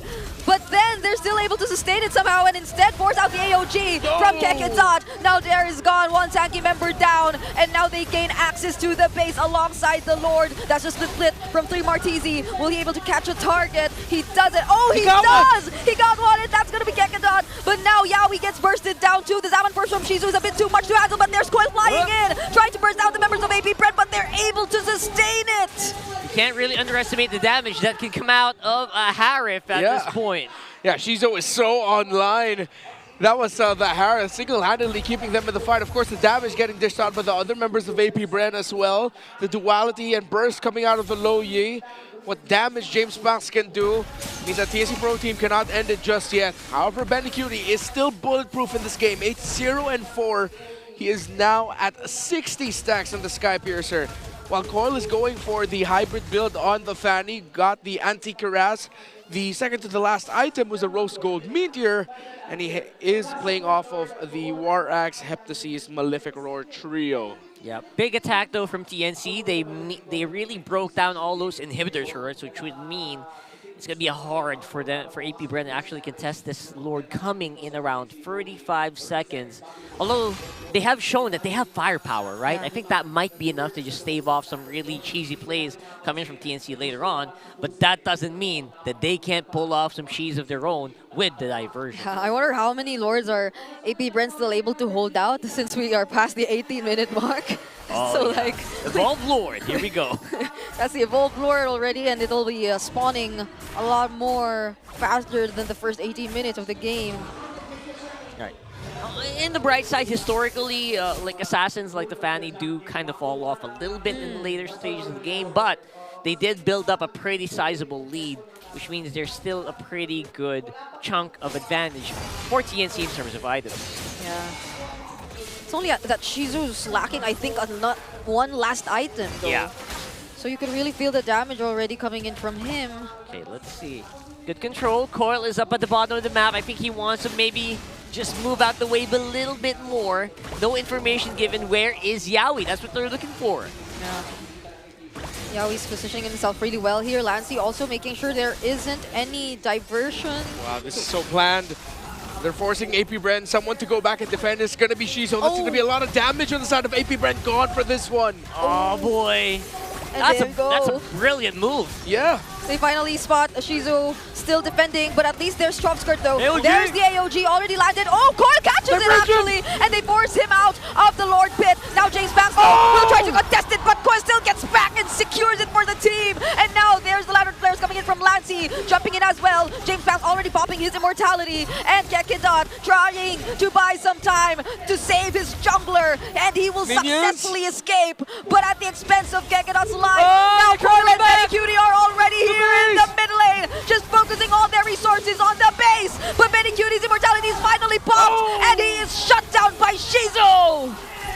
This has been a monster of a game. 20 minutes already. We thought TNC Pro Team could win it there, but two members of AP Bren are down. A minion wave crashing in. Lots of it for TNC and the Lord as well, but they don't have Benny Cutie. They will have to rely on the basic attacks of the Fanny to end it if they can.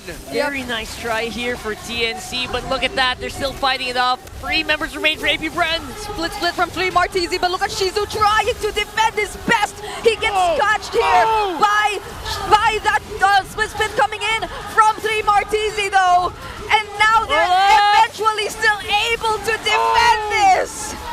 No, don't force it, Lancey. What are you doing? What, Lancey? He's going for it. Oh, he's going for it. No way. Lancey all alone. No way. No, Lancey.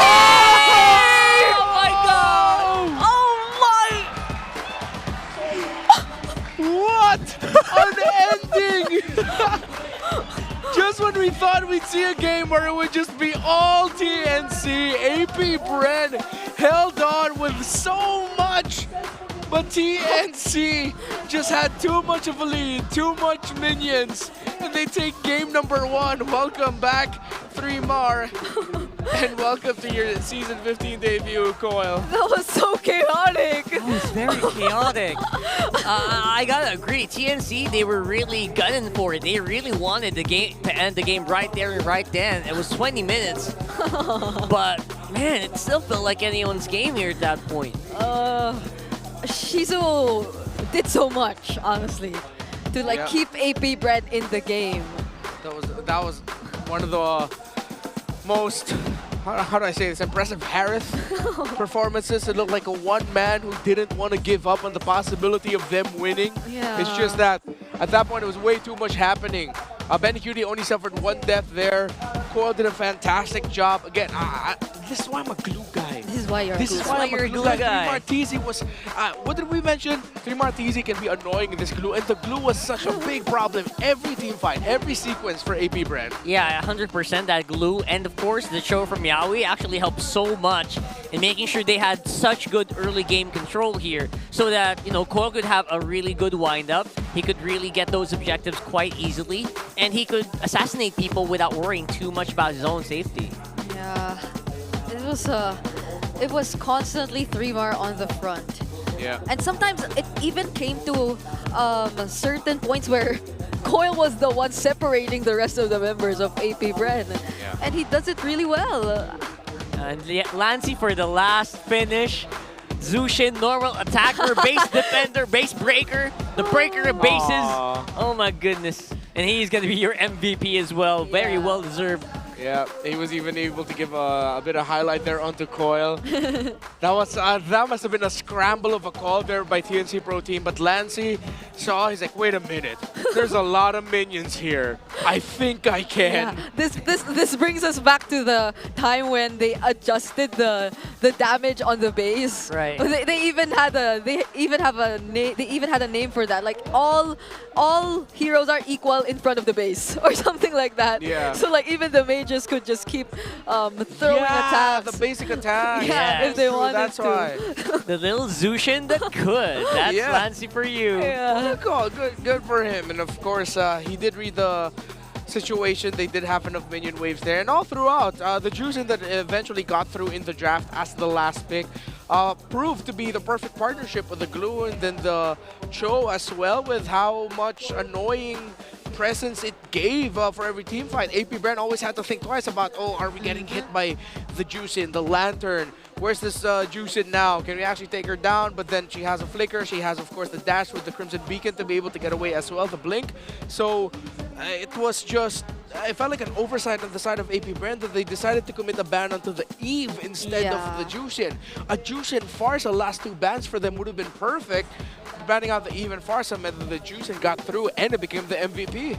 Yeah, the priority for the banning, we're really going to have to review that later on, because it really did impact that beautifully. The Glue, the Cho, and the Zushin, that front line was insane. It was so hard to penetrate. It was also very difficult to play around them because they would also be able to chase you down.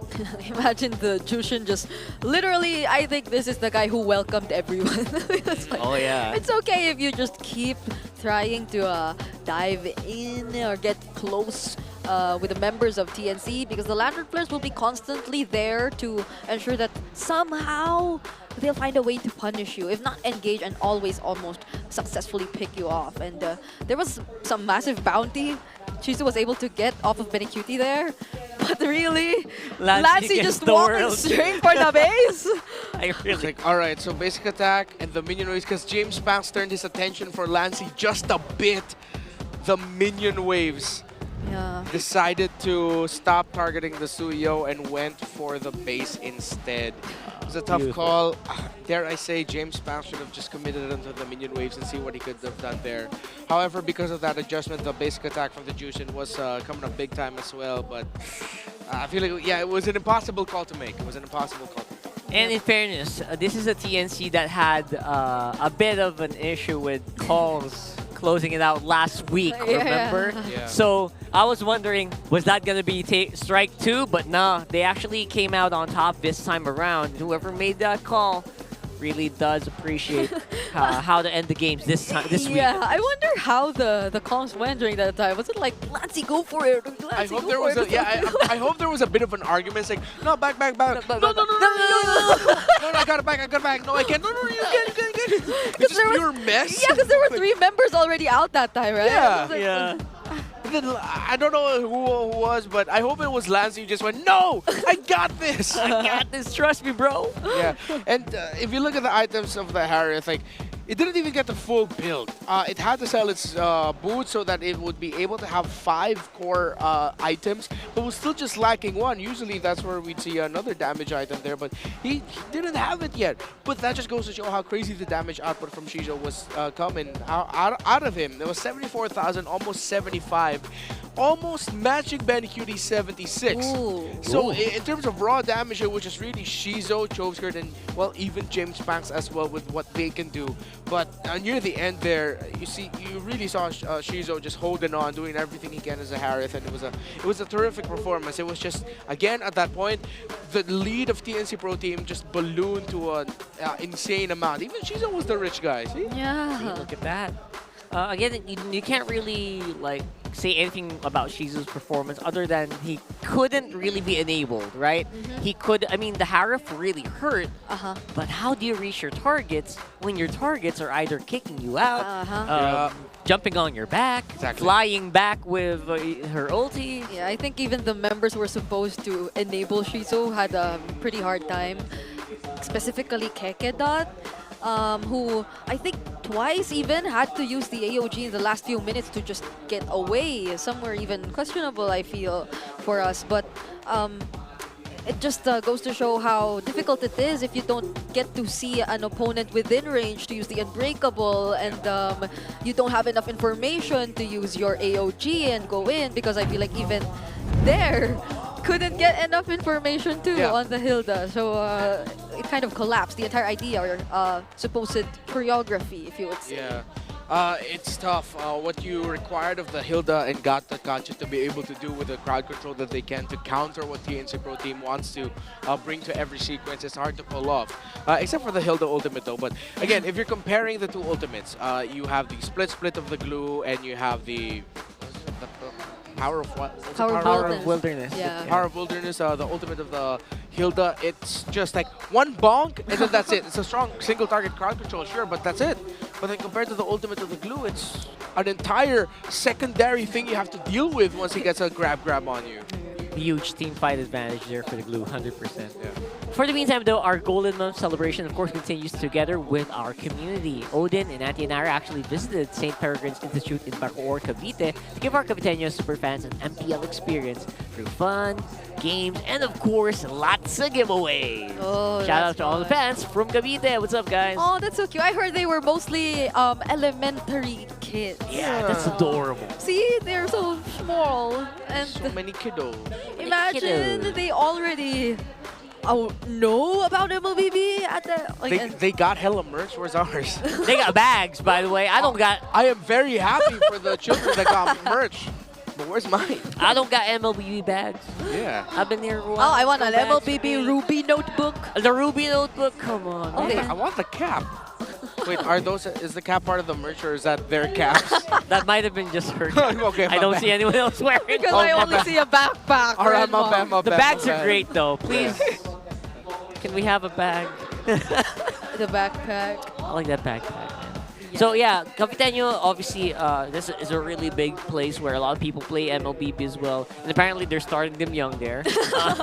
And hopefully we'll see more like, maybe Coil, who just discovered MLBB in 2022. Oh, yeah. So thank you, Coil, for discovering MLBB in 2022. But Wait, all right, like... you found out about MLBB 2022. Yeah. You became a pro player 2023, 24. Yeah. Or amateur? Did he start amateur? Amateur, right? Or was he? No, he did start amateur and then immediately went into Minana. Yeah, it's like, oh look, I'm MPL now. Amazing. That's an interesting way to do it. So this is the reason why he was immediately part of Minana. Yeah. We got to see it in action. I mean, whatever TNC Pro Team to hype up Coil, whatever they did to hype him up and give him all the confidence, it worked. You definitely saw it there Yeah. with how he was playing that Fanny. Again, it wasn't like an unstoppable, like 11 kills, 0 deaths type of Fanny performance, but he got the job done with what he needed to do. There was good control. There was good decision as well of when to go in, when to go out. It was fantastic. It was really, really fantastic to watch him play that one.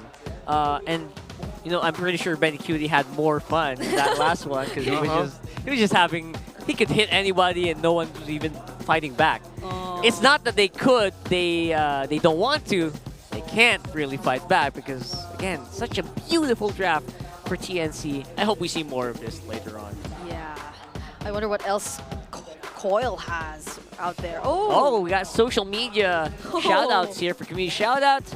This is what TNC needs. 2 frontmen and the damage dealer taking care of the killings. That's very interesting. And that's coming in from our social media from Riza Fernandez. Yep. And this is actually something that we kind of touched on later or earlier on as well. Yeah. Don't forget, if you want to be featured in our community spotlight or community feature, comment in all of the live streams that you will see us in. Okay. It's all Don't around forget about the official group as well. It's there. So there's a lot of avenues for you to get your voice heard and get a chance to get featured on broadcast. Yep. Okay. All right, so we're on the blue side here for TNC for game number 2. They were red earlier, right? Yeah, they were. So that 4-man, 5-man roam band against Kekedot, I think really threw a big wrench in their plans. Yeah, I think we saw some sort of similarity in the first series, the way Team Falcons tried to do that against JP. But now it felt all the more effective in this scenario, since it did seem like they were forced up against a wall in that particular sequence of the draft earlier. That glue which was constantly being brought up in the draft. So hopefully there are some adjustments heading into this series or this game for AP Bren. Yeah. I feel like they have a pretty good idea of what they want to use anyway. So hopefully they just make sure that they're able to use that lineup that they That's the thing, right? That's the biggest thing. Like, you got a pretty good lineup in paper, but could you execute against a very specific hero composition? Yeah. What's also tough here for AP Bren is that they can't even just say, you know what, we need to take the Granger away from TNC Pro Team. What if we just ban Harith first phase and then get the Granger in the first 2 picks? TNC Pro Team could just easily rush the Granger as one of their as their first pick right away. Yeah. This is probably gonna be a Badang again, right? It feels like it. I think historically Dare has just had so much fun on the Badang, even gaining wins from behind. That's how much Badang and Dare just works together. So it's quite similar to the earlier bands. They just literally switched sides if that were to be the case. Well, I mean, this time around the Fanny is taken out. Although I do hope we get to see I want to see Coil in a high boost. I mean, earlier I mentioned the JamesPankgs maybe, but this time I want to see it with him. Or a Joy. Or a Hanzo? Oh, yeah, Hanzo, please. Oh, okay, there you go. The Badang. So earlier this slot was either the Hanzo or the Fovius band. Yeah. But now it's for TNC. The Kalea. Let's see if AP Bren will open it up. Or the Juice in. I mean, I don't think TNC Pro Team will rush pick the Juice in. AP Bren might actually open that instead. All right. So the Kalea is the question here. Or will it still be a usual chip red side ban? Or the Harith. Or the Yes, possibly, right? Although, again, so many things are... It feels like so many things are on the table here still. Yeah. Okay. Good respect. Now you take out the Jawhead and the Cho. Okay, now this time around, it seems like it's Yawi's options getting minimized here. Yeah. Yawi. So if we were to follow the typical trades, though, it's either the gold or the jungle trades that are supposedly gonna get picked up here. I think there was only one draft ever so far where we were surprised by a very different first pick, which was the Jawhead from AP Bren. Yep. When that's currently banned out. My tail's been itching for a Kalea. Okay. Oh yeah, right.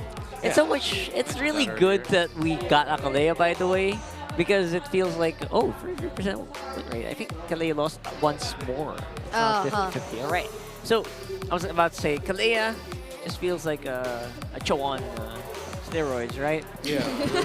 So, It feels like Yawi can still have a lot of fun with this hero. It's a Cho on water. Cho on water. Yeah, it's a Cho that's well hydrated. Cho is clearly very dehydrated. With a little bit of caffeine, maybe, on that water. Maybe. All right, so strong physical burst for AP Bren. They rose Suyo and the Granger, meaning TNC Pro Team can lean towards the... You know what? Don't pick up your jungler just yet. I'm gonna say this now. What if you don't commit the whole Joy trade? You know? Yeah. What if you pick up your jungler but you do something else? There's a Granger Harris, yeah. But what if you... Oh wait, no. With how Benny Cutie is really talking about it, I think they want to pick Benny Cutie's pick now. Oh. They want that Harif, yo. Yeah. Oh. Aw. But like, how often do we see the Joy and the Harris? Oh, so None of the above. Wow. It doesn't happen. Okay. Yeah. So we're saving the pick for Benny Cutie later. We wait and see what AP Bren brings to the table first. Personally, I love this. I love the Kale. I love the Loyi working together. They're going to be able to really, if they can combo it well, Yeah, they what can if- time it well. Yeah, what if we I've seen see some clips. Some Yeah. okay, interesting interactions later on with the Kalea and the Louis. Special delivery all the way into the bay. Oh my god. You mean they're gonna... Oh, every Yawi grabs, they diversion so far away. That's overkill for one pick off. Okay, well, how about they just... Let's do it. No, how What? about something else? Something a little not too over. I mean, there's a... Could it be possible for the title strike to be launched after the diversion? That's a surprise knockup. Wait, so the moment when the animation lands, no, it's just You have the to other team's gonna avoid it. Yeah, that's You have to grip them first, right? No, she's talking about the jump. yeah, the the titles jump. strike. Yeah, Right, when right. she jumps up, and then when you land right when the animation. That's a bit too much. Yeah, that's a bit too much. Okay, never That's a mind. bit too much.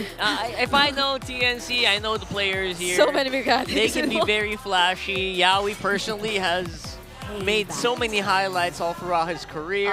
I am ready for another one. If not, it's okay, Yawi. Yeah. It's okay.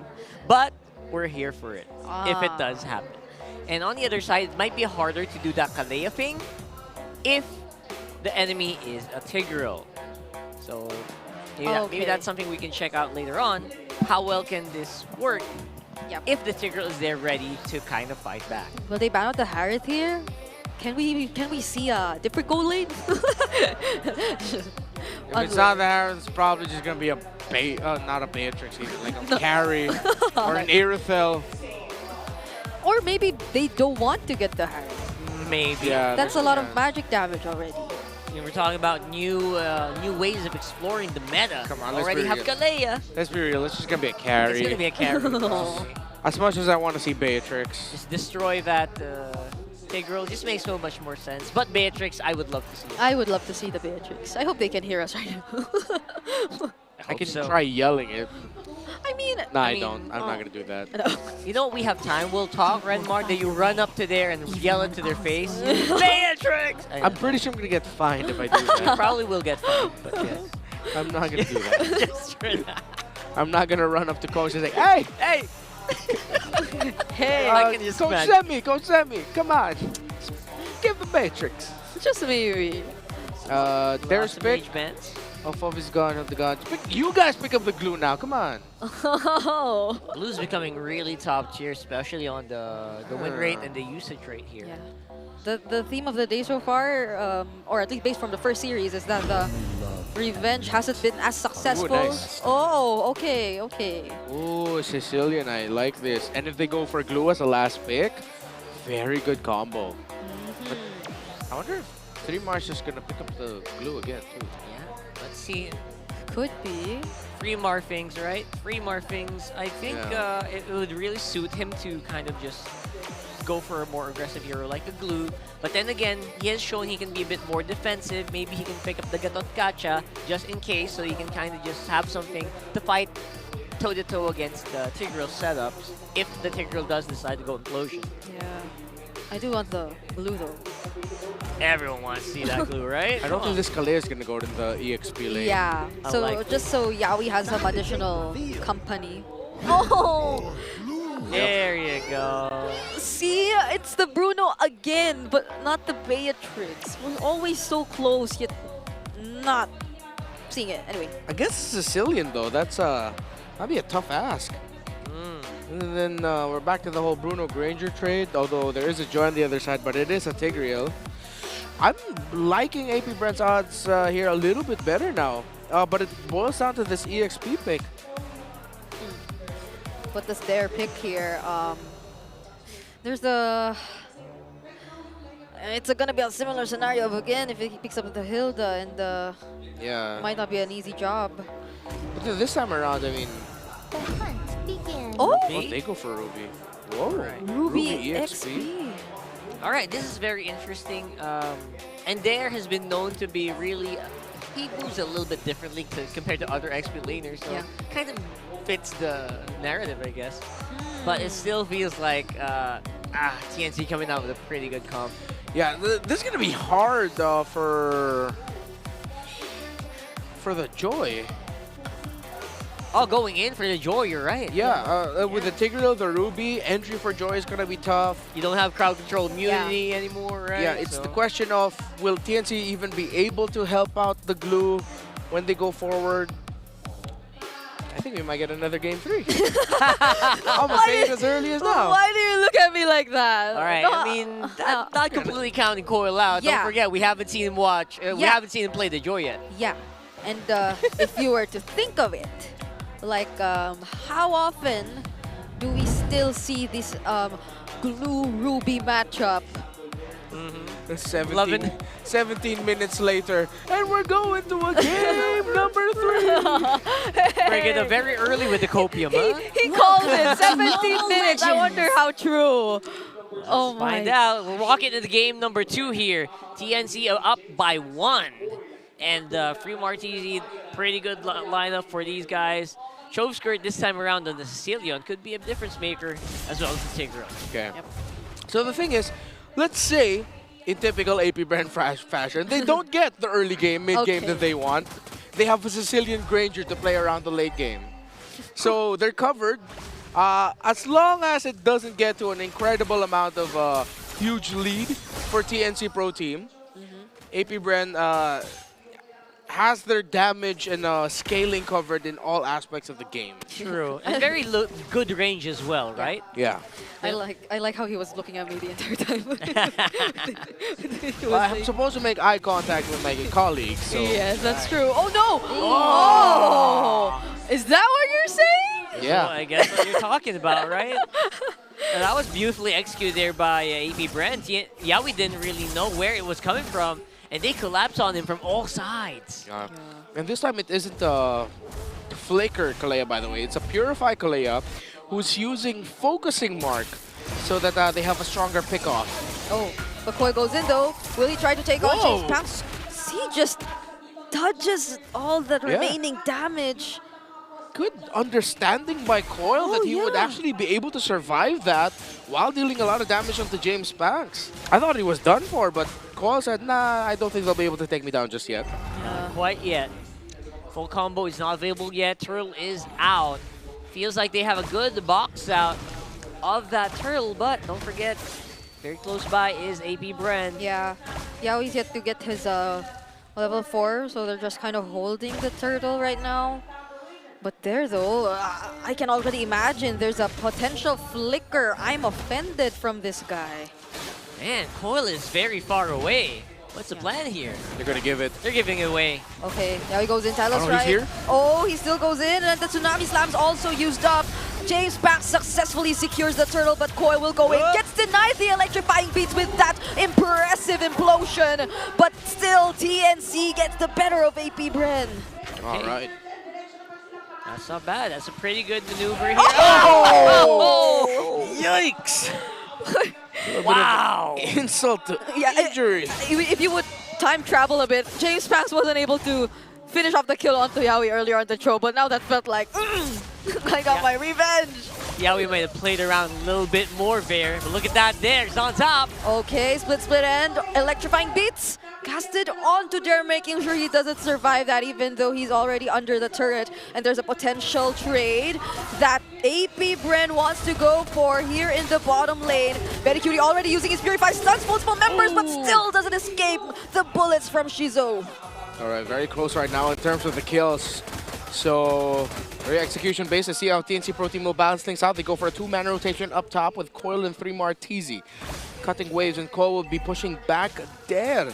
So this is a smart rotation by TNC and how 3-Mar was able to manage the lane so that Dare would get pushed back and Coil would be able to freely get the tower. Whoa. What a rotation by TNC. This is a different way of attacking it. Basically, just getting as many resources as possible into the Joy, shortest amount of time. Yeah, I mean, the Joy really can rotate really fast, but to think that he was the one working on the turrets, even taking out majority of the energy shields already. So TNC, at least though for AP Bren, aren't that much ahead just yet.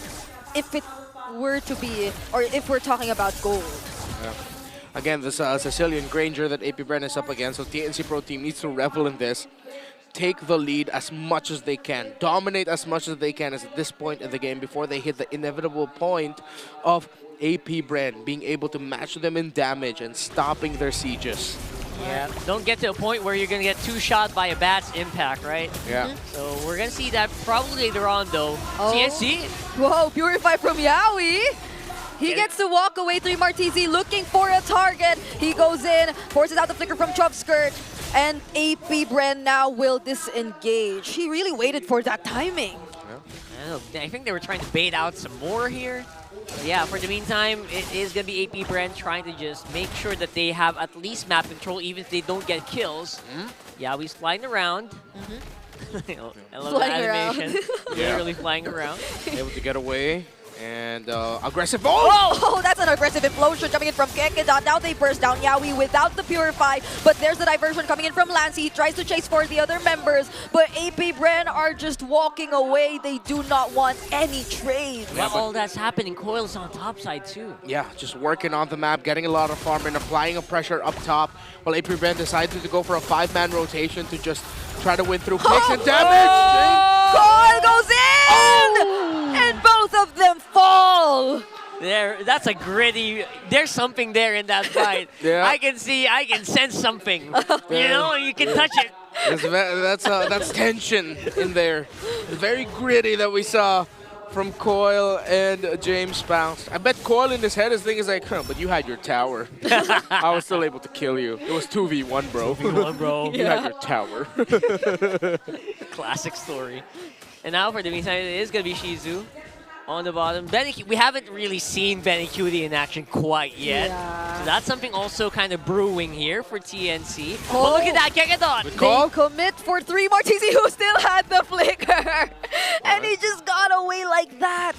Okay, the ultimate of the Tigreal will be coming back before the flicker of the glue. So that's a resource burned by AP Bren. They didn't get the kill, but that's still a good call for them to make. Now the 2 roamers, very neck and neck on the items, although Yawi already rushing the Dreadnought armor. All right, looking at it right now, TNC does feel like they still have massive control. Kekadon, AP Bren looking for an opening. Look at that! Multiple members of AP Bren get knocked up, and without the implosion, they weren't able to set up things for themselves prior to that objective. Yeah, AP Bren were trying to open up the map a bit more. They sent JamesPankgs up top, but he's not going to be able to get a push in with the tower, while TNC Pro Team will break another here at the bottom. Oh, 2-man knockup once again. Coming in from Yawi, but they just walk away after successfully securing the Tier 1 turret down bot. 3 Martizi right now on this 2-0-1. I feel like he's a much bigger problem, more than a normal glue would be. Yeah, it's true. I still think, which is why a lot of attention is being used or poured onto him. He almost survives that, but at least AP Bren had the necessary damage already to take him out. But Coil, will he still go in? Doesn't risk it anymore, but that's some sort of shutdown from AP Bren onto 3 Martizi. Oh, Tsunami Slam used onto Kekeda. They're not done just yet. They burst him down. He tries to walk away, but there's one more ball coming in from Cutie and Coil on the other side, taking down Shizu. Look at that, the outmaneuver out of Coil here. Beautifully taking out Shizu, not even allowing Shizu to join that fight. Great targeting by Coil, and very welcome addition to the squad. He slotted him in perfectly with the rest of them. Zyda has been impressive, but wow, Coil, good for you, young man. Yeah, Zyda, I think he was really impressive, especially when it came to the retribution battles. But overall, TNC now and their dominance in just engaging every now and then in the team fights, led by Coil. It's massive Yawi. for them. Yawi, though, goes in. Tsunami Slam uses it onto Der, and there's 3 Martizi with an additional layer. Coil! Stun! Coil again! Finding the targets from the back lines. And Kekedot will not survive this too. Coil with a sliver of HP will get out alive, and that's 4 members taken out of AP Bren. I am seeing a pattern here. If you guys don't know, the whole fight, no one really cared about Benny Cutie. I am seeing a pattern here for TNC Pro Team, and I am, I gotta say, it's good. It looks good. Oh, TNC Pro Team did not respect the backline dive right away coming out from the Joy. Let's go back to the instant replay. 3 Martizi was already spotted out there. Okay, so they decided to focus there. But Coil just dived to the back as Kekedot was looking to set for the front. No one was there to protect the backline. Yeah, that was a sideways flicker from 3 Martizi just to make sure he hits a lot more targets. AP Bren, they need to be a lot more careful of where they pick their fights. Giga Chad moments here for TNC. They're basically utilizing the time when I think AP Bren threw out a lot to try to kill 3 Martizi earlier on. And all their flickers are on cooldown, and then, you know what, TNC said it's an opening. Why not, right? So far they're doing good. And AP Bren right now are on recovery mode. They're trying to survive right now. Yeah. It's just difficult. And you mentioned no one gets to pay attention to Benny Cutie just yet. Not, or probably aside from that first gank we saw from AP Bren. Yeah. Benny Cutie so far has just been freely roaming around the map. Okay. Kind of makes you wonder. 3 more. Old times, just like old times. Look at him, he's been doing this since game number 1, honestly. Welcome back, 3 more. We've missed you, bro. Still gonna take some long time until we start feeling the damage of the Sicilian here, who is neck and neck in terms of... oh, he went for the Clock of Destiny second item. Yeah, it's really gonna take some time. It's gonna take a long time. So it was Gem into Glowing Wand into Clock, which means at this point, Choveskirt needs to make a decision whether he's still gonna go for the Holy Crystal or rust the Divine Glaive. Because there's Athena Shields for Yawi and 3mar, and the Divine Glaive should help with that, meaning that's even more damage coming out of him, plus the shields generated by the Low Yi. And even the Joy as well. Okay. There's a Malefic gun for Benny Cutie already picked up too. It's gonna make it a lot harder to reach that Bruno. Yeah. I mean, good thing that Shijo was able to keep himself very close in the farm. It's not a clear lead for Benny Cutie in terms of the items, and Shijo has kept himself close. And it can always all just boil down to one good implosion, right? If you're fighting against a Tigreal, that's just a given. Yeah, only that you have to worry about 3 Purifies. 3 Purifies, I know, right? It's just... Woo-hoo-hoo-wee. Yeah. They're gonna have the work cut out for them, 100% for AP Bren. And so far, it does feel like it's gonna take a lot of errors for them to actually just equalize. But look at that, waiting for that next Lord. Good discipline coming in from TNC as well, not really pushing their advantage so far. Okay. Purple bow for the Sicilian, but yeah, they're gonna have to turtle it out. They cannot fully dive into this unless they're... Are they gonna try? No, they can't. Pretty far away, yeah. Yeah. It'll be too dangerous. At least for this upcoming defense, they have their battle spells with them, so they can go for a counter engage if they wanted to. It'll be safer to fight under their turrets for now. Yeah, they're gonna have to wait for Lord if you're TNC, right? So all's good in the hood. Let's take this moment to just breathe in, relax, because here we go. Could be a big one, especially since CNC looks like they want to really equalize the top lane minion wave. That means they really want to go end it right here, right now. Yeah, it's an 8k gold lead for TNC. So that's a lot to consider for AP Bren. I mean, it's not insurmountable, right? We've seen this kind of gold lead overturn before. Yeah. Here we go. Yawi. Oh! Make a bit of a play there. They're trying. Yeah, it's fully built already for this Joy, so if the Joy can reach the Granger, that's gonna be game over. Yeah. Watch out, watch out. So far, at least they're just able to focus on taking down the Lord, but Yawi seems to be looking for something or someone. Doesn't fully commit it though, forces out the I'm offended from there. All right. But that's a successful defense for AP Bren. Kind of to be expected, especially with Cecilia under the lineup, right? So far so good for AP Bren. They know what they need to do in this situation. They have been there before. We've seen them time and time again struggle with the late game, with the early game, and then try to come back in the late game. Yeah. Again, it's Sicilian and Granger together, one of the best in terms of holding on as long as you can. 14 minutes in and still not at 200 stacks. His Chove skirt, yeah, it's a little bit of slow on the stack farm there for the Sicilian.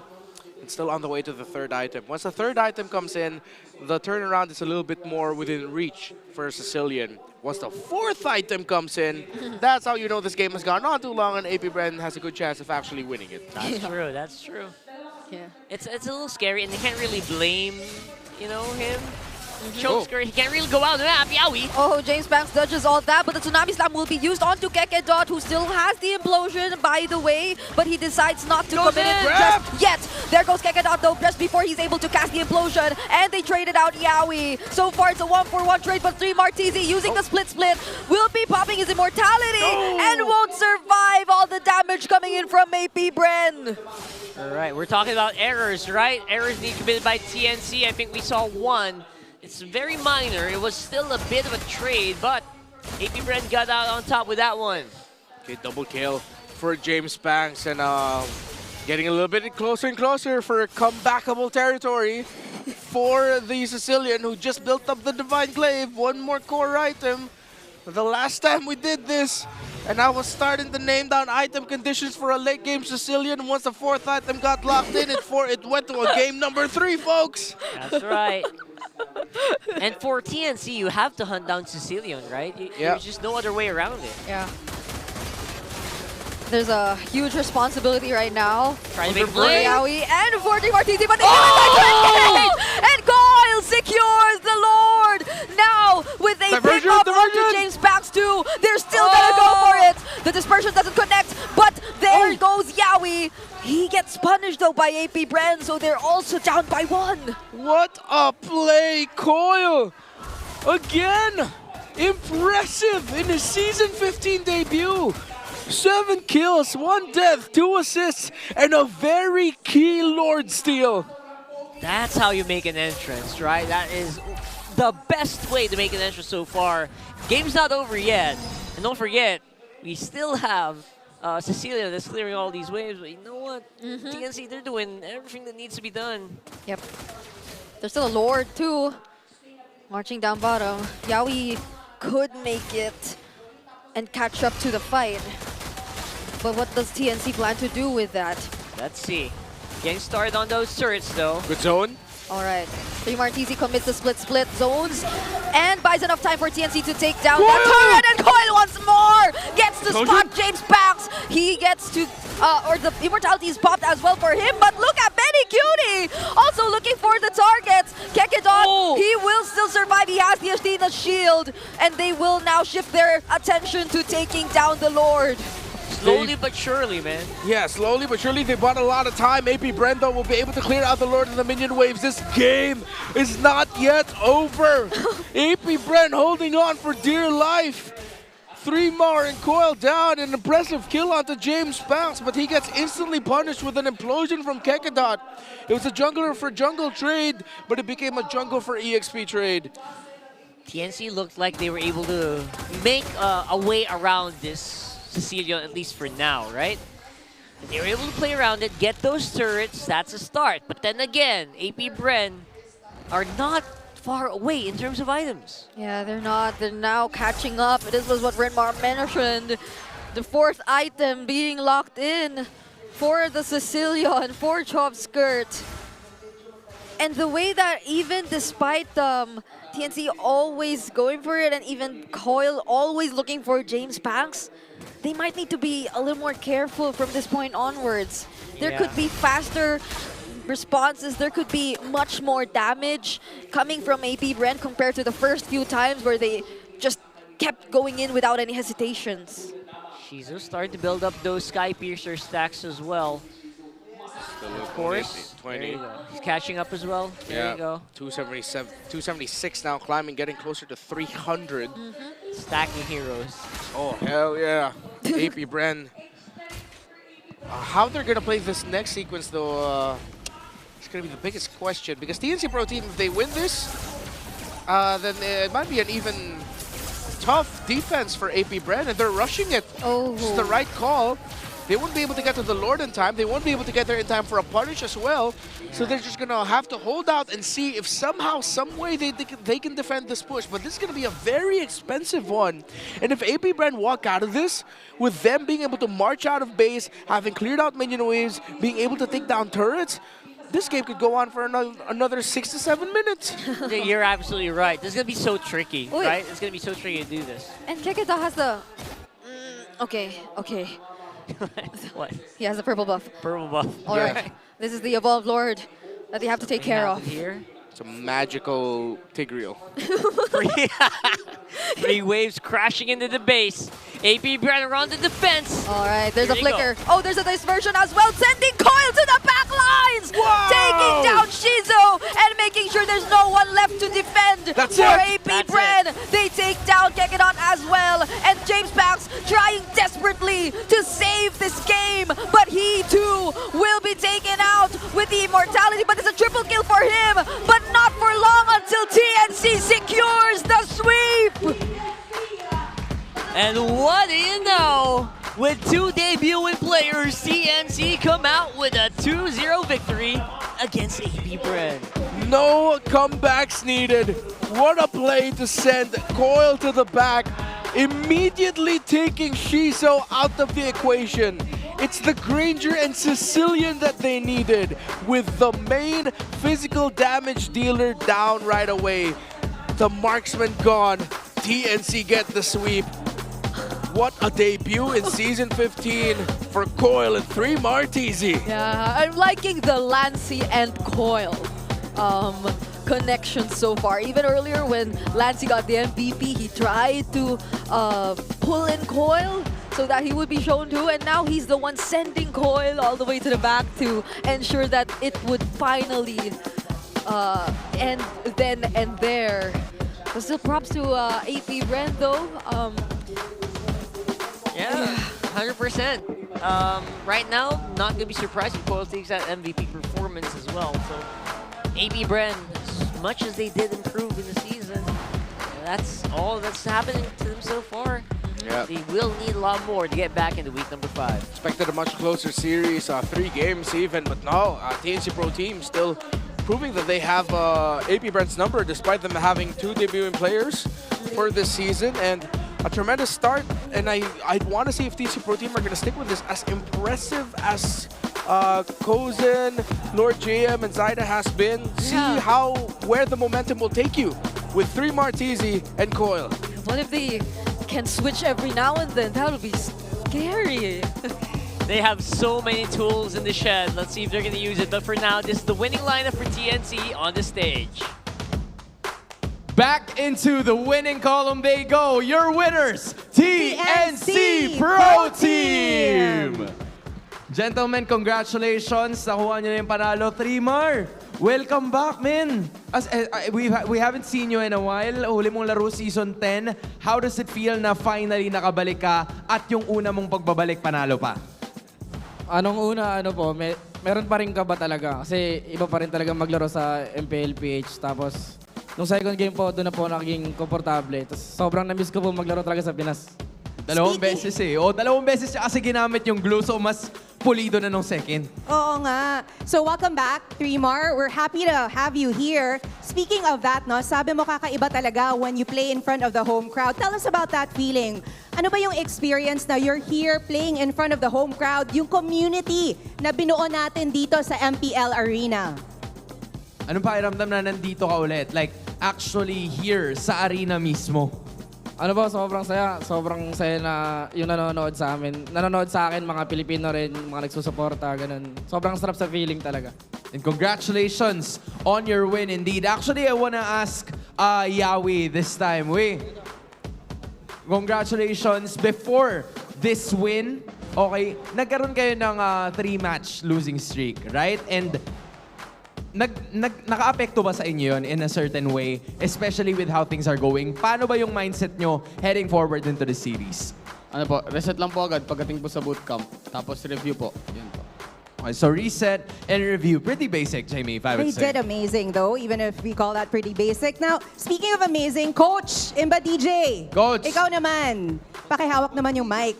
You know what? I know a lot of you are wondering as well, so let me ask this question on behalf of everybody. Coach, what's with the switch with the play? Dito ka naman sa Ako gitna, nang bahala, Coach. ako nang bahala. Grabe naman, I don't bite. Ayan, dito muna, magkatabi muna tayo Coach. Okay lang ba? Okay, Coach. No, seriously speaking, what's with the switch? Why did you think of putting Coil and 3 Martizi in the lineup? What were you expecting to see from them? De bale para makita rin namin talaga yung difference. Tapos kita naman natin na kaya nila sumbay pareho. Ay, nako, oo nga, kayang-kaya talaga. I mean, 2-0, they did so amazing. Great game plan. Yeah, congratulations, Coach Imba DJ. Boys, matanong ko lang, sino bang pinakamaangas sa team? Sino ang pinakamaangas? Igitaan nyo nga yan. Igitnaan nyo nga yan. Ayan. Coil. Sino yung Hans? Coil, ay, ibigay niyo yung mic, Bakit ang layo nyo? Dito naman kayo sa gitna. Ayan. Lapitan nyo. Okay. Coil, pwede na ba itang tanungin?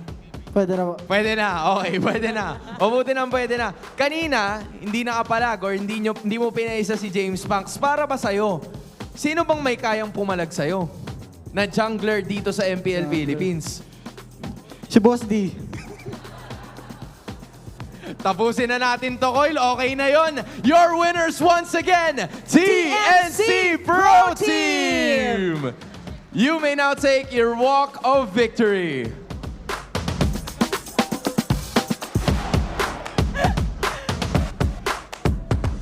Coil and 3 Martizi's debut. Phoenix Army, you may now take your bow. I mean, you see, amidst of all of the trippings na ginagawa nila kay Coil, they made a valiant debut for Season 15. They definitely did. That was such a great series to watch, Hans. Pero sasabihin ko din to You know what? AP Bren, may palag din sila. They really put up a good fight din. Oh yeah, for sure. But as of this moment, it's the Phoenix Army getting right back on that winning column. Ano masasabi natin doon? Casters, balik sa inyo. Just trying to pick up my composure here a little bit. But what a fun interview for TNC Pro Team. And it is another 2-0 in the column after that lose streak we're talking about. Yeah, an exact same outcome as the last time they saw each other, but with a different lineup against AP Bren. That should hurt for AP Bren, but let's celebrate his debut in Season 15, Coil. It wasn't just his aura in terms of how he carried himself in the intros, it's how he played as well. Fabian-esque. My eyes are going to be on this guy right now because how he played this Joy was so dang good. 10, 2, and 3. And just sheer confidence to enter. Again, it was a lineup that had a lot of tools to mess him up.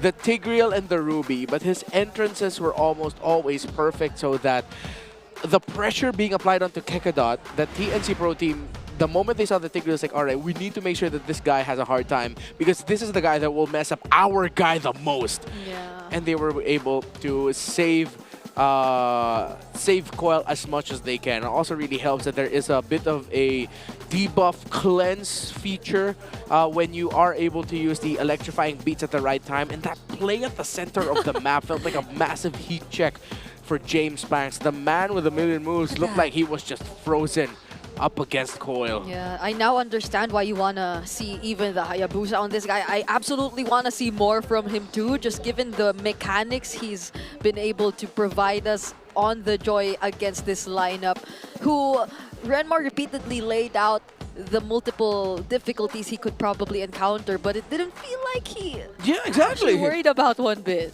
Actually, there were literally there's so many obstacles for him to actually have a good Joy game. Implosion, right? Don't Run Wolf King. Everything was just so hard. But he was able to actually play around it with his team as well. Even breaking the defense of a Sicilian. Yeah. How do you do that, right? Yeah, it was them being able to send Coil to the back to pick off Shizo here in the final siege. That was so big. If Shizo survived long in this fight and was able to deal a good amount of damage, AP Bren would have extended this game a little bit more. Again, JamesPankgs went out of that sequence with 3 kills. AP Bren definitely could have gotten more. Yeah. It was probably one of AP Bren's. I don't know if they really.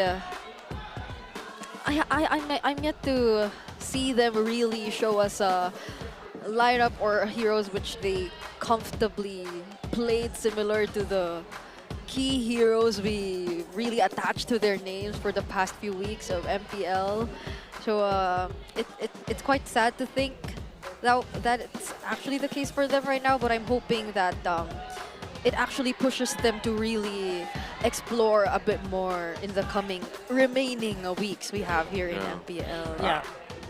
Part of it was also a big part of it is I feel like the way that Imba DJ actually handled that draft, not allowing Dare on the signature hero, and also counter picking in the proper times, right? That was pretty impactful, which really helps his players really play it to their optimal efficiency. Again, for me though, I feel like AP Bren still got out of this with a winning draft in my books, but it was the age-old story of TNC Pro Team just got to execute it so much better.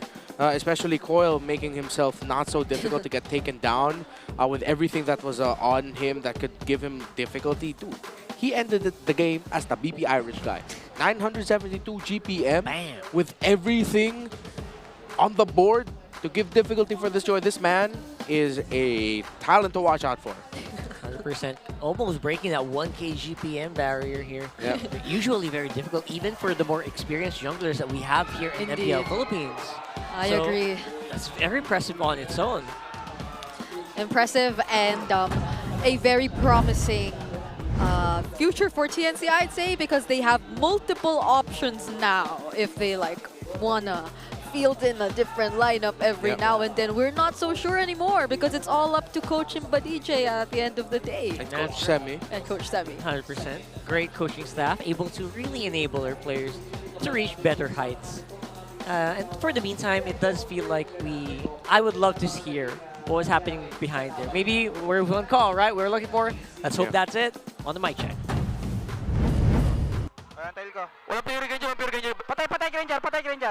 Patay. Nice go! I love you! Oh, saluting. Tig ba? Ruby lang. Wala. Tig ba, purlo. Tig Ben. Aplikan na. Proud kayo, pre. It wasn't the Zushin base block. It was a different one. That was a multi-kill under the tower there by Coil. Yeah. Again, the divergent to the back to send Coil. That was such a good play. I'm glad you pointed that out too, because for a moment there I didn't realize, like, wait, well, how did Coil get there? Oh. I just saw the circle where they were summoning things. And it was outside the map. Typical Louis late game taking down base turrets thing. But are you ready to show what you got? Because right now the MSL Collegiate Cup Season 2 is nearing. By the way, it's a Collegiate Premier League for aspiring MLBB pros featuring student athletes from Luzon, Visayas, and Mindanao. You can join now by heading to moontunesl.ph.org/MCC for more information. So check it out and start your journey to pro. Maybe you can do what Coil's doing and discover after 2 years become a pro. So maybe, right? You never know. MLBB, of course, Win Big right now is happening. Whose team do you want to go see and win it all? Are you Team Fuego? Are you Team Trippings? Something very interesting to happen here. Check it out. Win Big in the summer. I agree. Support your favorite content creators and vote for their video entries in the official TikTok page of MPL Philippines. Yeah, and don't forget that one user can vote 5 times in a day, and it will reset every midnight. This event will be until April 10, so hurry and head on over to the page and start voting. Don't miss out on this amazing deal. It's still a deal. He's Still- bringing back that part of him, which he... It's an amazing deal. It will never be taken away from me ever again. I guess it's an amazing deal because you know what? You're already having a good time in MPL. Yep. You can also have a good time on your social media. You know what? Never really doubt. Okay. Okay. All right, let's get started here. It's Onic versus Aurora. Coming up next, I hope you guys have all your goodies. I hope you guys have everything that you need. Get settled in. We're going to have some fun times, especially here on match number 3. My goodness. Yeah. I just want to say, although this is a very intense matchup, Chantel and I won't be casting it anymore. So, I don't know what might happen. I don't know what might happen. Are you going to be watching? I will. You're going to be watching 100%. So that's going to be it for us. I'm Rockhart, Brigida, and Renmar. We're going to be back for match number 3 very, very soon. Don't go anywhere.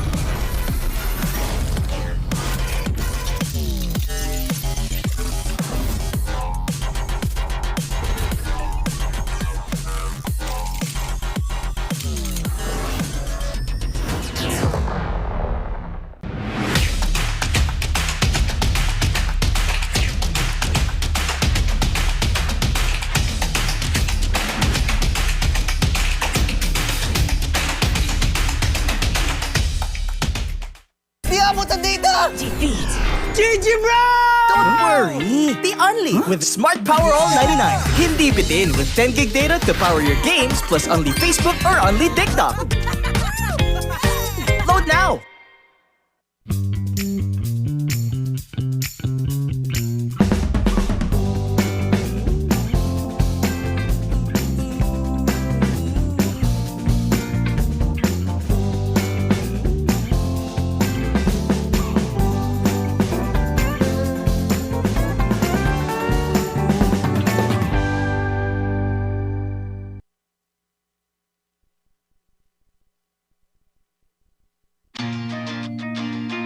Who needs to go to a concert when you can own that stage with your friends? Enjoy a night of impromptu bowling tournament.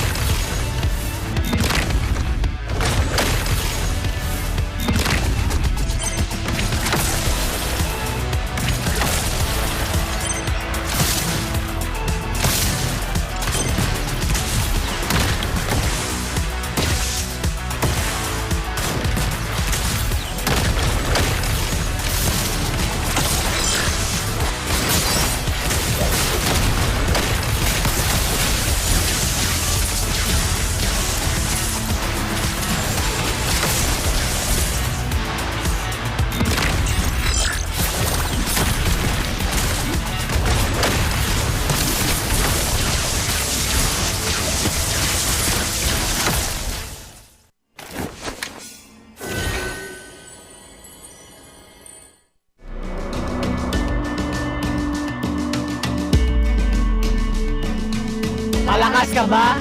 Sali na!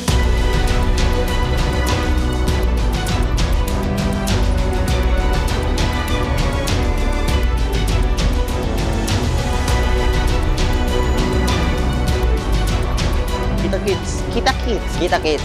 Kita Kids. Sa MCC. Season 2. Want a skin that changes color in the middle of a game? Yep, this brand new Alpha Legend skin can do that. Watch this. Boom!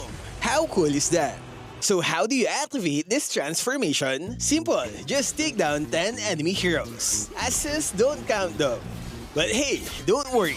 Even if you get 10 deaths, the base effects are still amazing. Just look at that animation. It's a first of its kind, and I hope they make more unique features like this. Maybe 10 assists for a new tank skin, right? As you all know, this skin comes with a unique golden number tag. We actually used 2 accounts to draw as soon as the skin dropped, hoping for a low number. The result? 41 seconds after release, we got the number 892. On the second account, it's 1,132 after 48 seconds. So in a span of 7 seconds, 240 skins were sold in a snap. Man, we've got some hardcore players out there. So how much did it cost? It's a staggering 9,500 diamonds on each account, which is 100 draws. But don't panic. Alpha main, I got you. We only spent that much because we were rushing. If you're on a budget, here's a list of events to get it cheaper. Free weekend bonuses. Get 2 free draws just by playing games. Daily recharge event. Get 3 tokens if you recharge daily. Mega Draw Bundle. Buy discounted tokens for as low as 10 diamonds. Plus a chance to join the lottery every day. Promo Carnival. This lets you collect and use promo diamonds on Alpha's event. You can start using it on March 26th. Draw rewards. Yeah, we didn't claim any during our draws. That's why it costs too much. Daily discounts. You get to draw for 50% off every day. And lastly, we have the recharge events. Phase 1 is happening March 29, while Phase 2 is on April 5. To keep it simple, here's a quick guide to get the skin for cheap. Simple, right? Top up early to get the tokens from the daily recharge and mega draw events. Then on March 29, you have to recharge 1,000 to unlock this task that gives 500 promo diamonds. Don't forget to claim as many free tickets as you can from the events. And remember to use daily discounted draws. It's an important part of the strategy to lower its price. Stick to this plan and you'll be close to unlocking Alpha's Legend skin for cheap. So are you ready to grab this skin? And hey, who got skin number 1? Let me know in the comments. Stay safe and thank you for watching.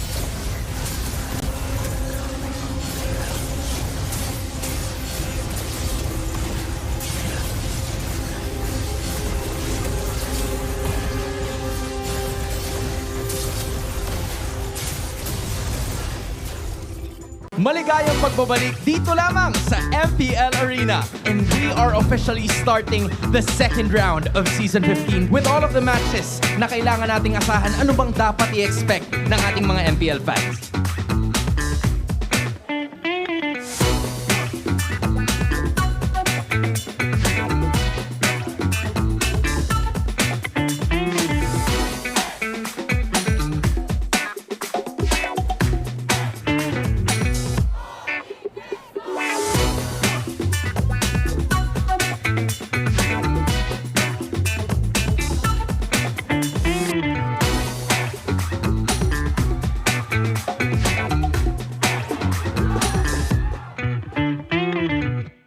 Good re!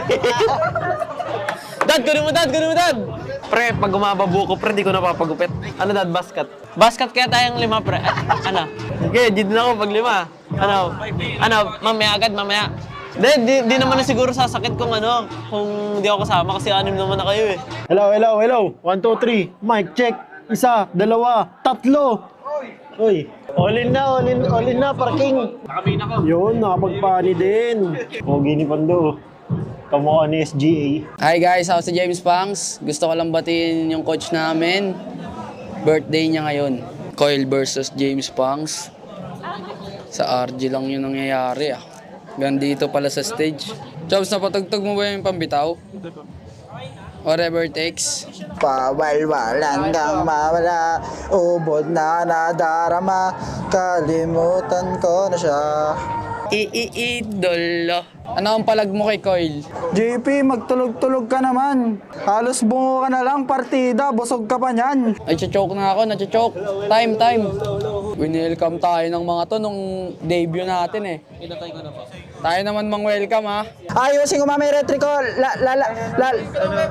Lalaking ko lang.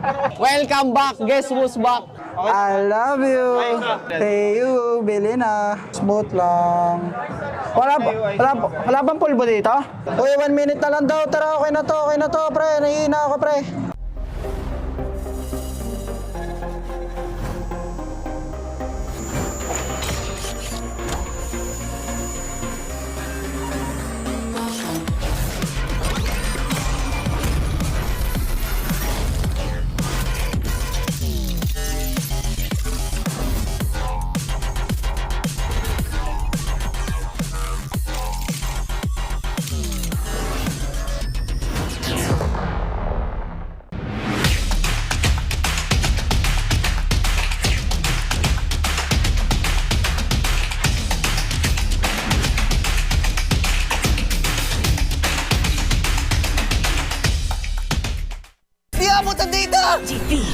GG bro!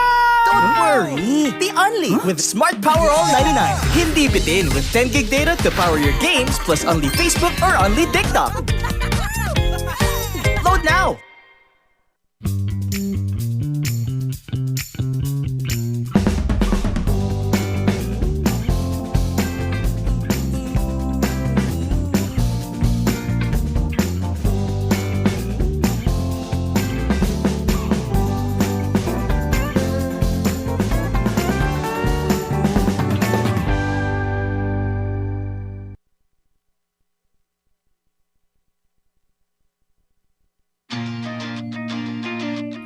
To go to a concert when you can own that stage with your friends. Enjoy a night of impromptu bowling tournament.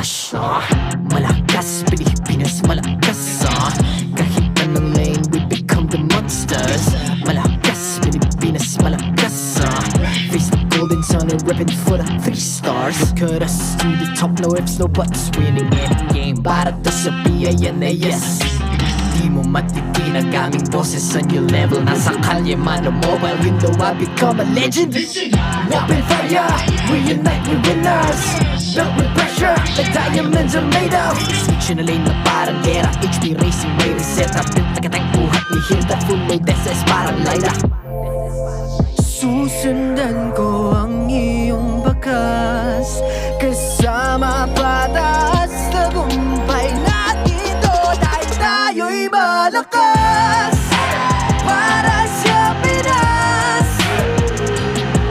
Nasa amin ang alas Hindi tuwa atras Kinikilala sa taas Kasi kami ang malakas Para sa Pinas Nasa amin ang alas Hindi tuwa atras Kinikilala sa taas Ganito kami sa Pinas Wow!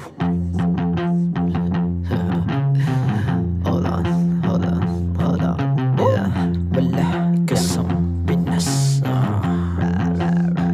We are Laging every beat No surrender, no retreat Pag nagsama-sama Just imagine what we can achieve Laging every beat No surrender, no retreat Giving 100 all my all Cause we just cannot be defeated We are unstoppable, immune and invulnerable Ready ang equipment, lahat frozen, malang crowd control Pakita ko na jab like pow East to the southeast Takas sa watawat, proud and loud Cause every enemy we devour Susundan ko ang iyong bakas Kasama pataas Tagumpay natin to Dahil tayo'y malakas Para sa Pinas Nasa amin ang alas Hindi tuwa atras Kinikilala sa taas Kasi kami ang malakas Para sa Pinas Nasa amin ang alas Hindi tuwa atras Kinikilala sa taas Ganito kami sa Pinas Wow!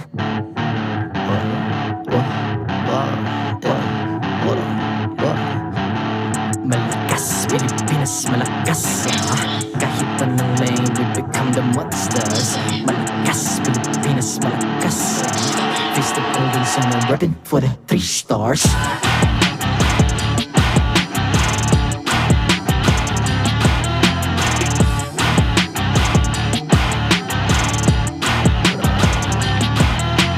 Ang lakas ng Pinas, we unite, be the stars Ang lakas ng Pinas, we unite, be the stars Ang lakas ng Pinas, we unite, be the stars Ang lakas ng Pinas, we the stars Ang lakas ng Pinas, we unite, we the stars Ang lakas ng Pinas, we unite, we the stars Ang lakas ng Pinas, we unite, we the stars Ang lakas ng Pinas, we the stars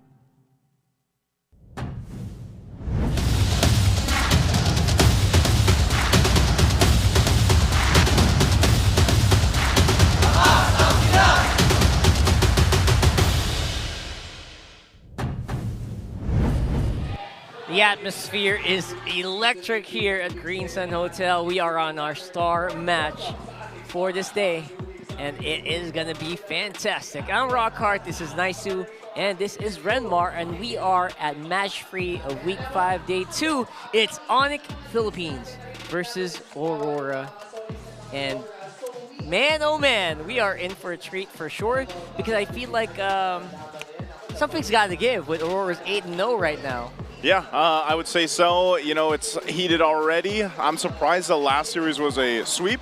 Yeah, I was expecting 3 games. Hats off to Brigida doing a great job. I am replacing her. So sorry, Brigida, it's now me. But I'm feeling good about this match, and I'm wondering the same thing. Is that record going to be broken here for Aurora? Yeah, again, we are coming from a series. It was a sweep, as formerly mentioned, with Coil and 3 Martizi making their debut in MPL Philippines Season 15 for TNC Pro Team as they swept on through AP Bren. Similar to the result in the first round of MPL Philippines, well, will we see history repeat itself? Because Onic lost to Aurora in the first round, but Onic has reawakened, even going back to a little bit more of their old swagger as Brusco is becoming a little bit more vocal again.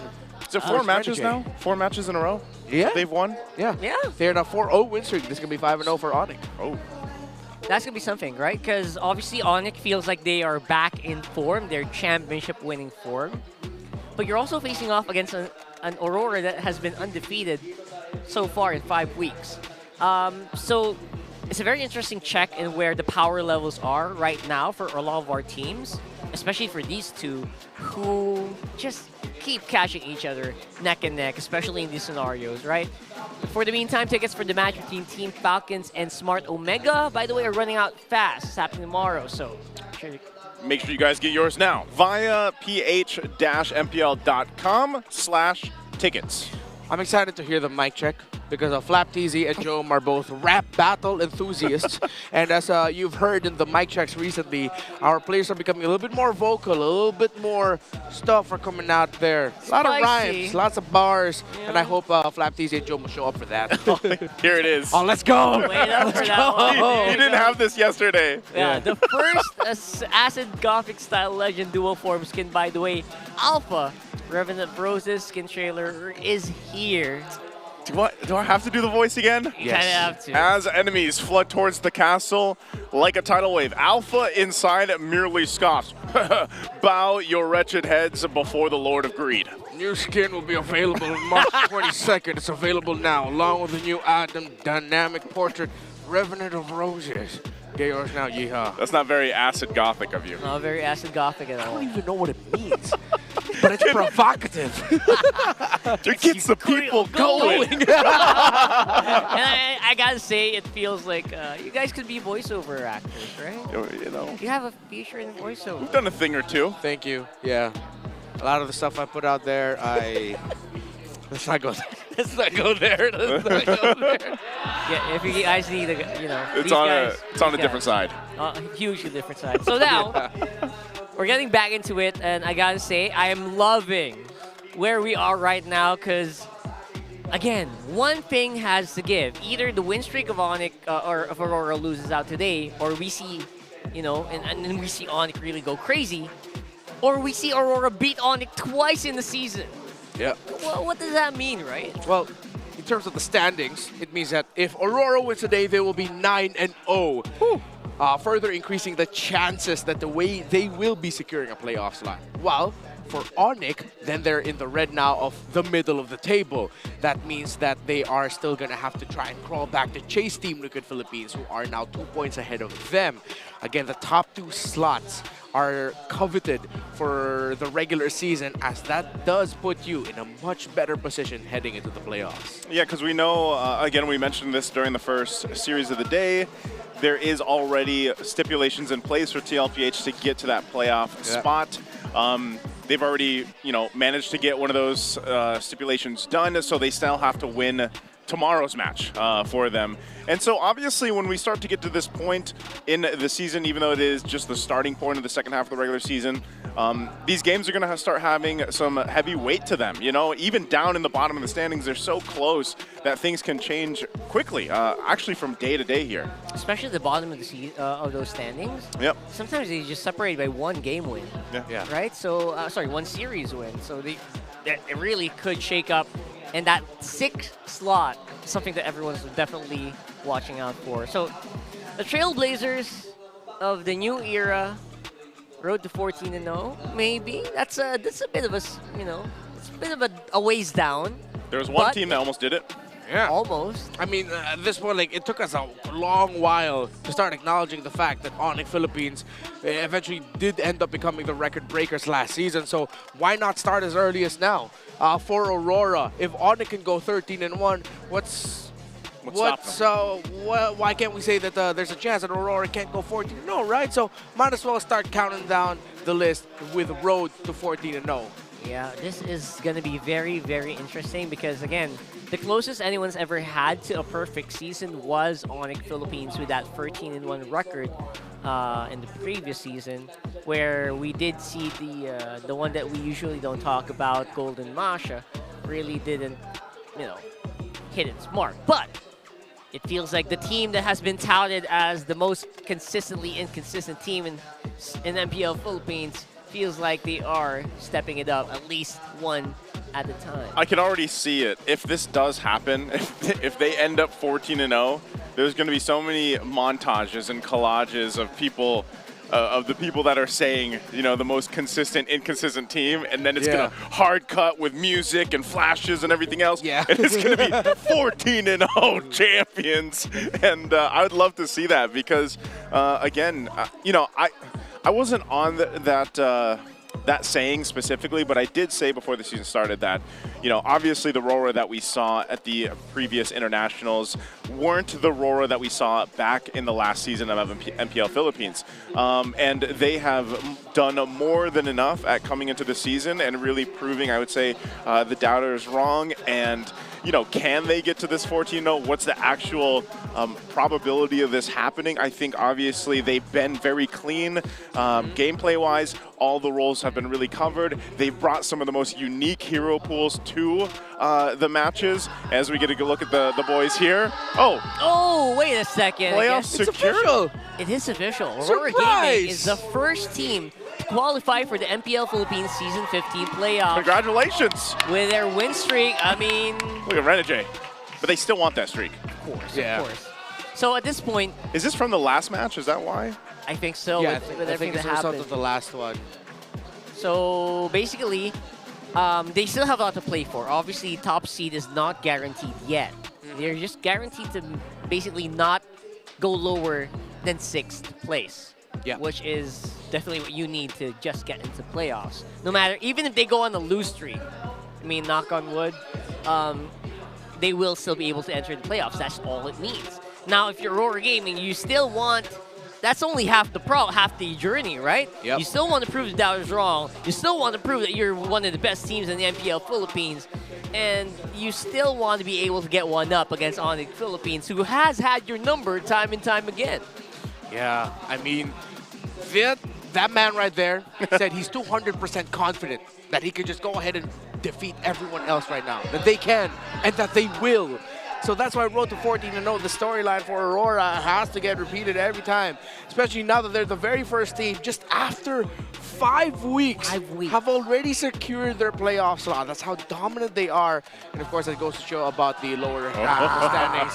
While across them, the Kite brothers look at the KK connection. When we compare their stats in the very first round, of course, the Kite brothers are edging out over the KK connection. They get their own banners and logos too. That's pretty cool. I just realized that. Because again, Aurora have been the more consistent team. They have been the better and stronger team in the very first half. But Onic Philippines have just been getting better and better as well, getting back closer to their old form. What is King Kong try? Oh, okay, he's doing the Glorious too. Yeah, trying to do the Glorious, which is, I don't know if they're copyrighted or trademarked yet by Team Falcons. By Team Falcons. But I will maybe ask them later on or tomorrow. But for the meantime, these stats really do show how close they have both been. He's giving it to him. Got a little bit of shaking and baking going on here. Hopefully KK does something too. I mean, Kite brothers. Come on, Kite bros. Come on, Kite brothers. See, come on. Demon Kite and Doman Kite are very golden retriever black cat energy. Oh yeah, that's true. That's true. Demon Kite like shoving Doman Kite to do something, and Doman Kite is just as chill as can be. Wait, who's the kid? Demon Kite would be the golden retriever. Right? Yeah. Okay. Doman Kite would be the black cat. He's just like, what are you doing? Big question for you guys though. Is the road to 14-0 feeling real to you? Press A if you think that they're going to seize the win.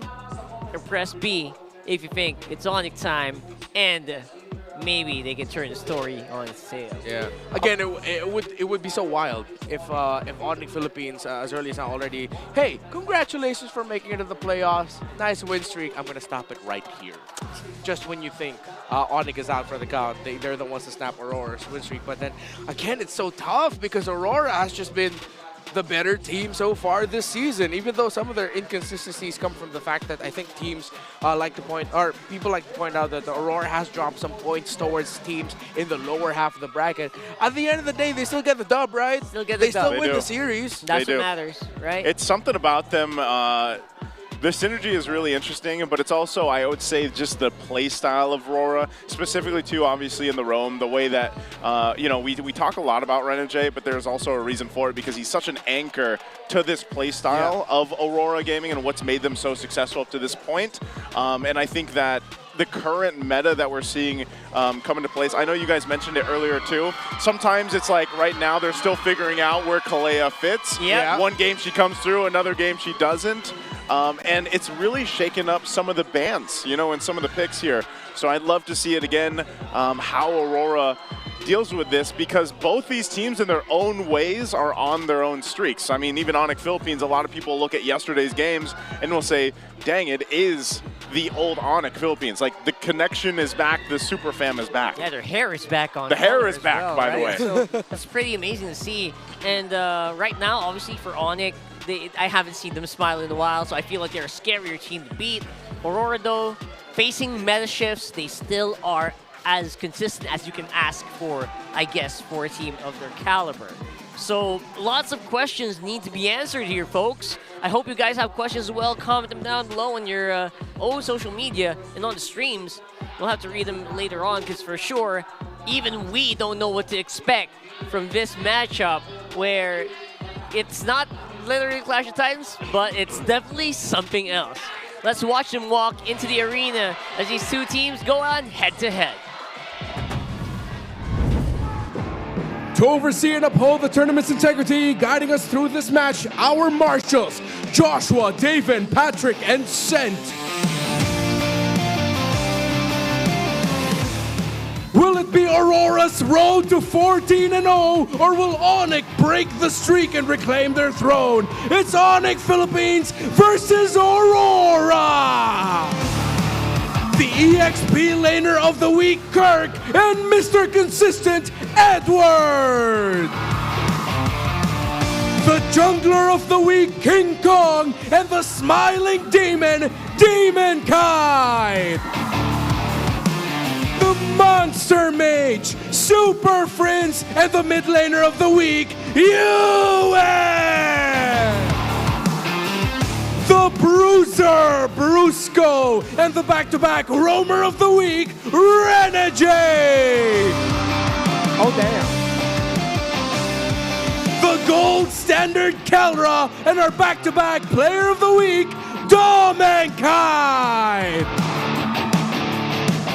And their coaches, Coach Hayes and Coach Master the Basics. Now with that being said, we are ready for a pretty good showdown. I'm calling on from Aurora. It's the Kite brothers, Domankai and Demon Kite. Meanwhile, for Onic Philippines, it's the KK connection. Kelra, King Kong, gentlemen, step forward. Demon Kite, hawak mo na rin naman na. How will you stay undefeated? Ano ang palag mo? Gagalingan mo na lang, galingan na lang nila. Galingan mo na lang daw, King Kong. Ay, ikaw muna. Gusto mo na rumibat? Ano ang rebat mo? May kakampi ako, Sigma. With the assist, King Kong. Ano naman ang palag mo kung gagalingan mo na lang? May kasama si Kailarang Sigma. Domankai, tapusin mo na to. Ano naman ang palag mo? May kasama rin ako, kaso letter sila. Go ahead and do your fist bumps, gentlemen. Best of luck to both Aurora and Onic Philippines. You can go ahead and proceed. This is gonna be a matchup between the top teams. Magingay tayong lahat para sa laban between Aurora and Onic Philippines. Casters, balik sa inyo. Season of the duos is still ramping up as we do face off against each other. It is Onic Philippines looking serious as ever. Yep, and of course it's still Kirk, King Kong, Super Friends, Brusco, and Kelra.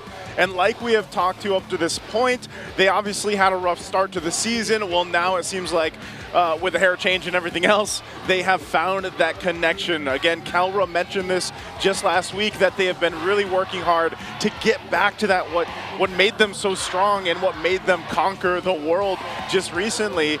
And the fact that they found the connection again, they're showcasing it throughout their games, specifically the last 4 matches. Can they keep it a 5th match ahead of this team that's been unstoppable? Yeah, in the center of the map, Renegade and Yawi, I have given so much praise for how they've been playing so far this season, and add to that Dom and Kite so much better compared to season 14, excuse me, and of course the recent international tournaments where he had a little bit of a how do I say this, a negative eyes on him, but he has definitely showed up. To me, he's top gun right now in MPL Philippines. So I'm looking at Renegade versus Brusco, because those two have been on fire in social media lately. Oh, look at this. This is one of the more interesting graphs that we've had so far, with just about a single team, Onic Philippines, coming out on top this time around against someone who is higher up on the standings than they are. Yeah, of course, for Aurora, they have the higher Lord control percentage, so very close to the turtle percentage. And of course, for the tower take, slightly higher for Aurora as well. So the numbers aren't leaning towards one way too much, except of course for the game and series win rate for Aurora. So hopefully this time around we get to see a much more competitive Onic Philippines, because when they went up against Aurora, that was a relatively close series with some relatively close games, but there were times where you're going like, that's when people started to tell like, something's up wrong with Onic, right? Yeah. Aurora looks so much way better than them. Yeah. And these are things that, Onyx trying to silence, Aurora trying to show that they are more than what people think they are. Let's see what's happening on the ping test, though, before the game starts. Malayo-layo ka sa'kin, ayaw ko sa maasim. Meng, inaaurahan ako ni Bruce Goat. Ano masasabi mo dun, Meng? Dati mo ka-teammate, inaaurahan ako. Okay lang, bobombay natin yung kamaya, the bomb. Wag ka masyado agresibo, Bruce ko, ha? Ako daw yung bumawi sa kanya. Grabe ka naman. Balik ka ng balik sa nakaraan. Tignan mo yung present. Grabe ka, M-Zite. Pinos! Sa akin din eh. Kirk, mag-date kayo na mamaya, Kirk. Sa kayo kain. Legal na ba kayo? Hindi mo ba na-meet yung parents niya? Paparazzi! Paparazzi. Paparazzi out of nowhere. That was the most unexpected ping test I've ever seen so far. And yeah, it's a Brusco and Renegade right now facing off against each other. These are the infinite keys to victory. Yeah, I like that we're looking at the 2 roamers. So for Onic, the bruise the opponents to one up for victory. You're really not allowed to let Renegade and Yawi have a comfortable time here. Because when they're comfy, Dom and Kite is comfy. When they're comfy, that means Demon Kite has already killed you. So for Aurora, be the man your team needs, Renegade. Whatever that is. Heal man, hit man, merman. You've already shown yourself to be one of the most dependable roamers this season. You've continued your streak of having so many heroes available for you in an MPL PH season since last season. So, continue that. Well, for both, it's retribution time, but that could mean either Onic getting the revenge or Aurora solidifying that they are the better team so far in the regular season against a team that denied them the championship last season. Or will you be able to set up for your junglers? That's a whole lot of double meaning. Yeah, right? To the last one, like quadruple entendre. Yeah. Is that what it's called? No, it's just a double. But yeah, for the meantime, it feels like the story just keeps getting better and better, right? It feels like there's so much that they don't really want to say. I don't know, maybe it's because they want to stay focused, but you can tell from their faces that they really are gunning for each other. Yeah, they're locked in. I think part of this too, again, is the draft itself, especially considering the coaches behind these amazing players.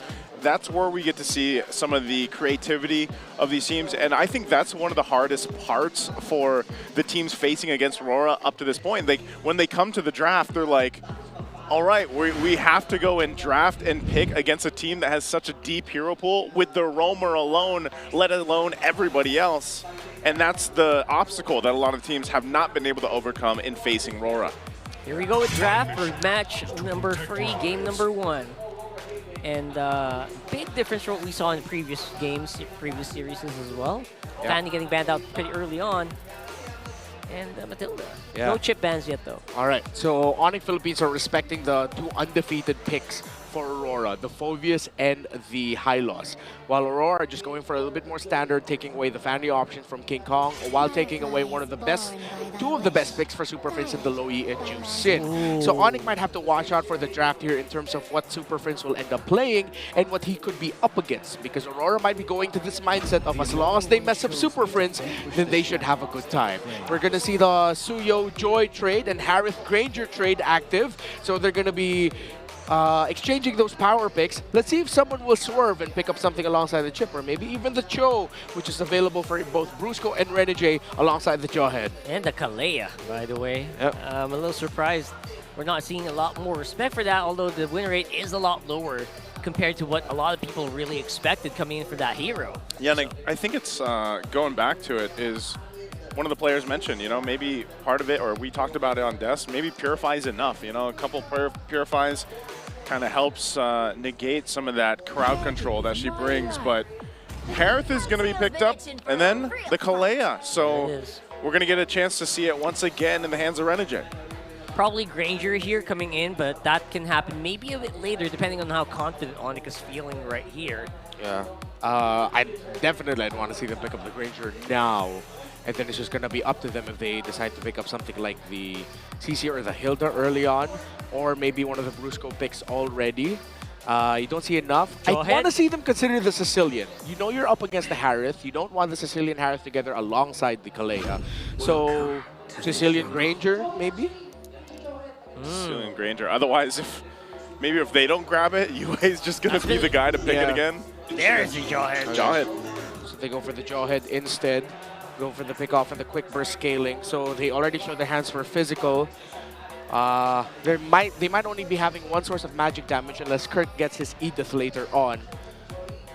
That's a lot of bans out here. I'm thinking maybe we should see more mid lane bans coming in from Aurora later on. Just goes to show how much you can really respect Super Friends, but also have to think about how they're gonna position their roam as their XP laners, not really getting a lot of attention here. Yeah, they're both prioritizing the EXP lane matchup, considering the trade for Lucas. Oh, wow. Okay, so did not expect that. Yeah, they're going to go into this with a flex pick that could either go into the hands of Edward or Demon Kite, but I'm leaning towards a thought that we might already be seeing the jungle pick for Aurora. Because he won this. Yeah, and he won with this. And they showed off that they can play with it very well. Yeah, it was yesterday, just yesterday. Yeah. And he's probably one of the few junglers that actually made it work. And it was really the space that he was able to work with. So a highly dependent on this, and the reason why it's also flexible is because the reason why it worked so well yesterday was your XP lane option. So depending on what Aurora takes in the XP lane for this, that'll really allow that Lucas to shine if it does go in the jungle. I think he's only been the second player to make it work. I mean, or at least try to make it work, right? Yeah. So there you go. As I expected, a lot of bans on the mid lane as well. I'm expecting maybe an Eve getting removed here. I don't know why even Onic is banning out some mid laners here. Definitely ban out the Sicilian if he can. Sicilian. If you're Onic Philippines. Right. With Farsagon, if Onic Philippines gets stuck with an Eve, I'm going to be a little bit iffy on that. I'd want to see them end up with something along the lines of a Vexana instead. Although Aurora has this, it's not really a pocket pick, but there are times where surprisingly they would pick up the Faramis and then just play so well with it. It's actually undefeated for them. It usually comes in either the 4 and 5. So that might be something that Aurora are leaning towards too. Wow, they're really boxing it out here. I like what I'm seeing here. Faramis hugely a big benefit if you are playing Lucas. Makes it a lot easier to go for those dives and maybe maximize Unleash the Beast. Yep. Same with the Kalea. So you're absolutely right. The only trade-off is they're going to lack a lot of that range because Harif is also just a really close-up mage here. Doesn't really have that much range. Yeah, for this too, just because of the typical combo of the Suyo and the Jawhead, you know, it's Aurora that has to go ahead. As long as they avoid that early setup potential from that combination alone, if they're not getting picked off and thrown into the air, then, you know, they can really rely on some more of that late game, especially where Harris starts to come online and pop off. But we've seen Granger do that too so many times, you know, in this last ban. Interesting is the Hanzo.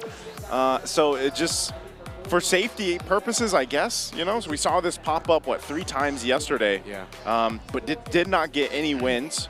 So teams are still going to be struggling with that, trying to make it work. So this next pick, are they going to go with showing their XP lane maybe? Unless this is a flex. I mean, based on the bans, just Coach, why not just making sure that it really won't, there's no Hanzo shenanigans just in case Lucas does go XP. So not quite locked in yet, right? So they go for the Sicilian as expected. So they are playing around the flex of the Lucas in the jungle. If Onic go for CC, they put the Lucas in the jungle, pick up a different EXP. I want to see Onic Philippines consider picking up the Edith. Right. With the Suyo and the Jawhead, you're already showing that you're very ulti dependent. Every mid laner available right now will be very ulti dependent. You need something that can extend the team fight a little bit quicker. I don't think CC will be the best one for that. So go ahead and pick up an Edith for Kirk. And then for Super Friends, just it will be pretty much up to them. Maybe they can even go Veil if they want to. Well, that'll be an interesting twist. Eudora, maybe? Just kidding. I mean, it got you never know, man. Buffed recently, but maybe it works against Akalea. There's the Edith and the Eve. As we are running out of mid laners. Super Friends decide, you know what? Don't overthink it. Yeah. I like, by the way, how they show this this skin because it's the MPL skin. It's like available now. Available now, by the way. Make sure you guys go ahead and grab it. Was it Prismatic Sentinel? Yeah, Prismatic Sentinel, yeah. Wow, I can't believe you actually know the name. I tend to forget some of the names of these skins. Well, you read it enough, you remember. And there's the Hilda. Okay. They're definitely going to go for that Lucas jungle this time around. Very much balanced for me for both lineups. Yeah. It's so hard to know who actually came on top in the draft here. Yeah, this is one of those who can execute better scenarios here. I mean, both of them have the capability to snowball relatively quickly. Aurora through their Harith, Onic through the center of the map. It's not a clear-cut, huge control in the center, because with how Onic drafted here, they really have to make sure there's always a body with the Eve, because with the Kalea and the Hilda around, they actually have enough reach to be able to disrupt Super Friends' positioning. That's actually super crucial, although it does help. Real World does have like that crowd control immunity, but only for a bit, right? Once once Aurora decides to jump on him, that might be a problem, especially with Hilda on Edward. So it's going to be very curious to see who can execute better. Let's throw it over to the Land of Dawn. Let's see what's going to happen in game number 1. Well, the star match of our triple header. And a lot here still on the line. Once again, Aurora has already secured their spot in the playoffs. They're just trying to go ahead and maintain and maybe break a record for the MPL Philippines, a win streak. Their goal is the 14-0, and it looks like Onic Philippines, a super fan, wants to stop that from happening.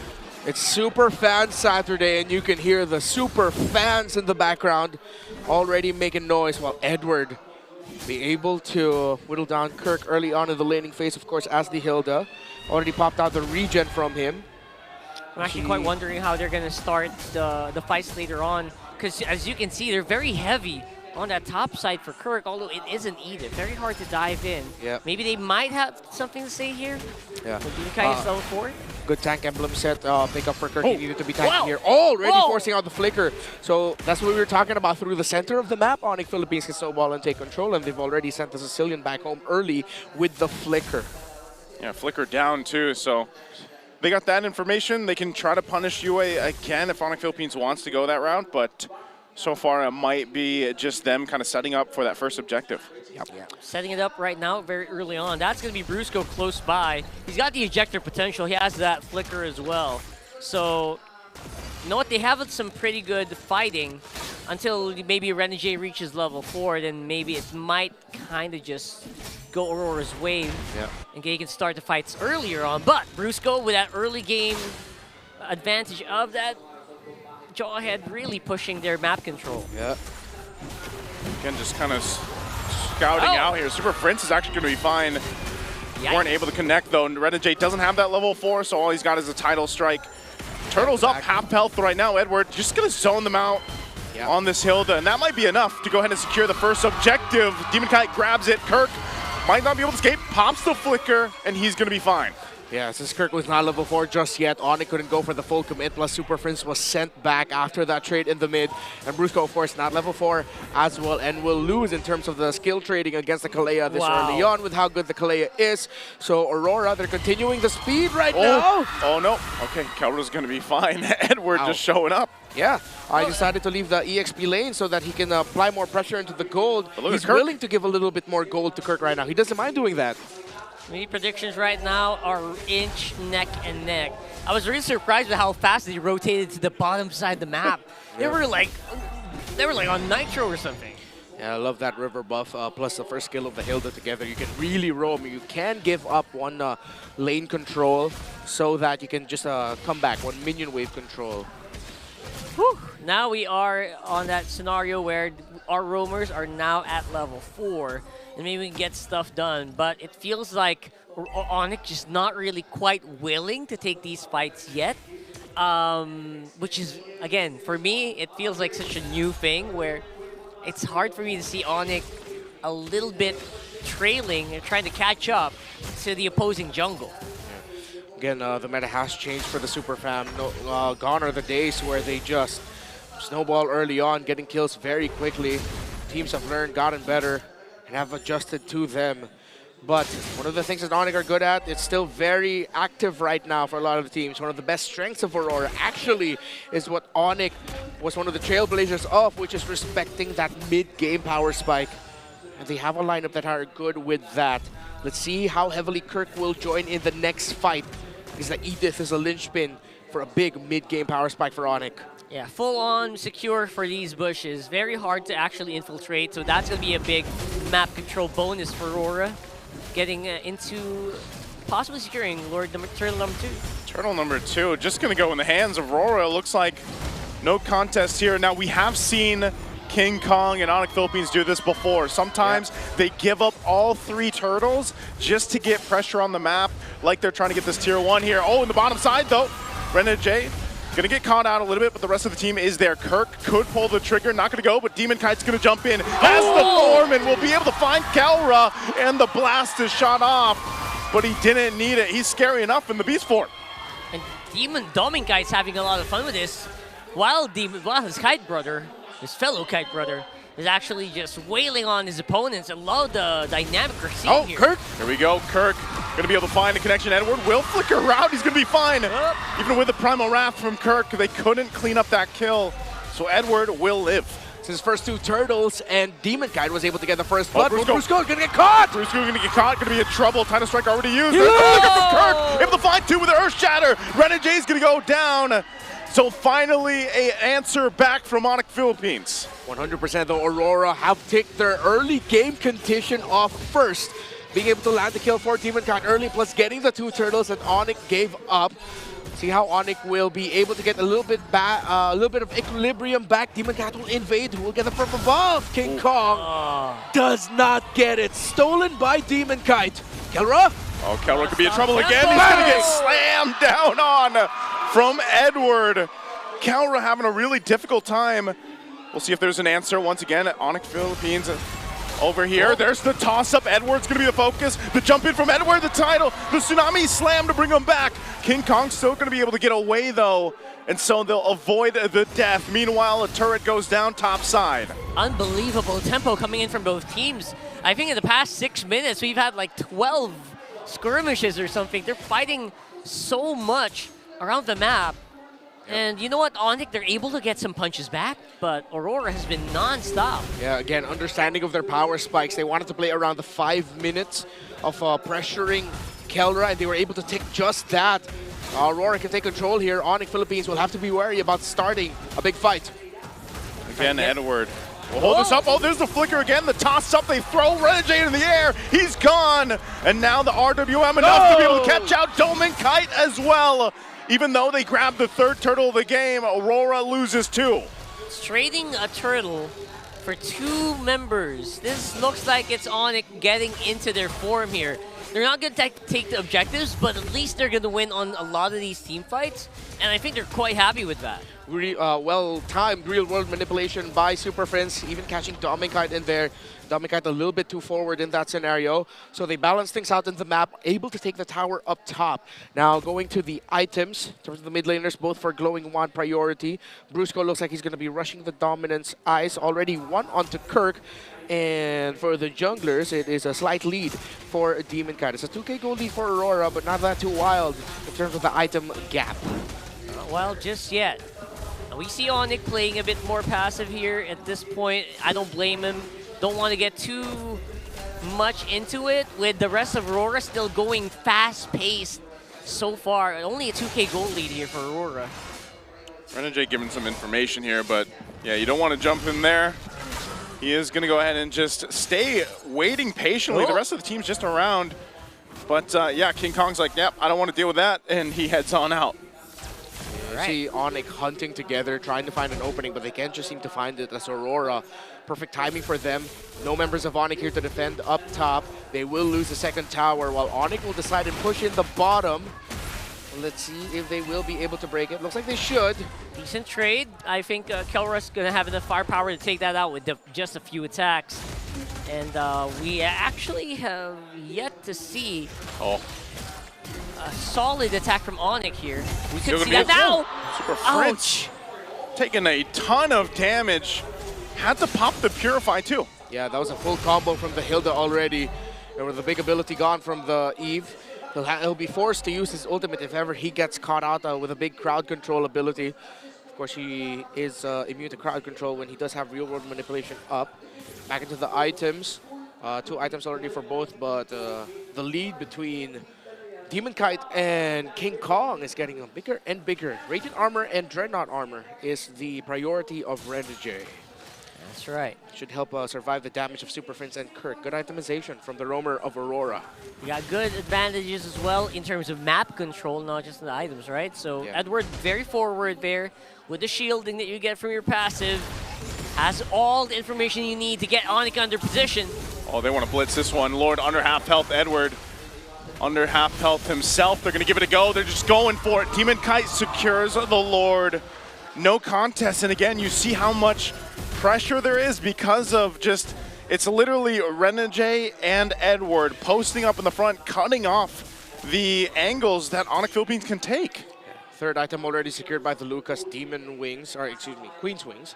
And yeah, it was really tough for Onic Philippines to try and contest that. It would have been devastating. They needed to make sure that they got the purple buff for King Kong first, because if they contested that and lost that, they would have lost the Lord, lost bodies, lost their purple buff. That would have ballooned Aurora's lead even more. So Onic Philippines had to respect that possibility and decided, you know what, we can give this Lord, get the purple buff, and we'll just try to defend. But this gives a lot of map control for Aurora. Yeah, they're just looking for that one-off pick-off. And that actually could lead them into a really good momentum. But for now, it is going to be Aurora camping on their jungle and seeing if they can maybe utilize this Lord on top. Okay, that shield up top is going to be popped. The Lord is dealt with. They should be able to get maybe another shield that looks like it's going to hold together. So maybe after all of that, Rora's only able to get the one shield on the top turret, and they take the discipline route and back off. Again, they're not that far ahead, and they really have to respect the lineup that Onic Philippines has. Yeah. And Onic Philippines, because of the presence of a Lucas jungle, I think I'm starting to understand why they're a little bit more hesitant to actually like hold, to try and force anything. They know if they mistime something, wait. Toss up again, gonna be able to throw him into the air. Edward's still alive with a flicker, disengages. It looks like Royal wants more, but Kirk will flicker out too. So 2 big battle spells for both sides burned. That was close though. That was super close here for Edward. Yep. As good as an attack as you can do if you are Onic with Brusco, not even utilizing the flicker. Yeah, and I think if they were able to secure that kill onto Edward, Kirk would have used his Primal Wrath, but he's still been holding onto it. He's he knows how valuable his ultimate is, that timed perfectly, should mess up Aurora, but Aurora are also not giving Onic Philippines a lot of opportunities to turn things around heavily. Little by little, Aurora's lead gets bigger and bigger, but Onic Philippines are getting some key items. Straightened Armor and Dominance Ice for the Edith, already up to the Malefic Roar, plus the War Axe for the Suyo as well. So far with Brusco on that Jawhead hasn't really been stonks, right? So maybe they're trying to wait and see if they catch up on items first. But yeah, Aurora might have just a really good control here. At least for now, Onic, they are sticking together.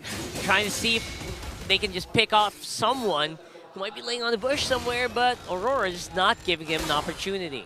Yeah, that's the main thing though too. Even with the Jawhead, it's like most of the time the people playing up front on this side are either, you know, Renegade or Edward, and it's so you have to be able to provide so much damage to actually take out either a Hilda or the Kalea, just because of also the escapability, you know, and having the flicker available. So Lord is up.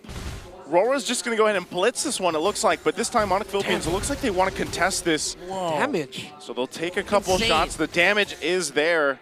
Right now, though, they're going to hold it toe-and-toe. Put it to half just on his own, just like that, just a few combos. Yeah, relatively quickly. Again, unless it's, I think I'm still going to be a hater of the Lucas Jungle, unless it's Demon Kite. Unless it's Demon Kite. Maybe. Only got to make it work so far. We'll see. Really helps out right now that Aurora has good full vision as well of Kelra on the bottom side, so they know they can buy some time. Or they may try to intercept here. We don't know. We'll see. Yeah, look, slow pushes on the side wave, so that makes Onic think twice about engaging this heavily. They have to control the middle. Naturally, they're going to lose one of the side lane minion waves. Natural push. So Onic, they might be put into a position where they need to force something happening here. Yeah, I think they're going to want to force this fight. Trying at least, right? They're going to wait for it again. It's just kind of restarting back and forth as Demon Kite and King Kong take a hit, run back, and really it's just, it might be the call for one of the roams to actually just pull the trigger. There's the conceal already. Renegade is going to be the one to do it. Brings him back with a Tsunami Slam. We'll be able to find Brusco. That's one down for Onic Philippines, and now RWM's dropped down. Renegade could be in trouble now. Flickers defensively. Demon Kite jumps into the fight as a total beast. He does go down, but 4 are gone from Onic Philippines. And now it's only King Kong. The rest of Aurora looks to go down in the lane and just pressure it in with a few minions. Wow. 4 members still alive, working on the turret. King Kong, I don't care how good Suyo is or how busted he is, he can't 1v4 against the lights of Aurora as they take game 1. That was a straight up base attack here coming in from the Auroras without even going for the Lord anymore. Exactly what we were talking about with the Lucas Jungle. The hesitation every single time of Onic Philippines to try and make something happen was because if they timed things wrongly, once the real world manipulation of Super Frisco was up, that's going to be the sign for Demon Kite to go in, dive, and be as aggro as he can. He can lose his life, but he will take 1, maybe even 2 down with him. Great fundamentals and execution showed up by Aurora. Onic Philippines just looked lost. And they were playing around basically a Jawhead that could really destroy you in the early game. That's one of the most amazing things about this matchup. Yeah. Able to do it and actually turn it around at the very end against Brusco himself. And after Brusco was gone, there was no initiation factor for Onic, and they just whittled down. It was like on cue. As soon as I was like, man, it's going to come down to one of the roamers, you know, pulling the go. There. I heard the conceal, and I was like, well, I guess it's a Renegade going first. And they found the right mark on it. And, you know, again, in those moments when that Lord is just being pulled back and forth, sometimes that's what it's going to be. And that time it was Renegade to be able to catch out Brusco. So, and then Demon Kite, you know, when he turned into the beast and he jumps on into this fight, it's like, man, they're just willing to go toe-to-toe and fight with them. Yeah. Of course, that man's going to be kind of zesty, Demon Kite, but all right, I'll take it. The Lucas Jungle on point here, 3-1-2 again.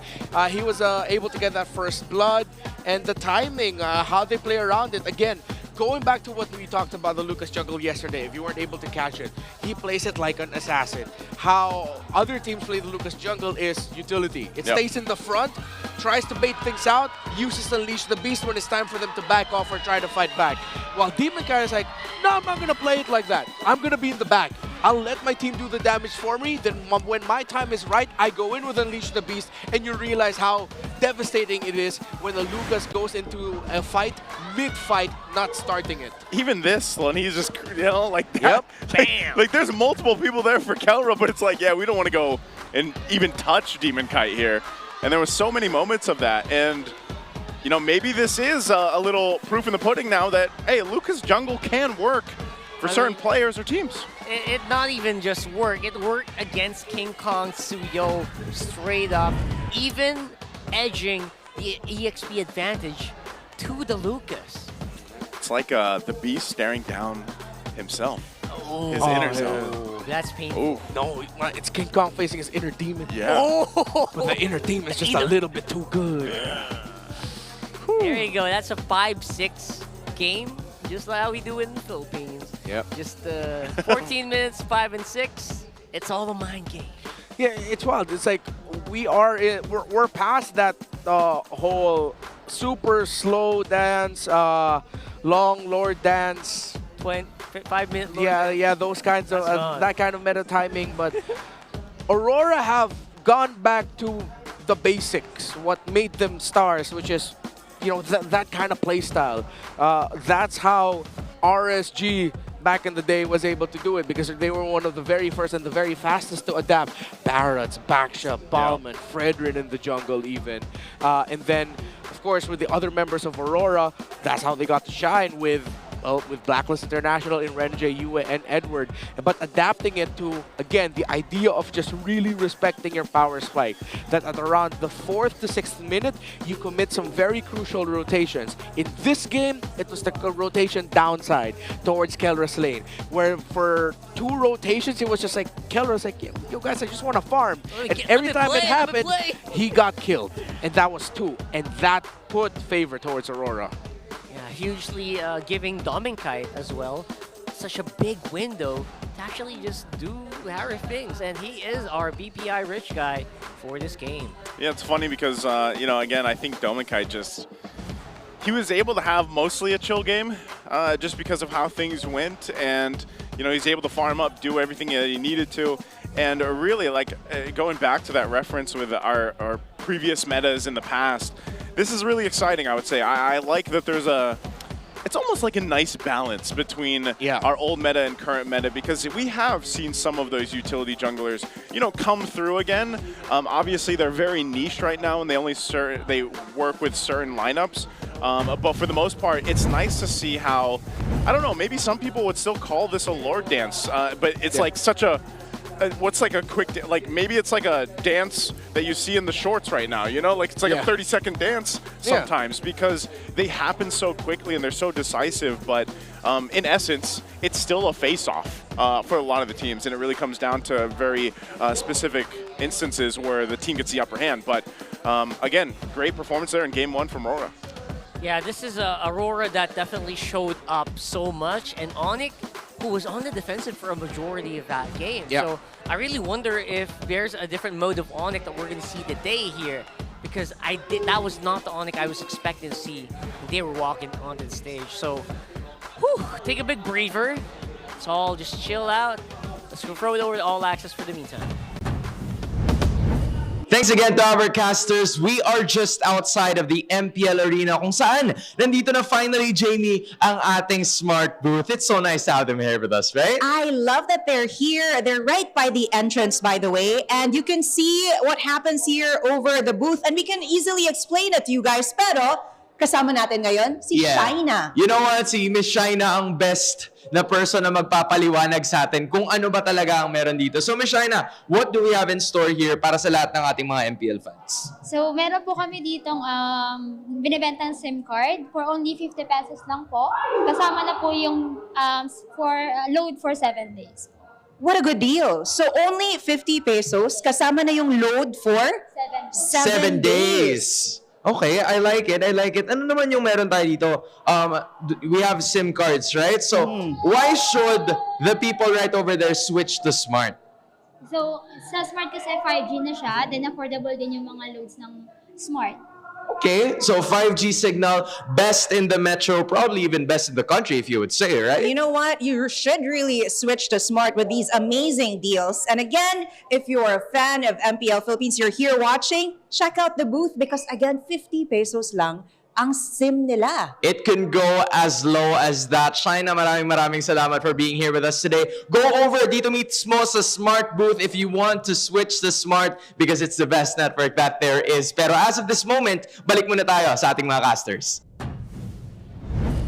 Thank you so much, Hans. I would really like... I should have scanned the QR. Actually, should also get another one because it's always nice to have another one. And in the Smart Power Pose, you also want to get another Yawi somewhere out there. Who's it gonna be? Oh, who's gonna do the pose? Guys, do the pose. You gotta do the pose. Don't wait for the camera. There we go. There's our guy. Lip bite, sir. Lip bite. Lip bite. Yeah, there we go. He's got the head nod too. Oh. Don't hate me. He looks like US brother. Take the jacket off. See? Yeah, he can pass off as US relative. Yeah, he could. That's pretty cool. Oh, wow. No, there's no tongue. What's Chill out, bro. There's no jawline. You're doing too much. That's right. Give it to this guy. Yeah, Thank you. there we go. Thank you. US cousin Ew. It's not all about jawlines, guys. Yeah. His All cousin right? Ewi. Ewi. Congratulations. It's not always about the... Happy for him. It's not always about the... That's right. Although, you know, it doesn't hurt to have a jawline, but not in that specific We way. all have jawlines. Defined jawline. Sometimes you can just be a little bit too sick. Plus you gotta go down with the Sigma just a little bit. We have to know the way of the Sigma. I don't want to know the way of the Yeah, Sigma. we gotta know the way of Sigma. Man, thank you so much to Smart, obviously, and get more data for maximum gaming with Smart's Powerall 149. Make it look easy with 16 GB for all apps, plus your choice of only Facebook, Messenger, and Instagram, or only TikTok. Personally love that one. Plus only calls and texts to all networks. And all of that is going to be bound to be OP for just 149 pesos for 7 days. Don't have to worry about anything, so load now. So it's kind of like Suyo. What? It's OP. It's bound to be OP. Yep. Like Suyo, he's OP. Or Kalea. Or It's Kalea. I won't go you as guys far. have that already? I don't know. I don't know if I could say Kalea's OP, man. Not quite. Have you seen the Kalea? I think she's strong, but she's not like broken OP. Because That's when you say fair. OP, that's like broken. Unbeatable. It's impossible to win a 1v1. I still think she's OP. She's still pretty strong. I mean, just people need to take Purify. As a roamer, though, are you gonna do that? No. Can't do that as a roamer. And if you're a pick-off style roamer, especially Bruce, you get caught by the Kalea. like a jawhead, you're dead, bro. Okay. I mean, that's what we saw. Like, one of the things I love and hate the most about her kit, hate it when I'm against it, love it when I'm using the Kalea, is when she does her roll. I'm up in the air for some reason. I fly even though I'm a fish. It's and a then fake jumps out. on you. It's a fake out. It's like, is he gonna go down? I don't know. There's no indicator. Like the only indicator is if you're fast enough to see the Kalea going down and be able to go away. So it's like a distraction too, because you're just like, whoa, ah! Kalea's like one big distraction. is she coming down or not? Yeah, dude, it's her title strike into the rolling wave. That's true. Okay. What is I this? like how we have this now, the BPI Rich Guy rankings. I love this. This is actually interesting. Dominkite has been on that chart apparently 10 times already since we started it on week 2. Yeah, as of this is for as of week 4. Oh, it is. Okay. Yeah. Not counting now. Yeah, not counting now. This is for the first 4 weeks, if I'm not mistaken. This includes week 1 numbers. So he's at 11 so Yeah. far. Yay, nice Man, one. that's Did they get a prize? I from was BPI? just gonna ask that, Rockhart. What? I was just gonna ask. I wonder, is BPI planning something that we don't know about too? Maybe. For the players, like the top 1 BPI rich guy becomes a rich guy. An actual rich guy. Dun, dun, dun. He gets a prize higher than the entire prize team winning. Whoa. Whoa! I Oheb would love that. don't want to put that pressure on BPI. Yeah. We He got gets Aurora. a bucket hat. With money. It's a bucket hat with Full of cash. money. Hey, that's not bad. That's not It's bad. a good promo. Blue side is going to be on Aurora with an 81% win rate on this next game. Yeah, looking at Brusco there. Brusco did not have a fun time with the Kalea on the other side, and he was a jawhead. And I think that's one of the big strengths of Kalea, right? Not really executing your skill, but the fret. Just the fact that you can just grip on anyone anytime. Essentially like an ejector. Anyway, let's go into it for draft for game number 2. Okay. So in this sense, since RORA is going to be on the blue here, we'll see if the Kalea is going to be banned out or not. But that is the Phobius being taken out. We could possibly still see a priority for the Suyo. That has been the case. Also, of course, the Granger, still the Harith too. So far, game 2s though, the red side that has been the Kalea ban, right? Yeah. No ban. Actually, no bans on Chip. Kalea only got banned, I think, a few times, 3 times maybe today. Yeah. So not really super priority on the bans as well. So, but when he's been thrown out, he's more likely to get picked up. All right, Onic has a decision of whether or not they're gonna ban the juice in. Both power pick trades are in effect. It's Kalea that gets taken out. There it is. Will Aurora lean towards the juice in rush? Ooh. Juice in, and then just let the Suyo be taken because you know that you can actually play, if you have to, something else in the jungle? Yeah. And I don't know, I'm really hoping that Aurora Lucas Flex becomes a staple now, because I feel like it can slot into a lot of lineups. But there's Zushin left available here, 97% contestation rate still, and a good solid 80% win rate for that Zushin means people are more likely to pick it up still. Okay. Aurora can double down with, even if the Cho gets taken away from them, they can still go and pick up the high loss later on in the draft. I like the idea of them showing the Lucas already going to second phase with the flex. I'm with you on that, rock hard. So the Great Jutsuyo gets locked in by Onic. Ooh. I hope they consider the Lucas. Lucas and Juicin together. That provides a lot of space for the Juicin. Sounds crazy, huh? Yeah, for the Lucas, actually. And they can just lean in on the Harith for Dominicate again. And maybe have a jawhead there, just make it harder for King Kong to actually go and do King Kong things. Other than that, feels like they have a pretty solid start in the draft so far. Yeah. And you went back on the Zushin is just a huge comfort, right? Yeah. Magic is my life. Okay. Harith. There's the Harith. Classic matchup. What are they going to take here? There it is. It's going to be the Hylos this time. Classic combo, huh? The old horseman. Yeah. Playing it safe, slow, and Sorcerer Vitalize. So they go into the second phase without a jungler and the XP. They're waiting for that. So we get the Brusco pick right now. I'd want to see them consider just picking up the Gata Gacha. They already have their course, but they go for the Eve first. Okay. Right. I guess they're trying to avoid or bypass the risk of what happened last game where, Jesus, no mid lane was safe. That was a really bad draft for a mid laner, right? Yep. This is really scary though too, actually, just the combination between the Jushin and the Hylos. There's so much cutoff potential, you know, and initiation options that RORA can play around with just these 2 heroes alone, and then you throw in a Zaman Force from the Harith.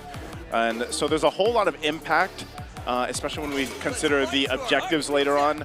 So they do go ahead, and it's Onic Philippines that bans out the Lucas. They don't want to deal with that possibility popping up again. So I'm wondering, you know, again, like, what does RORA want to put in the jungle here against the Suyo?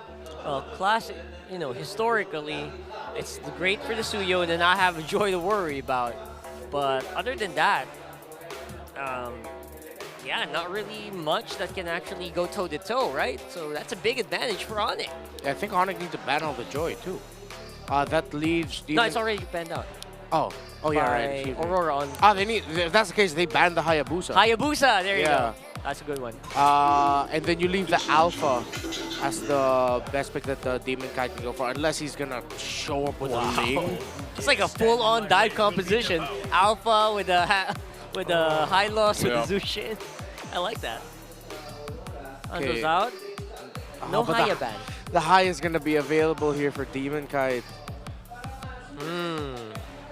that's the case, if Onic are thinking about the Hayabusa already as an option, as much as I want to see them pick up a different EXP laner, they might need to lean towards picking up the Hilda 4th.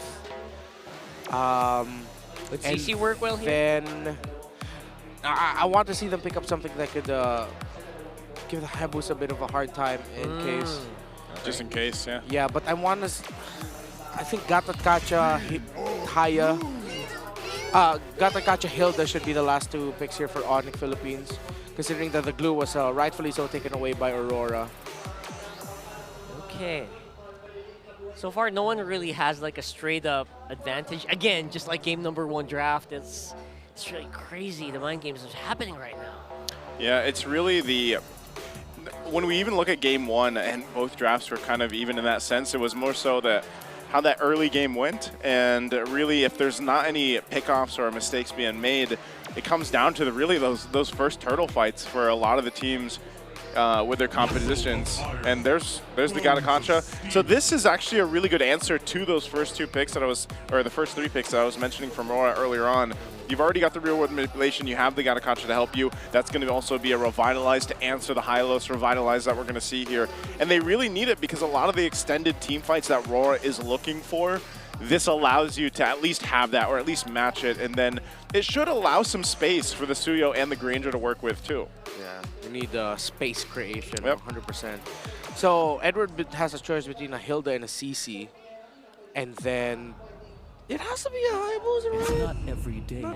Oh, he does go for the lane. Wow. I love this. Oh, and it's a Khalid.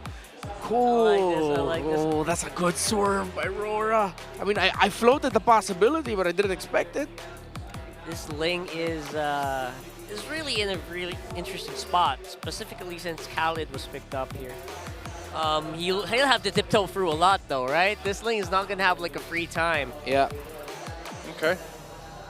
Interesting. I don't think we've seen too much of this combination of heroes, at least from Aurora. That's what I was saying. You know, you got to leave it up to the hero pool that they have here. Last pick is the Cho. I'm liking this. Okay, so we're going to get to see that come through. How are we feeling about this?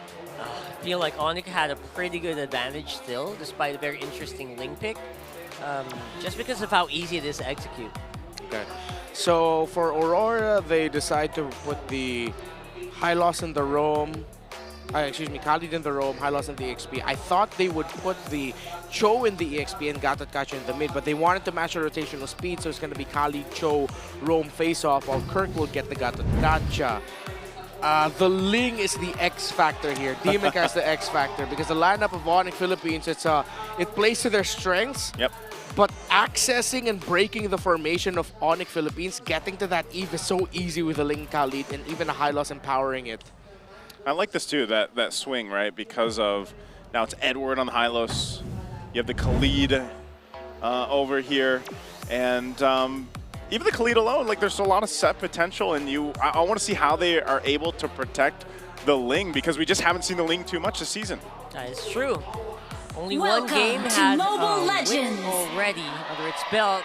It's a classic Demon Kai hero as well, so let's see what's going to happen here on game number 2 between Onic Philippines and Aurora. It was Kyle Teasy and Team Falcons that played Ling first this season, and it won. Let's see if Aurora can replicate that with this Ling. Hey, if Demon Kite's done it with the Lucas, he can probably do it with the Ling. It is great, again, to see some of these other heroes pop up, though, just because we're so used to seeing, you know, the Suyos and the Joys in the jungle. But already, you know, taking a look at the emblems, he is running that killing spree still with this Ling.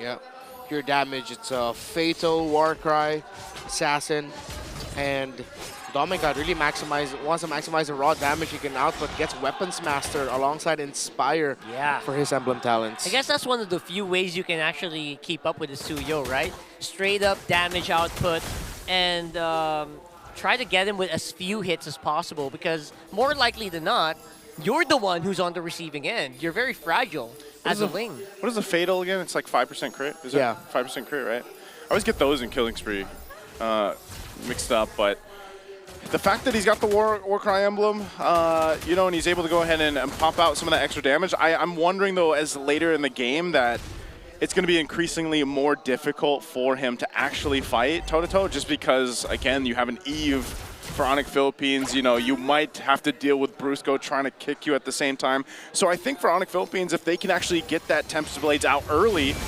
that does a lot already in the mid lane. Edward going to be in trouble. RWM already dropped down. Brusco will flicker out defensively. So they force that fight.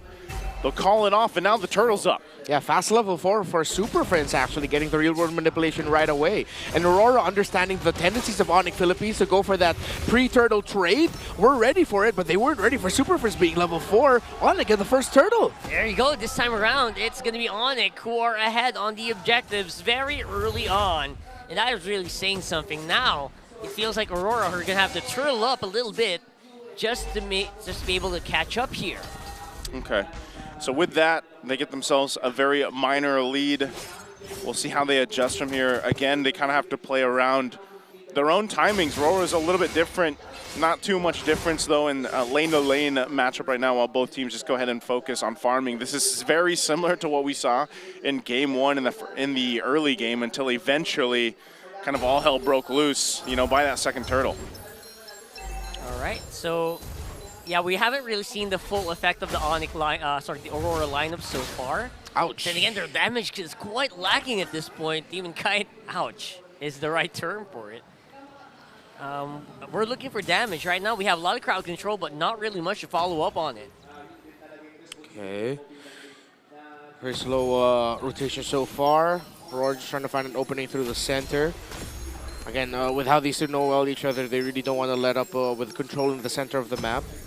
Going a bit closer. Let's see if anyone will try to go for a sequence in the gold. Renegade is going to show up here. I think that, though, again, is even just going to be spotted out, man. They have their bases covered everywhere. Pretty much. And we could have a very, once again, a situation where it's a very Filipino game. You know, low kills, at least until things kind of break out. Yawi also just kind of getting spotted out. Kirk, they know that purple buff is up. Demon Kite wants to go in and secure that, so that's the information given. But we're 15 away from that turtle. Yep, Kirk just wants to check here. Again, no damage quite yet from the Aurora lineup. And now it's Onic who are looking for some of these kills to happen. No one making or committing to any major mistakes yet, though. Should be a slow start. I wonder if Aurora's suddenly going to pull the trigger and go for a very aggro play here, as Onic have already started the turtle, but will back off as King Kong wants to get his buff first. Probably could. Just back off for now. Both junglers getting into a position where they need that buff, and they want to go for an all-out fight. You want to make sure that you have the tools to take that fight, and yeah, they're doing it right now. Okay, Brusco holding on here. He does have the flicker available. Yawi's going to be fine. The buff secured now, so they're going to get in position. Aurora has a lot of utility. The question is, will Renegade actually be able to use it? Will he go in with Sandstorm, or vice versa from Onic Philippines? They're finally up on this side. The gold laners will go ahead and stay 1v1ing down in that gold lane, but very slow second turtle of the game. Clearing things out, just kind of feeling out the area right now. Yeah, there's a fight happening very soon here. Demon Kite waiting for the retribution range. Oh, they're going to have to go for it. King Kong will get the retribution off. There's the kick from Edward. A Sandstorm from Renegade, but they immediately call it off. They don't have enough damage to actually go for that fight. Now the fight for it, the purple buff. Brusco jumps in too. Now Super Friends could be in trouble. Demon Kite at the front of it. Tempest Blade's going to be used. Now RWM already dropped down. They just don't have enough damage to fight against Onic Philippines. They're going to crash down, and Edward in trouble. Finally a kill on the board for Onic, and they get the buff. First blood at 5 minutes and 49 seconds. Yeah. What did I say about these two teams in the last one? These two teams really know how to make something happen every time around 4 to 6 minutes. It's a big one. It'll be a slow start, then suddenly something will explode, something will go very wrong or very right, depending on who you're going to be looking at. It went very right there for Onic. Brusco and Kirk were on point there, and even Super Friends holding on to the real-world manipulation as long as possible, forcing Demon Kite out of the purple buff. He was forced to use his retry there, so he loses his purple buff. He couldn't even get a knock-up on Super Friends because he uses real-world manipulation to avoid getting crowd controlled by the Ling. So much stomps here for Onic so far. Edward could be in trouble. There's the kick. Yawi trying to help him out. Renegade's going to be too late, even with the pathway. won't be able to escape. A jump in from Kirk, and standing there menacingly after the jump. It's gonna be fine. Another kill on the board for Onic. Definitely a better game for Kelra this time around when everyone is busy just trying to deal with all these AOGs and Brusco on the choke. It looks very good for the Granger of Kelra.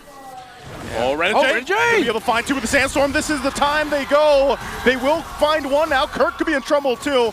Quite tanky himself. The rest of the team comes through and Kirk will go down. Another pull and that utility from this Jushin paying off. That's a 2 for none here. King Kong with a steal on the buff though, pretty huge. Yeah. All right, but this purple buff, this turtle should take for Onic is not going to be easy. They cannot fully commit into this as Aurora will take it. A great rotation by Renegade to put him in the spot to catch off Brusco and Super Prince. Conceal going to be used again, focusing on the turtle, trying to zone him out. King Kong might try to jump in on this. He goes in for it. Yue actually secures the turtle, and they'll go ahead and disengage. So yes, that was difficult, even Demon Kite without the buff, but they get the objective. Demon Kite, no red tree then. King Kong didn't have his readily available for him as well, so they just tried to play out to see who could get the last hit. Brusco. Okay, Brusco. Yeah, they just want to put pressure on anywhere they can for Demon Kite. They're going to wait here patiently. King Kong will get out of there. He needs the whole team to go ahead and just help secure the orange buff, and that's the things about the Lings. You know, they need to be very dependent on grabbing their buffs and not having them stolen. And it's honestly a little bit more difficult for them to actually pull off a sustained team fight. Aurora got a bit of an advantage, but that was because they caught Onic by surprise. If Onic sees it coming, it might be a different story. They might be able to just dip and dash out of the harm's way here. They have the lineup to do it. Yep. They can go ahead and continue to just win on the map is what Onic Philippines really wants to do. Meanwhile, this whole time, though, you know, for the most part, the gold laners, this is where they start to shift as a focus. And, you know, the whole time, this 9 minutes that they've been farming up, their damage should start to really come online. Renegade's taking a lot of shots. Edward, too, might be in trouble. Already getting the glorious pathway out. This is the pressure now for the purple buff. Demon Kite's going to have to fight for it. Taking a couple shots. Demon Kite takes a Queller shot and will have to get out there, too. And that's just going to be a purple buff. Taking it now once again from Demon Kite. A damn good real-world manipulation coming out from Super Prince to zone out and stop any chances of Aurora to try and force a fight and the purple buff and giving a chance for Demon Kite to take it. By the way, it's 3, making that 2 levels behind King Kong. I believe King Kong should be closer to hitting level 15 while Demon Kite just got past the level 12 hump. In terms of the items, it is a Radiant and Dreadnought for Renegade. Excuse me, for Edward. So a good amount of tankiness coming out from that high loss. While it's, of course, a Thunderbolt Rush for the Khalid. And I like the itemization of Super Prince. Actually went for the Bloodwing's second item. He's prioritizing his own survivability, knowing again that he's up against a lineup that could mess him up easily if he's not careful. Yeah, whatever they talked about there in that dugout, Onic 100% feels a lot different in this game. And Super Prince is more on point. Now he's back on the eve and can go into more confident positions here. Look at them. Just making sure that they have a lot more advantage in terms of vision and control of this Lord. So also a pretty big gap between the junglers right now as King Kong is 15 to Demon Kite's 12, probably almost 13. Half health on the Lord. They're going to poke down Aurora. Glorious Pathway going to be dropped. Renegade 2 goes in with a Raging Sandstorm. Pops the flicker from Kelro. Kelro could be in trouble, though, under the turret. They find the kick on Demon Kite, and he's gone. A double for Kelra. They're looking for Demon Kite. They'll find him as well. 3 down for Aurora. As now Onic Philippines will go into the mid. The Lord is already secured, and they want to take the turrets. 20 seconds in. Feels like a big advantage here for Onic, trying to go for the jugular here, attacking on the mid. UN Renegade might be in trouble. Oh, already working on that mid turret, even with the shield down. King Kong's gonna jump in, has a ton of damage. Arrow Renegade is gonna be gone as a shot comes through, and still the Lord is up. Now on the top side, Onic Philippines looking to take more. 4 up though for Aurora. Will they be able to look for another kill, another Queller shot from King Kong, and now they face off. Have to deal with the Lord. Demon Kite going in from that back angle. He's going to be stared down, though. Looking for Kelro possibly to jump in. Kirk jumps in, and Demon Kite's punished again. We have a game 3 ahead of us. Wow. That is the Onic that we know and love right here, right now, taking game number 2 and equalizing against Aurora. They demand perfection from one another. Slip up at the wrong time and you will get punished. How they're both just trading very key and specific moments, playing around an insane amount of respect in terms of waiting for key abilities. These are the two of the Philippines, two of the best that the Philippines has to offer today, and what a series. Possibly the world, right? What a series indeed. So this is exactly what you kind of expect from Onic. They have been known for this, right? Their relentless, ruthless aggression, especially when they get in a good position. With Aurora making some counter plays here and there, but not really quite enough. And I really noticed a huge lack of damage on the side of Aurora, especially in the early to mid game. Yeah. Again, the shutdown onto Demon Kai there was big. King Kong getting the turtle. The Lord, Kelra able to stay alive. Brusco, great zone out for his gold laner to be able to land the kick onto, I believe that was Demon Kai who was getting very close to him. Yeah. King Kong starting things out here. Bang. Being able to land the kill onto Renegade. It seems like Onic just hit another level again. They reawakened after that loss in game number 1. And the fact with how quick Demon Cat was taken down because Kirk was ready to taunt for Kelra to make sure that he survives. That was pretty clean so far. At most of these engages, there was not really an engage that they didn't get some advantage one way or another. And there you go, Brusco. Big Brusco. Big Brusco here, our MVP for that match. It's perfect pose. Perfect pose. Perfect, right? It's so funny because he's 0-0-4. And again, game 1 and game 2, very low, low kill games, but like you mentioned, it just seems to be they know each other so well, Renmar, that around that 4 to the 6 minute mark, it's relatively calm before that, and then during that time frame, 4 to 6 minutes, things break out. It's all hell after that, and then things like that happen, and it just seems to be a switch that these teams play off of. Yeah, so Brusco MVP here because he did a great job of doing two things, protecting and help setting things up. If it wasn't him landing his typical, oh, here's a Way of the Dragon, serving it up fresh for you, let's go ahead and get that, he's going to be using it to protect his backline. For this one, he was zoning out, he was holding onto it, but he kept Kelra alive. Jeet Kundo, Flicker, plus the kick, and that was crucial for Onic Philippines to keep their lead alive. Brusco helping Kelra, that's why he's the MVP. Yeah, 100%. I feel like this would have been a completely different story if the Hayabusa was there in those scenarios where you're literally just hunting down the gold lane, right? And Demon Kai tried to do that over and over again, but was punished non-stop, resulting into a lot of his buffs also being taken. So there's that. That was a relatively quick game, 11 minutes and 38 for Onic. Yeah, it's kind of crazy, really, when you think about it in that sense where, the first portion, or I guess the first third of this game almost, where nothing's happening, and then so much action packed in. Because look at this, it's 2-7.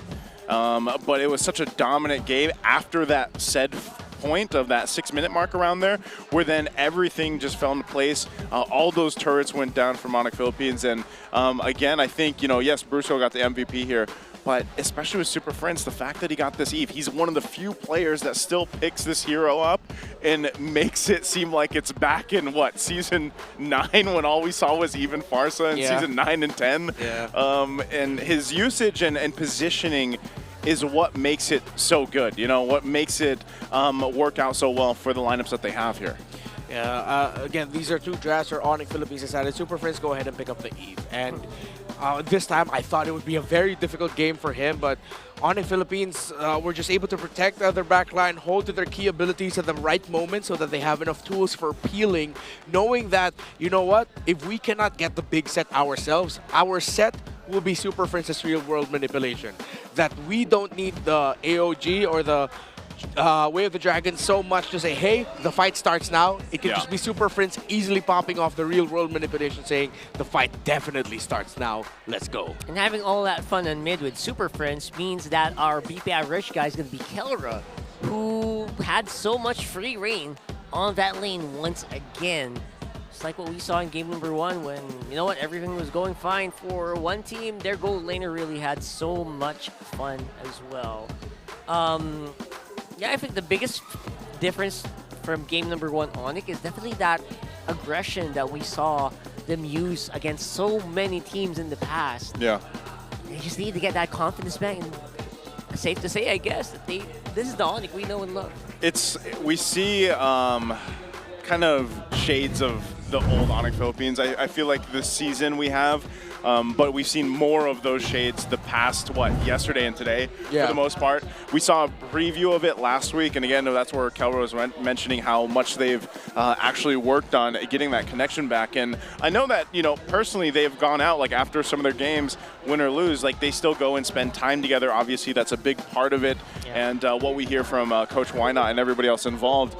So it does seem like they are back on track. Now, do they still have, do they still falter a little bit here and there? Of course they do. Yeah. Look at game 1. But definitely, I think for a lot of the Sonics out there and a lot of the fans for the Super Fam here, we might see them climb back up, man, to the standings. I wouldn't be surprised with the way that they're playing that maybe we see them end of the regular season to maybe the second spot even if they continue on this trajectory. I mean, dare I say, with how Aurora played that game number 2, it's sort of like the same feeling as Onic game number 1. Onic game number 1, it's like, looks like they were so hesitant, they were so cautious. I thought they were just scared. It looked like they were just super respecting what Aurora brought to the table in game number 1.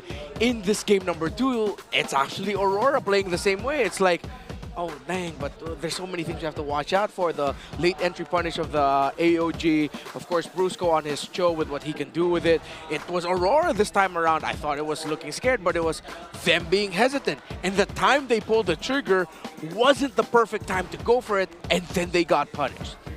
It feels like these teams kind of just maybe feel the same way or think the same way, where they're trying to get an early advantage. If we don't, let's back off, right? It just feels that way. It just so happens that, you know what, they got the head. Shout out, by the way, to our MLBB KOL, Elgin, who was hanging out, and he did show off, it's an amazing one, the new Alpha Legend skin, Revenant of Roses. Yeah, he gave us a preview of his gains, and also how cool the skin is, as well as some tips on how you can get the skin at lower prices. I appreciate this because I wanted to get it at a lower price. Yep, don't miss out on this amazing deal. Make sure to follow Elgin on his official social media page just to stay updated regarding MLBB content. You know, when I met him in person, I didn't realize he was actually like that fit. Because all I know is his voice from all the videos and stuff. He's a fit dude. And when I met him, I was like, he posted up in front of me and I posted up in front of him. And I mean, I'm still a little bit bigger than him, but I was pretty impressed. Just a little bit bigger? Just a little bit. Just a little bit. Are you sure? Just a little bit. That buff? I remember he was quite lean. Oh, man. Yeah, but I mean, he's buff. Yeah, he's buff. But like, you're buff. Well, his photo there looks pretty good. Like, he's had some gains. Or maybe it's Photoshop. I don't know. Where is he? Nah, I'm pretty sure those are legitimate I don't know. I know he was here last week. Was he? I don't know if he's going to be here 2 weeks in a row. Yeah. But yeah, either way, big shout out to Elgin. You know what? You're Chad. You have helped so many people, I think, improve in MLBB. Hold up. How big of a discount can you get on the Alpha Acid Gothic skin? I don't know. You're the one who got it. Yeah, but I didn't get it with the tips that Elgin gave. I didn't know there was that. Yeah, I didn't know there was. Dang it, I could have saved like 1,000 or 2,000 diamonds. No, but at least your number is smaller, the number of... yeah, but do people really care about the number? I guess not. I mean, for me, it's just for your own flexing. Yeah. It is for the flexing. People love to flex that. What was the one before that? Was it the Moscow? Huh? Was it the Moscow that had the number? Yeah, it was Moscow. Moscow. Yeah. So just give us a little bit of a braver, because man, that was a intense one. Let's throw it over to All Access with our host and see what they have. This series has reached game number 3. Roras, Sonics, make some noise! Sa aking kaliwa from the Northern Lights, para sa inyo, magingay tayo lahat para kay Carly. Sa aking kanan naman, representing the Super Fam, magingay tayo lahat para kay Erica. Carly, Erica, napag-usapan na natin to. Ikaw ang unang papalag. 5 segundo lang ibibigay ko sa'yo. Carly, ano bang palag mo? Huwag niyo nang piliting bumawi. Meron kaming the Hitman, the Hillman, the Hookman. Kay Rene J pa lang, bugbog na kayo.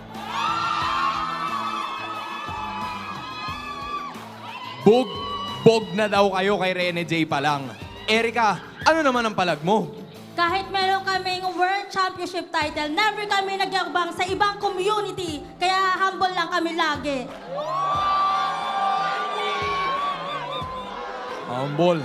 Humble lang daw, Carly. Kailangan mo nang ibigay ito. Ano naman ang rebat mo? Kahit ano pang sabihin at gawin nyo, si Rene J pa din ang tatalo sa inyo! Rene J, mainit tayo kay Rene J, okay? Erica, ano naman ang rebat mo? Manalo man o matalo, sisiguraduhin namin na yung team namin makakapasok sa playoffs at dudurugin namin kayo! Usapang playoffs na agad. Meron ka pa? Meron ka pa? Pasok na kami. Oh!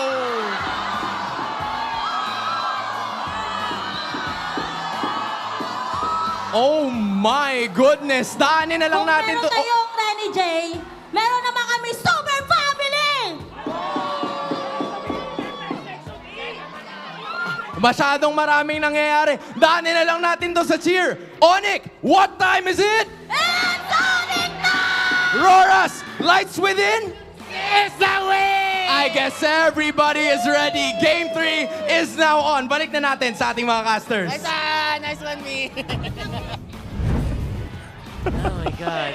Wow. Nice one! You gotta get your throat. You gotta get your throat. He had a good comeback, though. That was a, okay. That was a good comeback, oh my So God. she said, like, we're gonna make sure we win and we'll enter the playoffs and beat you.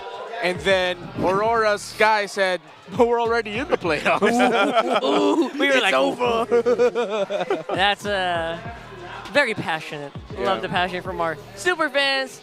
But you know what? You can also join the super fan rap battle. Check out the official MPL page for more info. That's one way to do it. How is that gonna work, man? Like, I mean, the first time that I saw this, I'm like, let me check it out. What are we gonna do? Like, are they actually just gonna be rapping against each other, like the super fans? Maybe or they're super fans. I'm thinking maybe they're trying to get some people who are lyrically inclined. But then, like, are we gonna like see that in the playoffs? Maybe like before the playoffs. Maybe. Maybe, right? I mean, that's something we're gonna check later on. For blue side now, it's Onic on the blue side with 66% win rate. And yeah, if you are lyrically very inclined, inclined, please check out that. I know we're not, Rockhart. No, we're not. he is. He's on a different level of lyrics. No, I'm okay. Maybe he's just a poet and he don't even know it. Yeah, that's true. Oh, that. Just a little bit, you know? So, get into it. We are on to drafting base for game number 3. Even though Bree is not here. And she's probably still in the building. I feel like you've unleashed something in Rockhart. He's trying to bring out some bars right now. He's bringing out the bars. I've inspired him. Okay. All right. So, yeah. So at this point, I'm very happy to just leave the Lucas on the ban phase if I was Onic, because man, Demon Kite looked a bit different in game number 2, probably because of the draft as well by Coach Wynot. That was impressive. There are also shadows. Huh. Okay. This draft is going a little bit different too. Wondering for Onic Philippines if they just take the Suyo again, give it to King Kong again, if it's open. Yeah. Probably could. For the trade. I like the bans, the committal on the Phobos ban for Onic, which has been too good. Oh, they banned the Kalea this time around. On the blue side. Yeah. I like their spec here. I mean, it worked out so well for them to have Renege on a setter that wasn't ready to jump on you every single moment. Yeah. You know, worked out very well in the end. So now, the question is, do you still leave the Lucas open? Because Wynot could still counter that. That's a usable hero here for Onic. Not necessarily on jungle. I think we'll see, depending on the picks for Onic. Suyo still. We'll check out after the first phase of Onic if Aurora are going to lock in the Lucas in the 3rd, or maybe they might even consider it for the 4th. Now, though, I think it's clear that if Aurora pick at 3rd, it's most likely going to go to the jungle. You can't say anymore the flex possibility, because if the CC is still open, that means Onic will just pick the CC. So they go for the Granger. Will they go Jawhead? They do not. They rush the Sicilian right away. They go for their backline focus strength. Great combo. And now they're gonna pair that up, not necessarily with a strong front. They can go one strong front and then pick off. So Onic will have to keep that in mind. They pick the Harith into the Sicilian Granger lineup, which could be difficult. They need a bit more reach for the Super Friends hero to match that. Maybe do they take it now though? Like, do they just lock in possibly a Farsa or something? Oh no, they don't. They go to Hilda. Right, that's a relatively fast draft here. That's what I'm seeing. And now, are you gonna do it? MPB, the camera's right on Demon Kite. Are you gonna go for it? Because you might want to just stay comfort on this one, especially since Onic feels like they're on fire today. Was the Ling a little too like risky? There it is. Was it? Like, do you think Ling still doesn't really fit into the meta right now? I think it does, but very Is it like selective. a Hanzo? Hanzo feels like fits better. I feel like people are picking up the Hanzo just because like it's a bit of an Cheat codes. unfamiliar territory for teams. Like, whoa, it's a Hanzo. Get a kill. What do you expect? Get by Right, surprise. Yeah. But you saw how much the Ling struggled, especially when you don't get the buffs, you know? And without an Angelo. Oh, Yep. oh no. Fast trading around the center of the map. I think Onic are floating the possibility of they'll flex the Hilda. That's not necessarily the Kurt pick. Considering that they're treating the Lucas as an assassin, well, why not pick up a Hilda who is known for, if you play it in the roam, messing up assassins. Lucas, of course, a little bit tankier compared to like the Hayabusas and Links of the world, but could be. Would you actually like this Hilda onto XP or maybe roam for Brusco so he can maybe hunt down the Lucas more? We'll see. I want to see the 4th pick of Aurora first and then decide whether or not I want to put that in the roam or EXP. So I think Aurora needs to go ahead and pick their... I know they have to show something.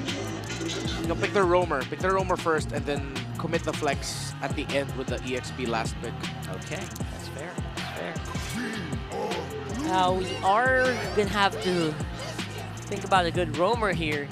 All the usual suspects are not quite there. No Hylos, no Jawhead. Ganot Gacha feels like it could slot in well. Would Bedang be too? Is this? Oh, it's like, bedangable for Aurora. Is it? That's what I'm saying. Is it bedangable Yeah, for it's bedangable, Renegade? definitely. Does he become the fist man once again? Is that the official thing? Fist man? It's one of them. The Punch Man. The Punch Man. Maybe Punch Man. I mean, to be fair, all his skills are called fist. Fist man. All right, they're all Yes, fist. There's a good thought. All right. Fist win, fist crack, fist break. I wonder if it's still a flex. I have to double check if Edward actually has a record with the... It's a lot of flexes. It's a freeway flex, if ever. Usually it's only Kirk that does it. I guess the... Man, okay, Tig. so it's a XP Hilda, Rome Tigrio. Ooh, this could be tough for Onic a little bit. Very close range, needs hard reach. Hard to go Eve, but...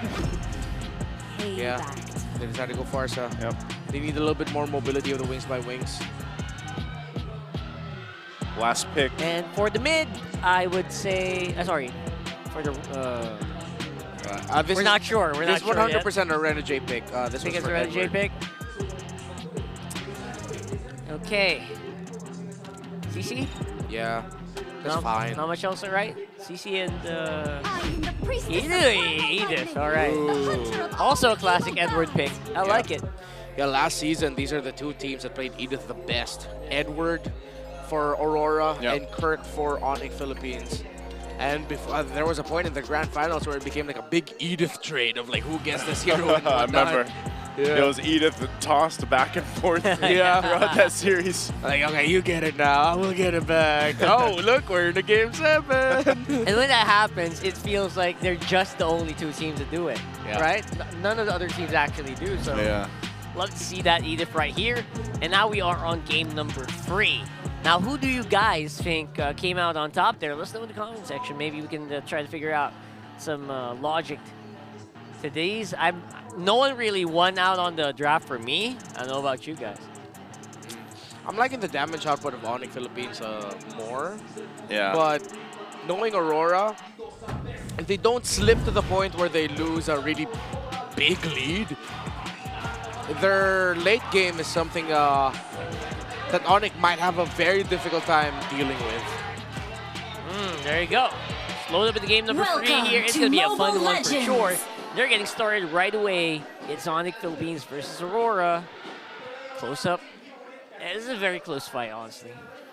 Yeah, for me, in terms of the draft, I just think I'm going to have to lean towards Aurora. I like what they have.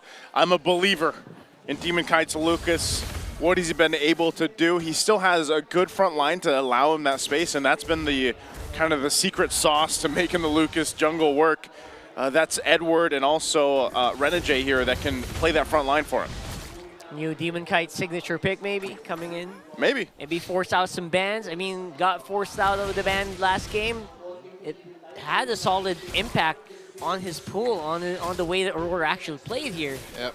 Similar to, I believe it was Kirk in game number 1. Now this time it's Edward picking the pull yourself together for the Edith so that they can get the quicker access onto the Flicker.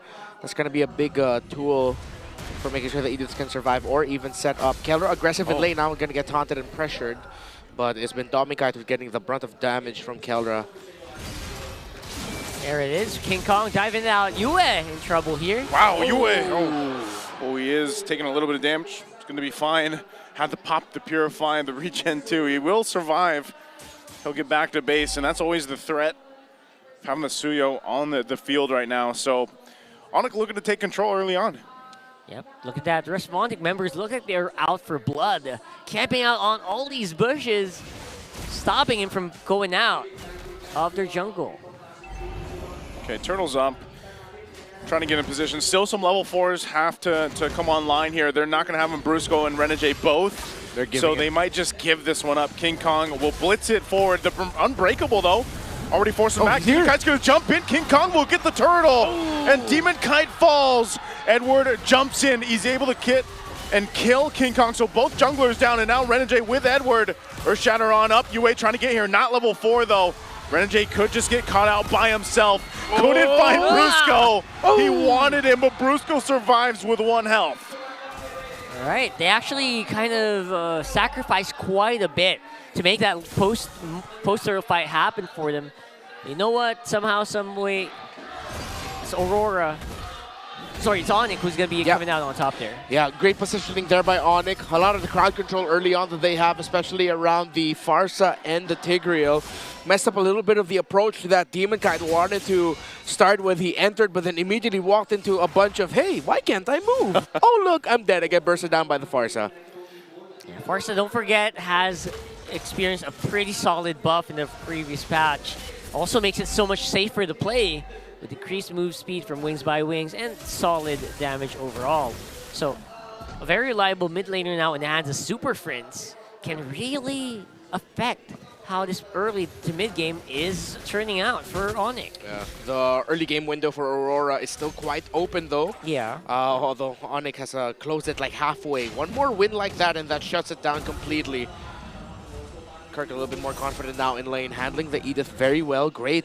How Onic have been playing around the shrubs for a good amount of this game so far has been great. They're out-rotating Renegade and Yue right now. The early trade with Yue in the mid lane, forcing him to go back early, meant that they got a little bit more time to take control of the key shrubs in the rotation. So Onic Philippines so far have been taking control of this game very well. Yeah, it feels like they're on security mode, right? They're making sure that no one can pass through this river. No one shall check vision. And that's actually giving a lot of free space to everyone else. Turtle's up now. We'll see if Demon Kite has a better time jumping into this one. He got pretty much just blasted the last turtle. There's the flicker. Brusco jumps in with the implosion. He's going to be able to find Edward. Edward already gone. Now Aurora looking to see if they still want to cap out the turtle. Kirk on the backside too. King Kong just goes in, gets the turtle under the hands. Then now Renegade on the run. Demon Kite in trouble too. Tries to get away, bang! But Kirk will find him. Already a killing spree for Kirk. And now under the tier 2, Aurora. They're in trouble. They will have to go back. They lost a whole lot of that turtle fight. Whoa, Kirk's enhanced basic attack from being able to use skill 1 locked in just in time for Demon Kite. So Demon Kite dashed out and it looked like Kirk was like, whoa, why are you connected to that, Lucas? Why is that basic attack homed in on that, Lucas? Well, that's because he was able to press it before the dash animation was committed. So yeah, what we talked about earlier, the window for the early game for Aurora has been closed. Good call right away. Once Brusco saw Edward, they acknowledged, okay, that's the major problem for us in the early game. We take it down now, and there's a high chance we win the fight. Great call by Onic. Oh, Demon Kite 1v1 with King Kong. Call here. Blasts him, but King Kong gonna be fine. I can only imagine if Demon Kite wasn't behind right now, you know, maybe he's able to pump out a little more damage, but this is definitely harder than what he went through in game 1. Yeah, more unlikely for those solo kills to happen this time around. Feels like it's just Aurora on survival mode, trying not to die to the onslaught of Onic here. Look at that. Oof, the pressure with the Fendered Airstrike. They'll still maintain that tier 1 turret, but there's so much focus here on this bottom gold lane right now. So some of this, as the window is closed, it might be up to Dome and Kite. You know, farm up as much as you can, stay alive. And we hope that the Granger is able to go ahead and pop off later towards the game. But right now, Aurora just has to cover so much ground that they've lost in the last 2 turtle fights. Yeah, good cut there by Onic Philippines. And now 4,000 is their gold lead. Aurora are going to have to commit a lot of big trades so that they can just level out in terms of the gold. Demon Kite already has the Sky Piercer built up. But Demon Kite is crawling back into this. For Onic Philippines, though, Super Prince has done a tremendous job so far controlling. He's not afraid to use the Feathered Airstrike to just get even more control. Zone out, force back, and it's what's keeping Aurora at bay.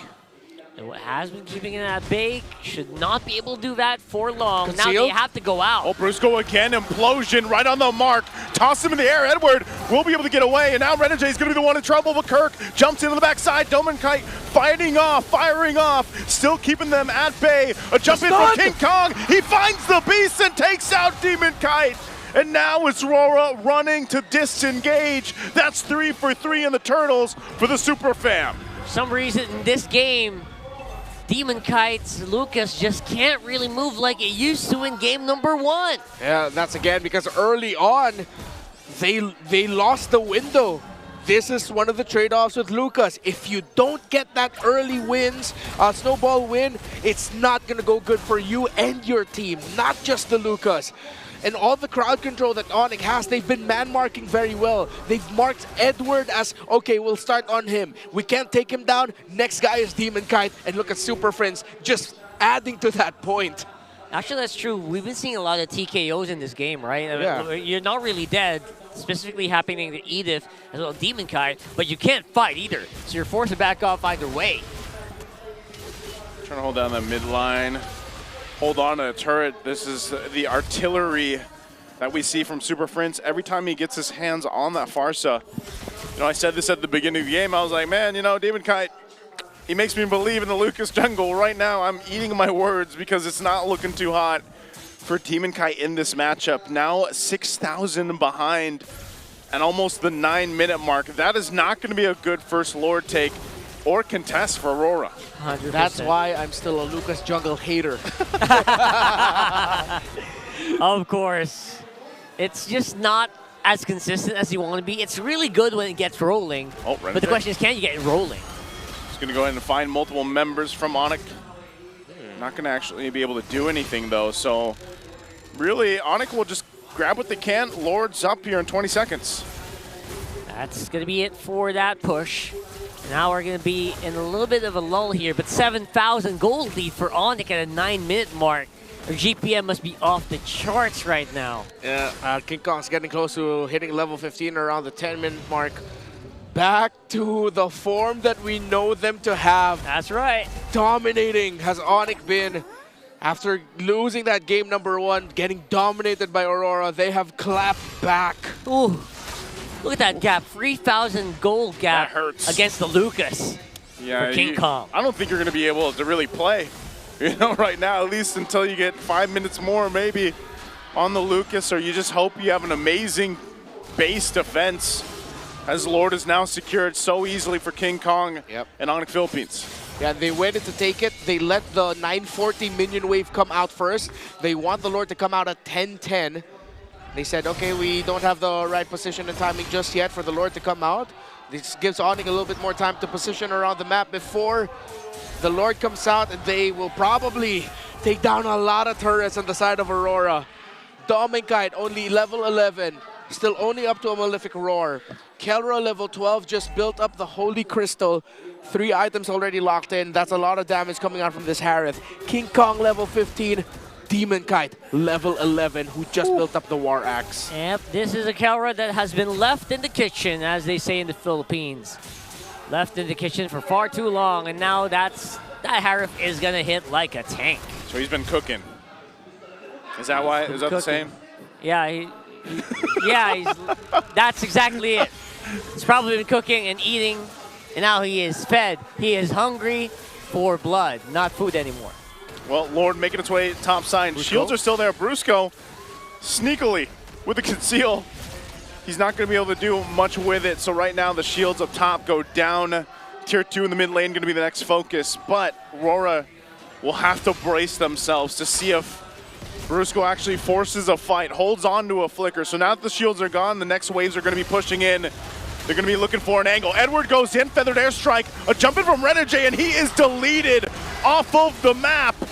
He's already gone, but it's a 1-for-1 trade of Brusco and Renegade, and Aurora will hold on to the base turrets. Oh, a little bit too early for that AOG. Super Prince and the Renegade popped off her ultimates at the right time. But since the AOJ wasn't targeted towards the far side, Super Prince got to deal a lot of damage there, which kept Aurora at bay, and which meant that they were able to walk away with a kill. It was a roamer for roamer trade though.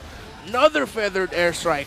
Prince again has just been a monster in this game. Even though it's 1-0 and 5, the little details, the timings of his feathered airstrike, the little pokes, the stuns that he was able to dish out, the fact that he was the reason why Demonkite got taken out in the very first big fight that we saw in this game, and it started the downfall of Demonkite from there.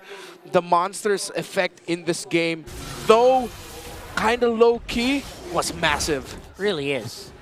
This is Super Friends that is not getting pressured as much by the opposition, basically because they can't reach him, number one. And number two, if they can't reach him, there's not really much oomph in the hits of Aurora so far. So he is actually fine. He's doing good. Here's Brusco again. Jumps in. Edward trying to get away though, but on the backside, Yawi is already gone. Kirk, a monster already. Jump in with the Avatar of the Guardian, and now Renegade taking the brunt of the damage. Edward already gone too. Demonkite can't help with the fight. He's zoned off from it, and Demonkite goes down with Brusco able to get the kill. Lord is now up. Renegade has nowhere to go. It's Kirk all game, all day, and he'll take another kill from Renegade as he just tries to walk away. One more hit, and Kirk adds another one to the list. That was a bars nice too, damn. That's on the Philippines. We'll just have to deal with you and Dominkite, and Edward is about to come back. Get the Super Fam snap the road to 14-0. Oh, it looks like they might try to, but they're going to clear it out. Clear. Really good clear from Yawi. That Sicilian starting to kick in with that damage from the Bat's impact. Ouch. Lord is up. King Kong, he's like, all right, guys. Do your thing. We got what we could. I'll go grab this Lord and get ready to march in. This Lord here could very well be that push in to end that win streak of Aurora. So have a look at that replay there. Yawi was actually just demolished here, removed from the map. Renegade missing out on that AOG was actually pretty crucial as well. And Dominkite was in no position to help out. Kelra deciding to dash in, still got a shield, which is why Demonkite wasn't able to finish him off. Kirk, the sole reason as to why Dominkite was zoned out way too far from the other members of Aurora. Too much pressure from the Hilda. 5-0 and 2 for Kirk. They're waiting for that 14-10 mark, I guess? Yeah. Oh, no. No, they want to rush just, it. Yeah. Yeah. They're just going to go for it now. Oh, wait, no. Oh. No. Okay, it was the 14-10 mark in the game. In the game. Right. This is different. A little different. It's like a split-second difference here. Yeah. All right, so they decide to delay it as long as they can, going for that one big push. And these towers are not built and equipped for this kind of a push, especially with a big lead, 12K to 6K on our junglers. Oh my goodness. What a way to face down the streak right now. 14,000 gold behind at almost a 15-minute mark. Yep. That's not the 14 you wanted if you're Aurora. You wanted the 14-0, not a 14,000 gold deficit as they get ready to defend against this Lord push. A fully locked in Onic Philippines lineup. Conceal. Renegade already going to pop the conceal, holding them up in the front side. Demon Kite is in trouble from Kirk. They pull the Lord to the side. They're going to try to clear out the waves. Brusco jumps in and implosions. Super Prince is there too, laying down the artillery strikes. And Edward's going to be gone. Kelra firing off his own force. He'll be able to find Demon Kite and he stays alive. And that's it. No win streak for Aurora as Onic Philippines will win the series 2-1. The streak is over! At least for Aurora, it is Onic with a 2-1 victory. Man, oh man, and the crowd is going crazy. The road to 14-0 was paved with defeating expectations, but the gods felt their kingdom getting threatened, and with a strike of lightning, smote down the road and said, there's no records getting broken. Just your streak today. Dun, dun, dun. That's it. Oh, cannot believe how this is Onic back in their prime form, right? That's just the Onic we all know to really destroy each and every team that comes their way. Well, I guess Aurora can still say, you know, hey, they are in the playoffs. Yeah. So that's what they can focus on here. They're in the playoffs, but this is their first taste of defeat as they take their bow here. You know, and it was great. I mean, a lot of people obviously here packed in to see if they could continue their win streak.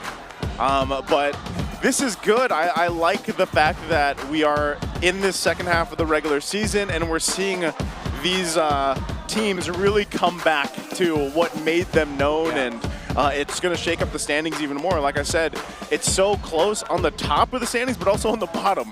So every game, every week is really going to make things kind of come to fruition for these teams. That's true. Oh, today's, man, statements have been made, and it's a fun time, especially for Sonic here, as you can see. And throw it over the stage for our winning interview with Onic. Ladies and gentlemen, the streak has been broken. Here are your winners, Onic Philippines! Gentlemen, congratulations. It was a truly intense series. Pero gusto ko lang malaman, Kelra, siguro mauna tayo sa'yo, men. Sabi mo sa amin, sabi mo sa kanilang lahat during the first round na willing talaga kayong bumawi. And in that Game 3, nakita namin yon 15,000 gold ang kalamangan nyo in that game number 3. Talk to us. Ano ba yung mindset nyo heading forward into this match going up against Aurora? Mindset talaga namin kumbaga parang lahat talaga kasi ng team gusto talaga namin bawian. Kumbaga talagang gigil talaga kaming bumawi sa mga team Nan-trash talk din si Rene J. Oh, sige, kakausapin natin yan mamaya. Tapos, nakahanap na rin, finally, for this season ng mga kapigil sa Kite Brothers. Ngayon, with your own streak going now, sino pa bang gustong makaharap ng KK Connection? Kung kayong dalawa lang ang pabibiliin, sino pa ba sa mga natitirang teams ang gusto nyong makalaban? Lahat. Pero special mention, TLPH. TLPH pala. Mind explaining why, King Kong? Wala naman. Gusto lang namin bumawi. Kasi nung last na nagtapat kami, durog kami. Special mention for TLPH. I'd love to see that, Jamie. All right, you know what? I want to talk to Super Friends as well. Ikaw naman, tabi naman tayo. You know, we always talk about the KK connection and props to them, really. Pero we have to say also na talagang teamwork. Kayong lahat gumagalaw, especially for that series. So, as the captain, Super Friends, may makakapigil pa ba sa inyo? Opo. Talaga. Ano yung dapat namin? Ang dami mo sinabi, Prince, Opo, yun lang. One word answer, opo. Okay, so, kung may makakapigil sa Super Family, ano yon? Ano yung talagang kailangan nyong i-watch out for? Siguro lahat po ng teams. Lahat ng teams. Pero may nag-iisang team ba? Di ba sabi nila TLPH, sabi ng fans. Kung ikaw ang papipiliin, Friends, sino pang gusto mong makalaban? TLPH or Falcon? Falcons. Pero rinig ko dito, sabi nyo, okay. You know what? I have to really shout out to the community of Onic, no? Sonics, what time is it? You know what, Super Friends? Sila talaga yung palaging nag-show up. They're one of the loudest and most cheerful fans in the MPL arena. Ano yung message mo para sa kanila? Yung message ko po sa fans namin, thank you sa suporta kahit na natalo kami ng first leg, babawi kami second. Kahit natalo sa first game, my gosh naman, 2-1 ngayon. Kayo yung winners ng series na ito. Ang And they galing. also broke a streak. We're talking about messages. Katabi ko na ngayon, yung nag-umpisa nung lahat ng mga mensahe na yan. So Brusco, nagkadurugan. Okay, nagkadurugan bago magsimula itong match na to at nadurog nyo na ang win streak ng Aurora. Anong message mo para kay Rene J? Message ko kay Rene dyan, respect. Kasi lakas niya talaga. Changed man Brusco. We're gonna leave it at that. Once again, your winners, Onic Philippines.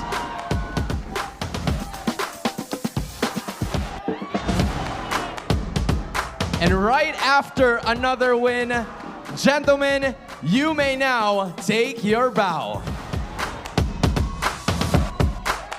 We ended off today, Jamie, with an intense series where a streak was broken. A streak was broken. Indeed, Hans. I didn't see that coming. Wow, what a series. And I am sure na maraming masasabi ang ating mga casters. So casters, throwing over to you. Onic on the form that we all know him to be in, got that 2-1. And I gotta say, I feel like they're starting to just build up that in-game muscle again. Maybe it's all that glorious posing they've been doing. Yeah. Or trying to do. Maybe that's the buff. Flap TZ has taught us so many things. What a treasure. No, but it really feels like gods are back. I mean, they needed this win to make a statement. Yeah. They are so back, and that you guys still gotta be scared of us. The fact that Aurora, the first team to make it into the playoffs this season, undefeated up until this match, lost with a 15,000 goal deficit in around 15 minutes. And Kirk, after having to me, he was one of the players that really struggled for the first half of the season, getting his MVP game 6-0 and 3. That's crazy that the MVP going to Kirk. Like, you don't see this often. I mean, obviously Kirk had one hell of a game 3 here, and he was such a big nuisance to just everyone from Aurora. It's not often that you see a Hilda like this, played like this even, and have this kind of impact throughout the game.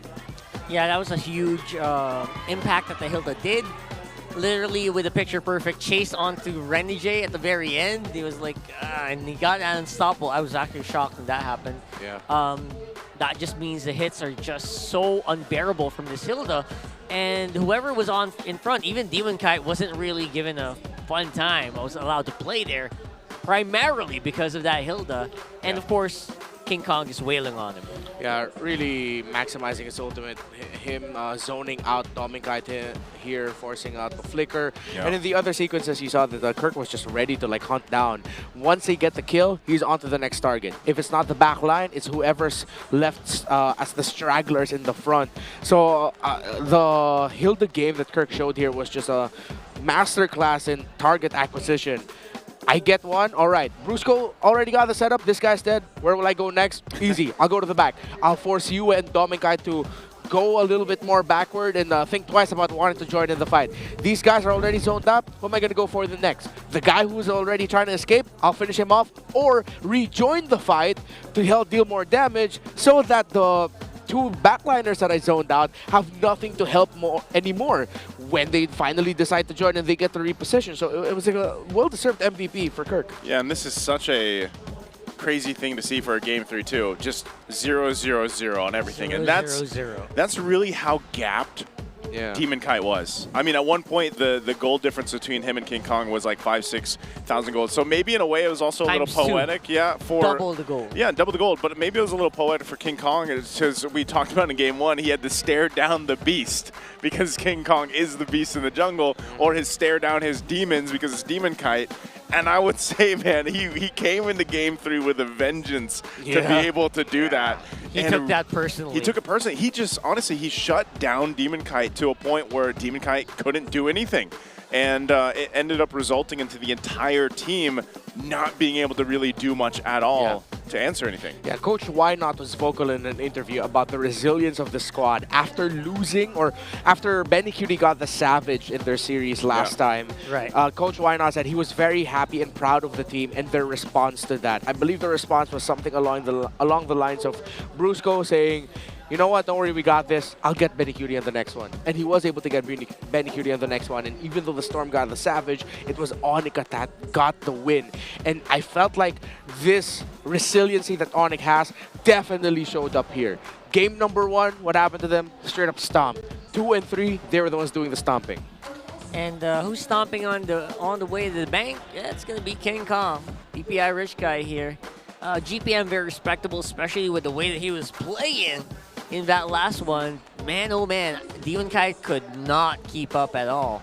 So that's saying something, and that's exactly how King Kong got his M6 championship in the first place. Yeah, he's very proactive in Game 3. I mean, throughout the whole series. But again, it's the reason why you always look at them as that connection they have, the super fam and everything else. It's like, because you never know, like when the games come through and they have these kind of games, like most people won't expect Kirk, for example, to get the MVP on a Hilda like this, a hero like That's this. true. And it always happens with this lineup, these guys, where, you know, they have their moments where they're all playing phenomenally, but there's always one that really steps up, you know, from game 1 to game 3, or if they're in a best of 5 or best of 7. And so it is, again, the whole story of the shades of what made them world champions, the shades of what made them our previous season champion. That's true. Are starting to come back for Onic, and that's why even their squad over there is completely hyped up to see if they can continue on their own streak now, because this is 5th. This is their 5th win, so now they're technically 5-0 in terms of matches that they played. They're on their own streak if they can continue on for their games ahead. That's saying something, right? I mean, it's been a while. It's been a while since I've seen Onic like this, and honestly, I'm very happy It feels to like see it. Yeah, it's been weeks. Right, it's been weeks. Yeah. So, in some of their previous wins, it felt like, all right, you kind of just had to get that win. But this time around, it felt like, yeah, this is the true bar to see if Onic was back or they needed more work. And so far, Onic is clean as ever. Except for that game 1, but obviously that's just Aurora with their own strengths as well, showing on the battlefield. Let's go ahead, before we wrap this up, let's throw it over to a quick mic check, see what they were talking about in the game.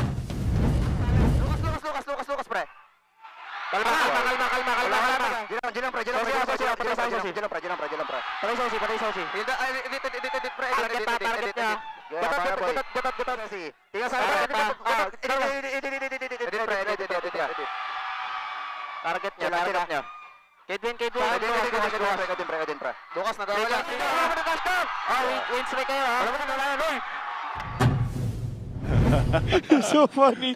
Brusco was trying to do like a little cheeky taunt there, and then Kelro of all people was going to go, hey, don't do that. Of Kelro of all people. Yeah. I like how you saw that too. Sorry, you like Kirk. Like he's playing like they're in the boot camp or something. He was like sideways with his foot up. Oh yeah. Be calm about imagine the MVP performance that he had. He's like that. With a leg up on the chair. Chill guy, man. Chill guy Kirk. So here it is. Obviously in the standings, Aurora is still on top. It's going to take a few more wins for Onic to actually get that top 1 spot. But they are definitely in the right direction for this one. Yep. Team Liquid Philippines now a point away. Onic a point away from Liquid. Falcons a point away from Onic. TNC a point away from Falcons. Wow. A very tight race for those top spots. Of course, Omega, AP Bren, and Twisted Minds lagging behind. But look at the 1 series point win differential between the top 5 teams in Season 15. This is going to make, you know, I know we still have tomorrow. Yeah. But it's going to make it very interesting to see what happens, especially on the bottom half there. Yeah, RORA secured for the playoffs. That's a green blinking thing there. Congratulations to all the RORAs. Of course. The lights, are they RORAs or lights? Are they the lights? The RORAs. The RORAs. The RORAs. Yeah. So good job, RORAs. You did a good job, but you are far from securing the upper bracket. Yep. Competition is pretty tight here. Yep. Could change with 1 game, so you got to keep up and make sure that you are on top of the curve, especially on the meta. And this is for the Infinix Fancy Laban. The Minds are leading so far with pretty much the same story. 1 point differential between top 1 and top 7, actually. Oh, wait, all of them are 1 point away. This has changed too because it was the Bees on top for a while, right? Like they were number 1. So even our Fancy Laban is seeing some shifting happening in the standings. By the way, TNC Pro Team in the regular season standings, 5th. Starting from the bottom, Sonics, Cavalry, Green Falcons, Aurora, number 4, Phoenix, Army, 5, TNC and 5. TNC and 5. You're still getting there. Hopefully I didn't curse them. Yeah. Maybe not for the whole season. Maybe just for that. Yeah, you know? hopefully. But we'll get there. And again, we are on week number 5. Ching, magic number. Right now, it is very interesting to see how everything is just starting to shape up. Yeah. Pretty similar to how we kind of expected the start of the season to be. Yeah.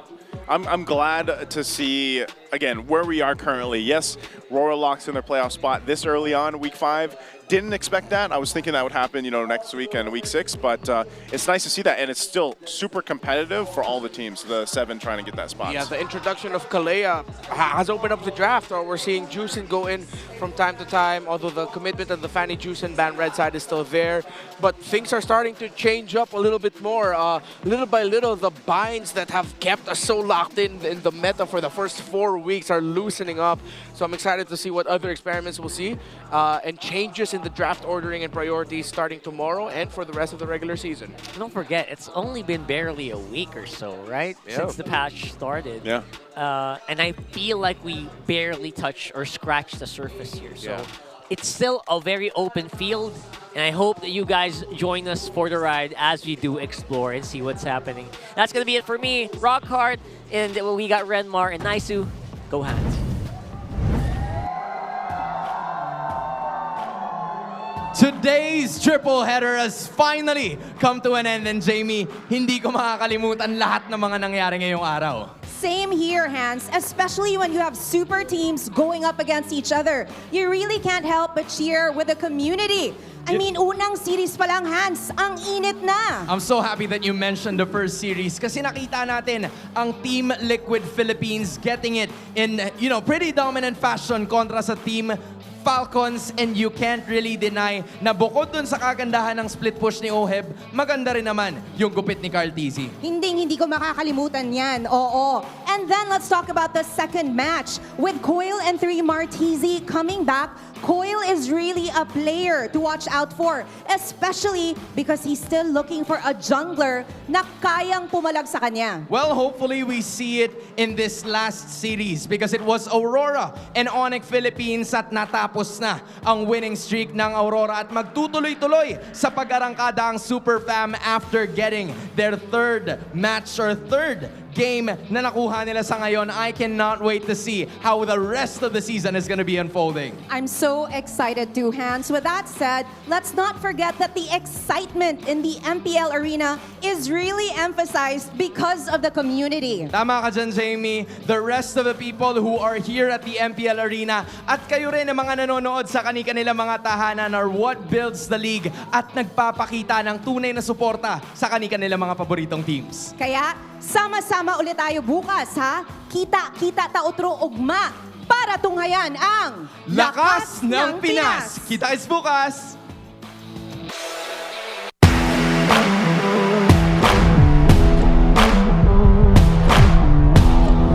The 15th season of MPL Philippines is brought to you by the following sponsors. Infinix, the MPL official tournament phone. Lakas sa laro with Infinix. Smart, the official telco partner of MPL Philippines. BPI, the official bank partner of MPL Philippines. Mas magandang bukas, buksan sa BPI. Our partner in esports, Time Zone. Join the fun at Time Zone. TT Racing, for those who dream, work, and play. TT Racing has your back. Don't miss any MPL action by following our official Facebook and subscribing to our YouTube channel. Follow MPL PH on TikTok for more content. Experience the Lakas ng Pinas of MPL PH Season 15 action live at Green Sun Hotel. Grab your tickets now via official MPL PH website. All the regular season tickets are now available at 200 pesos. MPL Philippines is monitored and supervised by the Games and Amusement Board.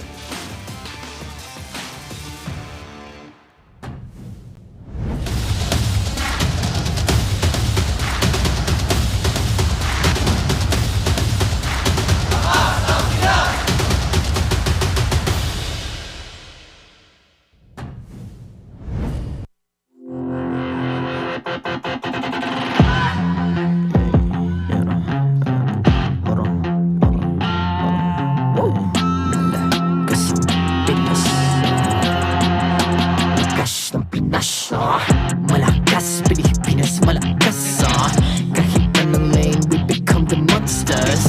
Malakas, Pilipinas, malakas Face the golden sun and ribbon for the 3 stars. Look at us to the top, no ifs, no buts. Winning any game, para to sa PINAS. Di mo matitin ang aming boses sa new level. Nasa kalye man o mobile, you know I become a legend. Open fire, we unite, we winners. Built with pressure, the diamonds are made of. Switch na lane na parang gera, HP racing may reset up. Built agad ang buhat ni Hilda, full load SS parang Lyra.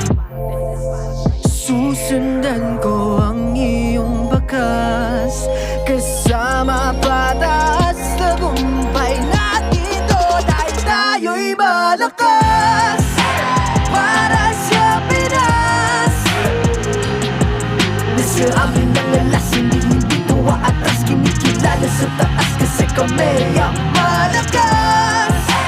Para sa Pinas, nasa amin ang alas, hindi tuwa atras, kinikilala sa taas, ganito kami sa Pinas. Wow!